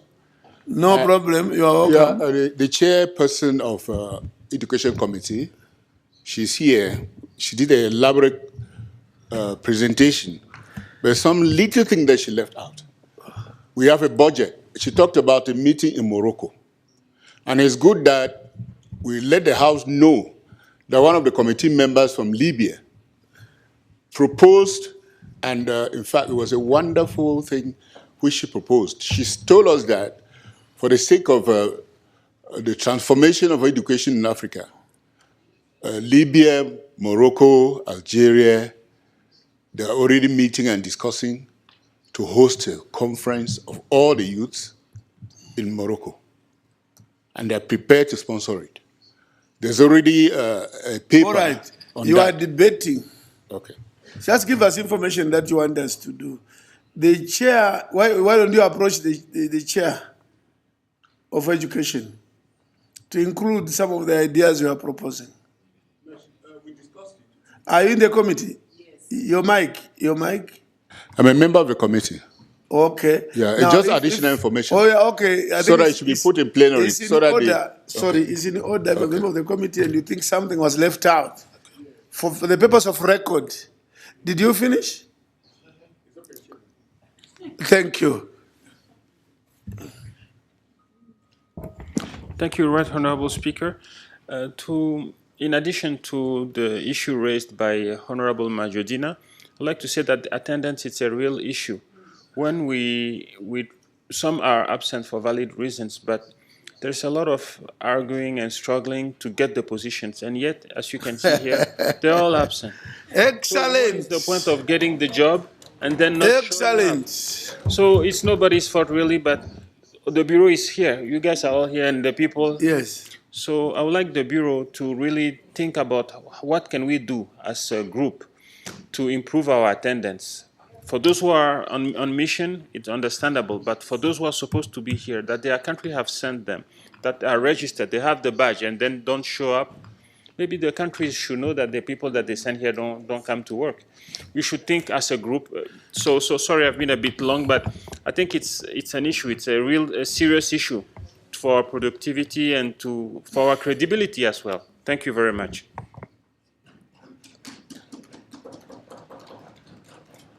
I think, Mr. Clark, when we come in May and we are in full, almost full attendance, Honorable, my brother from Honorable from Togo, I would request you to move a motion when we come in May, in which we will recommend that at any sitting, the attendance of members be shared also with their own parliaments.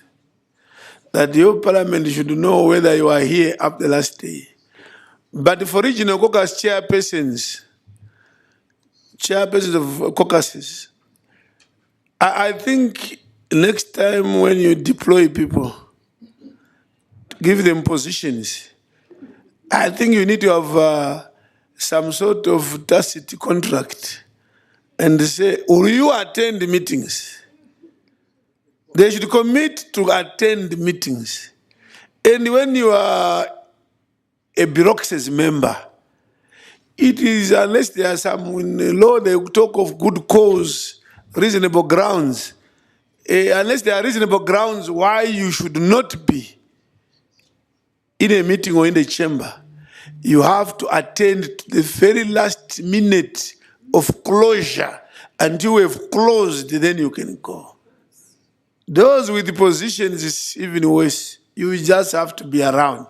This issue of accepting responsibilities, becoming a chair, vice chair, rapporteur, but when you know that you're actually busy with something else somewhere, I think decline. I know the chairperson may think you're a good person. Can I offer you this? Say, unfortunately, I would disappoint you. I won't be able to be president. I can't afford to. So I think that will be a big issue. Each time the bureaucracies meet, we have to take stock of who has been absent. And the chairpersons of caucuses have taken those issues seriously. Tomorrow we have, for example, bureaucracies meeting tomorrow. Now, some have already left. And when they leave, have they even approached their own caucus chair to say, please, I have this crisis or this emergency? So I'm supporting the honorable member. I thought we could end this. Sorry, I can't say. Oh, sorry. No, this thing I've always been saying, this screen, I have to do this. I have to do this, you know. We have to find a better way. Yeah, it has to be removed, true. Yes, thank you. Honorable Kabila. Thank you, Honorable President, for giving me the floor.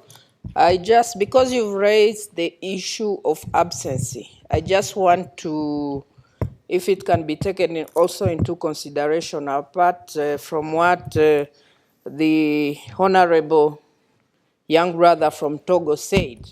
You know, there is an issue with delegations. Sometimes people want to come, but you know, there are countries whereby their governments or the parliament only caters for 10 days out of the 14 days or more days which we are staying here. So I think we need to find also a solution.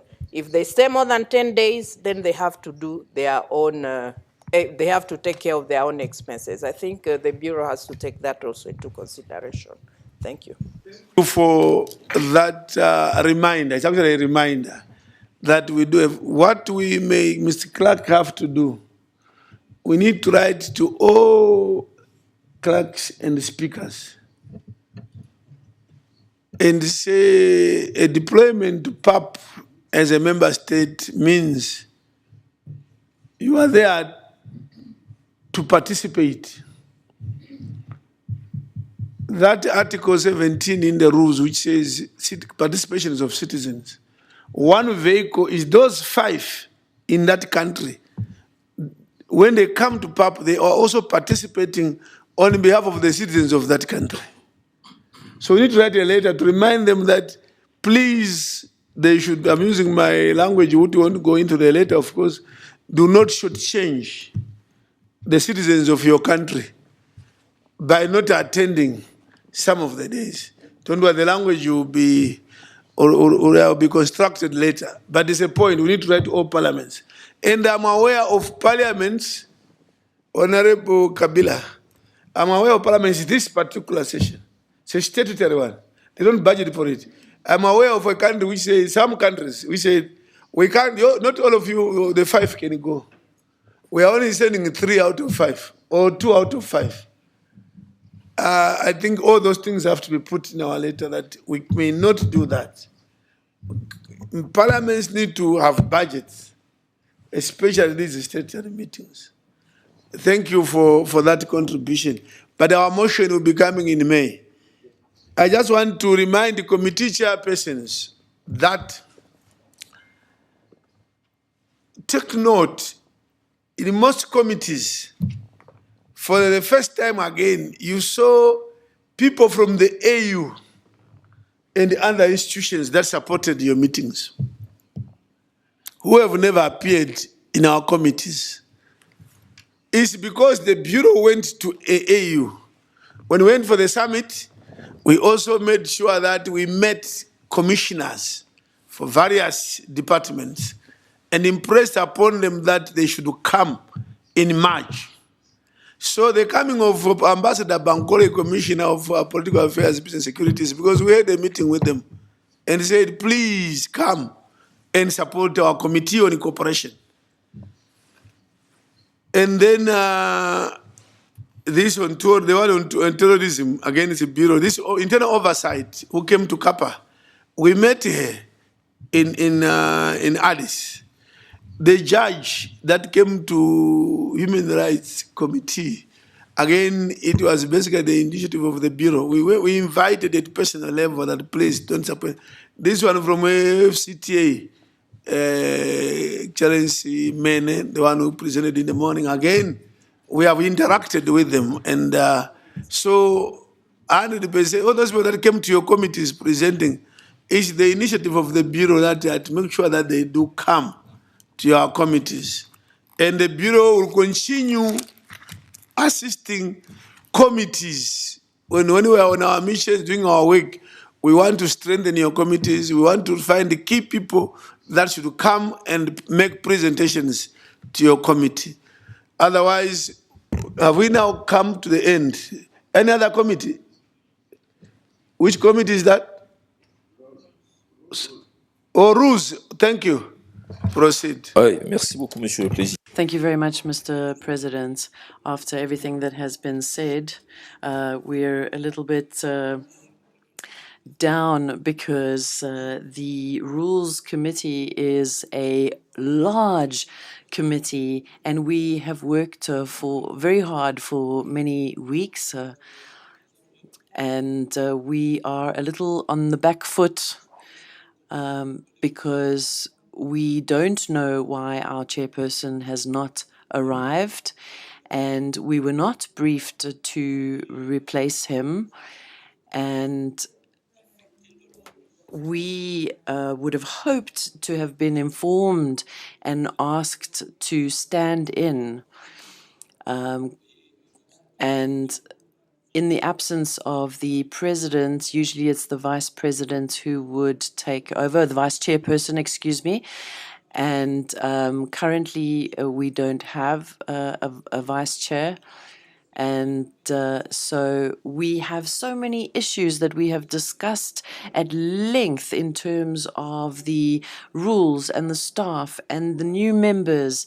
And I am the rapporteur, but we haven't been informed. We haven't been provided the information to be able to make a presentation.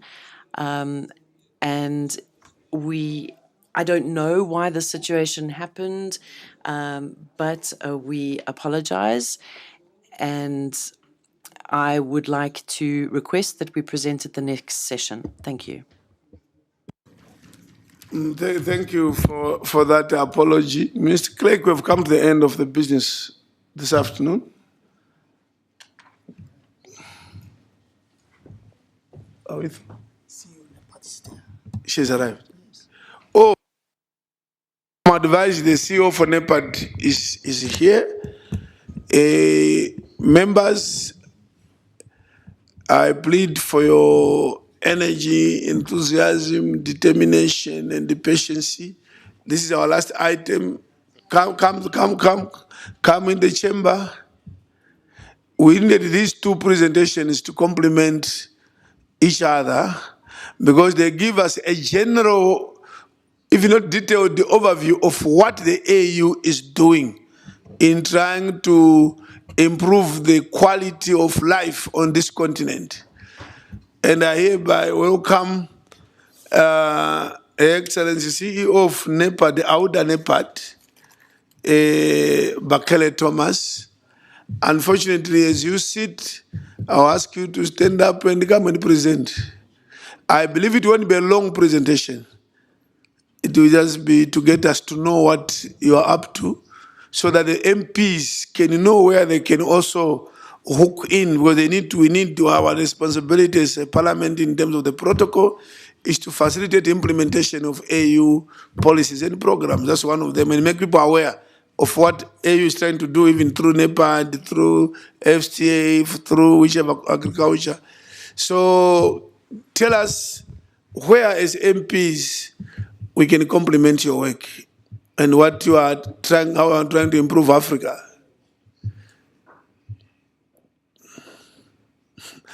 Since the first day I met at various fora, she presents in a very, very, very, very passionate manner.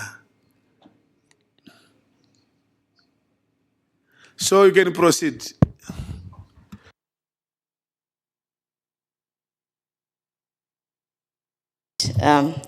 Thank you very much, President.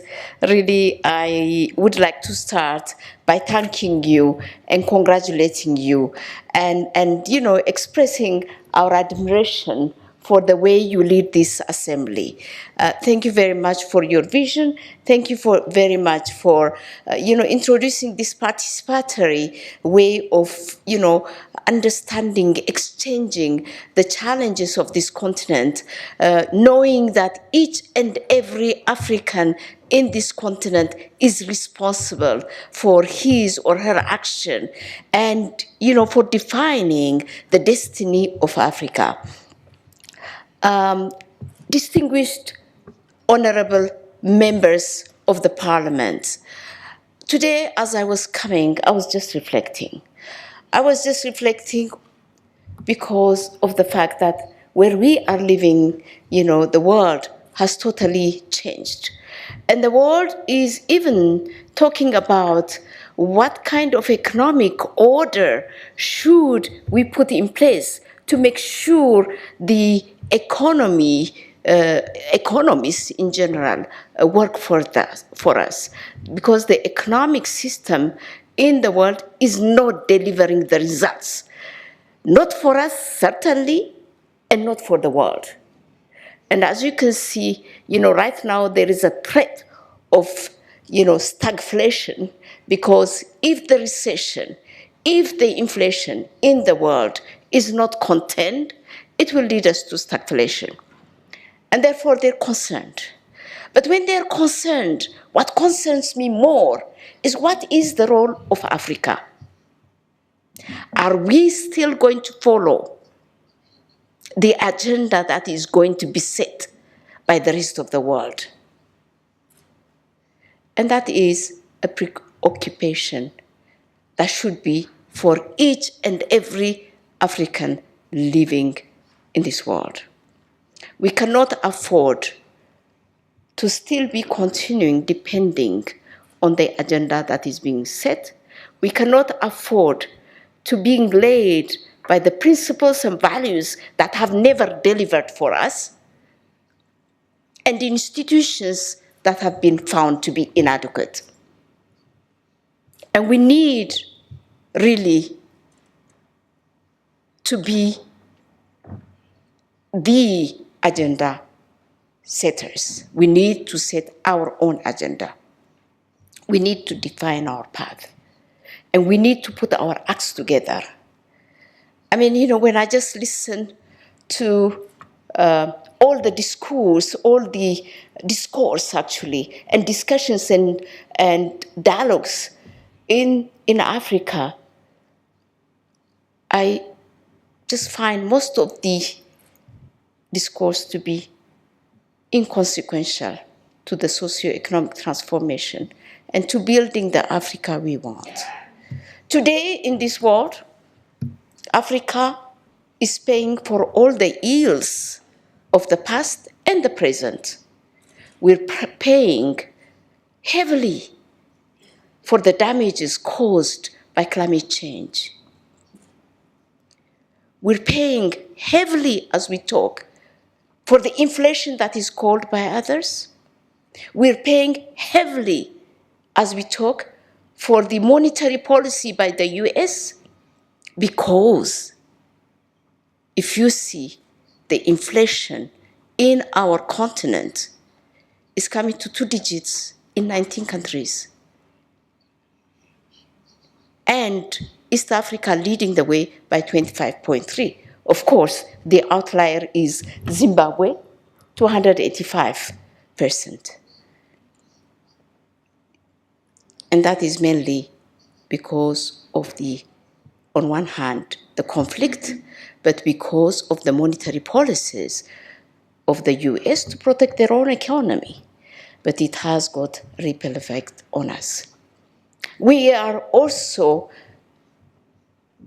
as a result of that, encountering an increased debt GDP ratio, 60%, and we will have to borrow. We'll have to borrow to make sure that we respond to the needs of our countries and the continent. And here the question is not whether we should borrow or we should not. And I always say it's not about borrowing or not borrowing, because we have to borrow, because the fiscal space is constricted. But we as parliamentarians, you as parliamentarians, have to hold governments accountable for the utilization of these funds.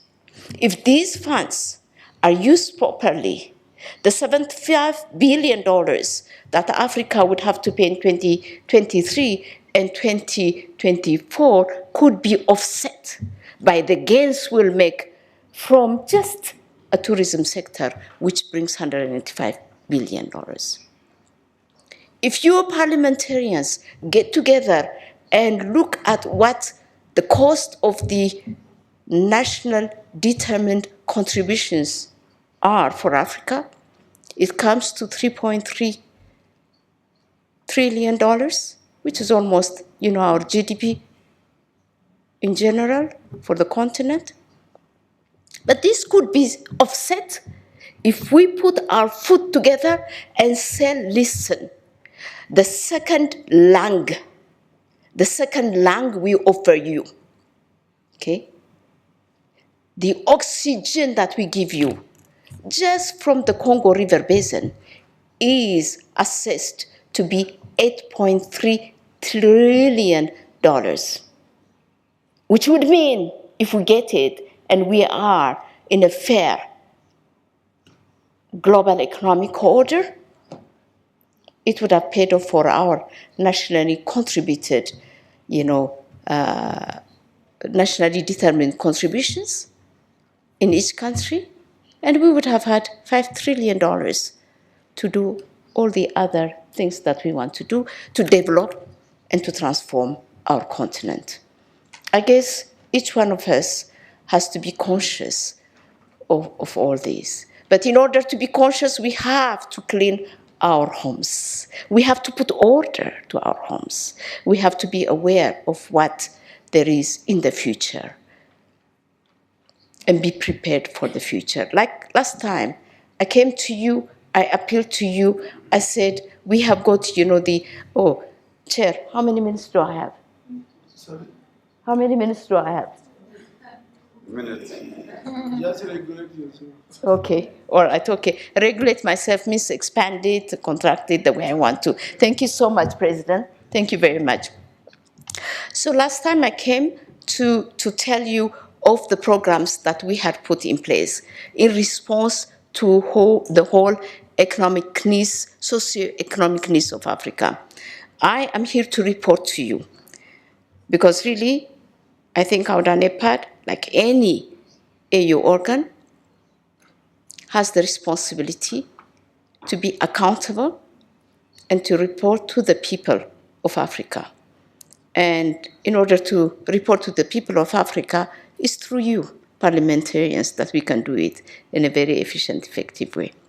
Last year, when I came, I said the first thing is to make sure that the beautiful blueprint that we have, Agenda 2063, becomes the agenda of the people of Africa. Today, I am happy and pleased to report to you that Agenda 2063 and its 10-year implementation report and the review of this progress report has been the subject of multi-stakeholder consultations in each and every of your country.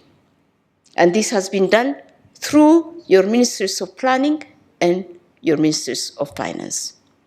We allocated a seed funding of $20,000 for each country, which came to multiply it, 1-point-something million, which is nothing, but it has been catalytic in bringing people together and mobilizing resources together and making people understand that the Vision 2063 is not the vision of the elites, but it's the vision of Africa's. And the Africa we want is not just a slogan, but is an aspiration of each and every citizen of Africa. So that has been done. The second thing that we have done, we're having regional trainings on foresight planning. Remember last time I came and I said we have to stop planning for today's problems and yesterday's deficiencies, but we have to plan and anticipate tomorrow's problems and plan for them. Accordingly, we're having 5 regional trainings going on as we speak, and 2 are already conducted on foresight planning and also scenario building, bringing together African planners and African statisticians. We are also having meetings with all statisticians to ensure that the data is collected efficiently, effectively, analyzed, and made to application when we are planning. That systems are developed, and these trainings are ongoing. So that was number 1. The second, remember when we talked about Energize Africa, the youth, on how to make sure that 70% of our population, consisting of youth and women, are integrated within the socio-economic transformation processes of our continent. Today, I'm here to report that we have at least achieved something. First is we wanted to have consultations all over. We did have consultations. We spoke to at least 20 African countries and presidents at the highest authority, ministers of youth, got confirmation of what their needs are and what they think we should incorporate in this program. They embraced the 3 components that we have already spelled out. The first one is to make sure that we use the youth in public service, to make sure that the public service responds to the needs of the youth, but also to reform the public service. and to ensure that we circumvent the restrictions of recruiting additional resources in the public service because of the wage bill. That is number one. And right now, as we're speaking, the regional economic communities have embraced this and they're running with it. We've had meetings with them. The second one was the innovation hubs. Creating the innovation hubs, making sure that the youth express their creativity within these innovation hubs. And I'm happy to report that we have found 2 or 3 champions of this program, including 4 or 5 champions from the private sector, in addition to our leaders. And we are developing the programs. But as we are speaking, Kenya, Equatorial Guinea, and Nigeria have really embraced it. And today I heard from the Minister of Youth here, they have embraced this program and they would like to develop it and to go with us. And Morocco, by the way, I forgot Morocco. So the way we are conceiving this is mapping, first of all, what exists, benchmarking it with what exists in the rest of the world, advanced ones, and making sure that we scale up and upscale the products and services, and then try to see where the gaps are, identify the gaps, and then fill in the gaps. So this is where we are on that. The third one is on MSMEs. We have mobilized the necessary resources, which we had before, but mobilize more resources from the EU, from the Germans, and from Japan, in terms of trying to see how we can support the micro, medium, and small scale enterprises. But not only doing that, but also looking at what exists, because there are many, many actors in the whole of Africa. Many actors, actually. It's crowded. Okay? But it's crowded without an impact. So we're looking at why can't we make an impact with all these different institutions, NGOs, international NGOs, programs of the UN and whatever. And we are looking at what is there, analyzing it, finding the gaps, and trying to see if we can improve on the products and the services that we provide to the youth. And obviously, attached to that is the conducive environment that governments have to put to make sure that African youth can thrive in making their businesses successful. Here, I will depend upon you. Honorable parliamentarians, when you go back, plead and make sure that the rules, regulations, the bylaws, laws are conducive to youth enterprises and to women enterprises. Design a way of making land to be available to all. Ownership is not that important, but we can have access to land in many forms, and that is critical. And we depend on this August gathering to help us move this agenda forward. It shouldn't be a rhetoric, it should be action. It should be implementation. We are at crossroads, honorable gentlemen and ladies. We are really at crossroads. When we talk about CADEP and the NAIP, you must have heard that there was a food summit recently with the ADB and ourselves in Dakar. We made headways, we signed compacts with governments to make sure that the pledges that have been translated in terms of investment plan in the national agriculture investment plans of their countries derived from the comprehensive agricultural framework gets implemented. Ladies and gentlemen, I beg you, when you go back to your countries, look at these compacts and make sure that the resources that have been mobilized go to the right sector and towards the implementation of the NAIB. On infrastructure, ladies and gentlemen, I'll tell you, remember when I was standing here, I said I'm really saddened by the fact that to go to Equatorial Guinea or to go to Congo or to go even to Rwanda or these countries, I have to pass through other places, going to Europe, going to Frankfurt or wherever, or Abu Dhabi or Dubai. And one of the things that we had said was that, how come that we are giving our air to others to operate and restricting our own from operating?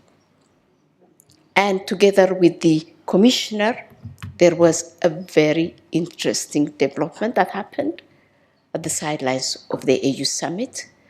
We are looking forward for the outcomes so that we can implement the outcomes of these discussions. But most importantly, we had the Dakar Financing Summit. Maybe some of you have participated in that. The Dakar Financing Summit was really a completely different summit. It wasn't even a summit, it was a conference than others. It wasn't just talk. We developed 22 infrastructure programs from our PAP 2. We presented that to investors. Yes, there was a high-level political discussion, but we had deal rooms with all investors there. And I thank the President of Senegal for this. And therefore, there was result there, because without infrastructure, we cannot develop. So that is what we did. And I'm just trying to report what has been done over the last year, among the many things. On gender, we have mobilized some resources. We are going to put our gender program forward, and we will be consulting all countries. In whatever we do, sector by sector, we cannot do it alone. We depend on your governments. And please, please, please help us in making sure the legislation, the rules, regulations are, in line with our ambitions. I want to thank you very much. Thank you so much.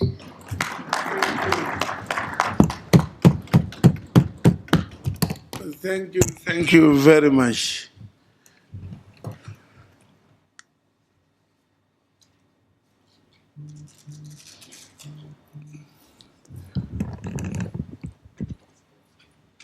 No, you are not leaving yet. Take it as a seat. Okay. Another round of applause. We are not going to raise clarifications issues. Our plan is that your area of responsibility, your portfolio, covers basically the whole life, all our committees. So we want to have a joint session. You and NEPAD, AUDA-NEPAD, and the African Continental Free Trade Area. Because you talk the same language but the different focus. So one day in May, when we are sitting during our session, we'll agree with the two of you the convenient day, and we dedicate, I believe, a whole morning or a whole day, because we as parliamentarians need to digest these issues, need to understand them very clearly. What are the issues of development on this continent? And then we can then also come in now to assist at the level of our national parliament and at PAP.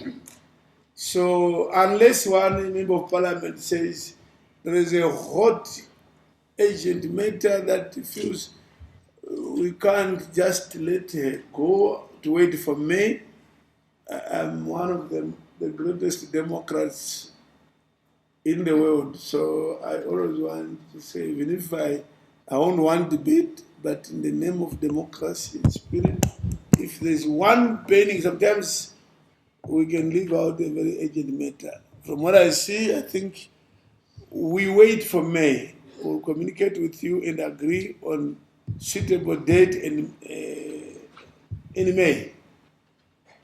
We will engage you fully. And we'll be asking you to give us the presentation. I know you don't write presentations. I don't know what to do. If there's anything in your material in advance, which you should refer to say, when I come, I'm likely to touch on this. So we can release you now. Yes.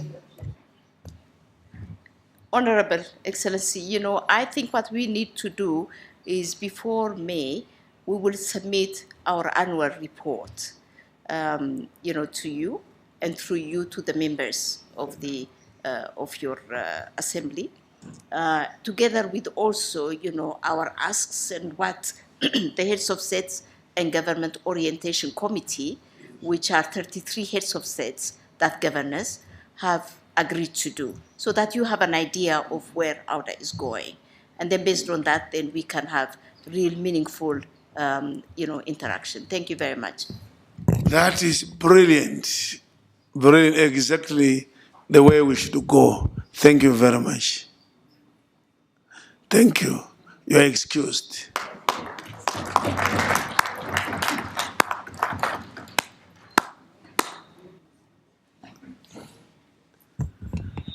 Honorable members, we now rise and meet tomorrow in the chamber for Africa or PAP Day and closing ceremony. Today we intend to have closed by lunchtime latest, to have winded up everything.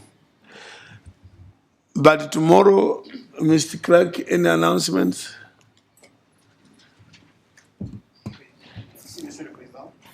Thank you, Mr. President. I just wanted to make an announcement, and that is to say, before the meeting, there is a meeting taking place at 9 a.m. with the team in charge of reforms at the PAP, including members of the Bureau, the bureaus of regional caucuses and the bureaus of the standing committees. This meeting will take place at 9 a.m. and it is about the reforms at the PAP, and given the number of people that will be involved, we will not have enough space in room 3, and so we request that everybody meets here at 9 o'clock for this meeting. Thank you. Thank you very much. Plenary is at 11. At 11, all of us come here for two things. 11 to about 12:30, PAP Day. 12:30 to about 1 o'clock, closure of session. But the caucuses, what do you call them, bureaucracies, which include the regional caucuses and the women and youth caucuses, we meet here at 9. Thank you very much. Good night.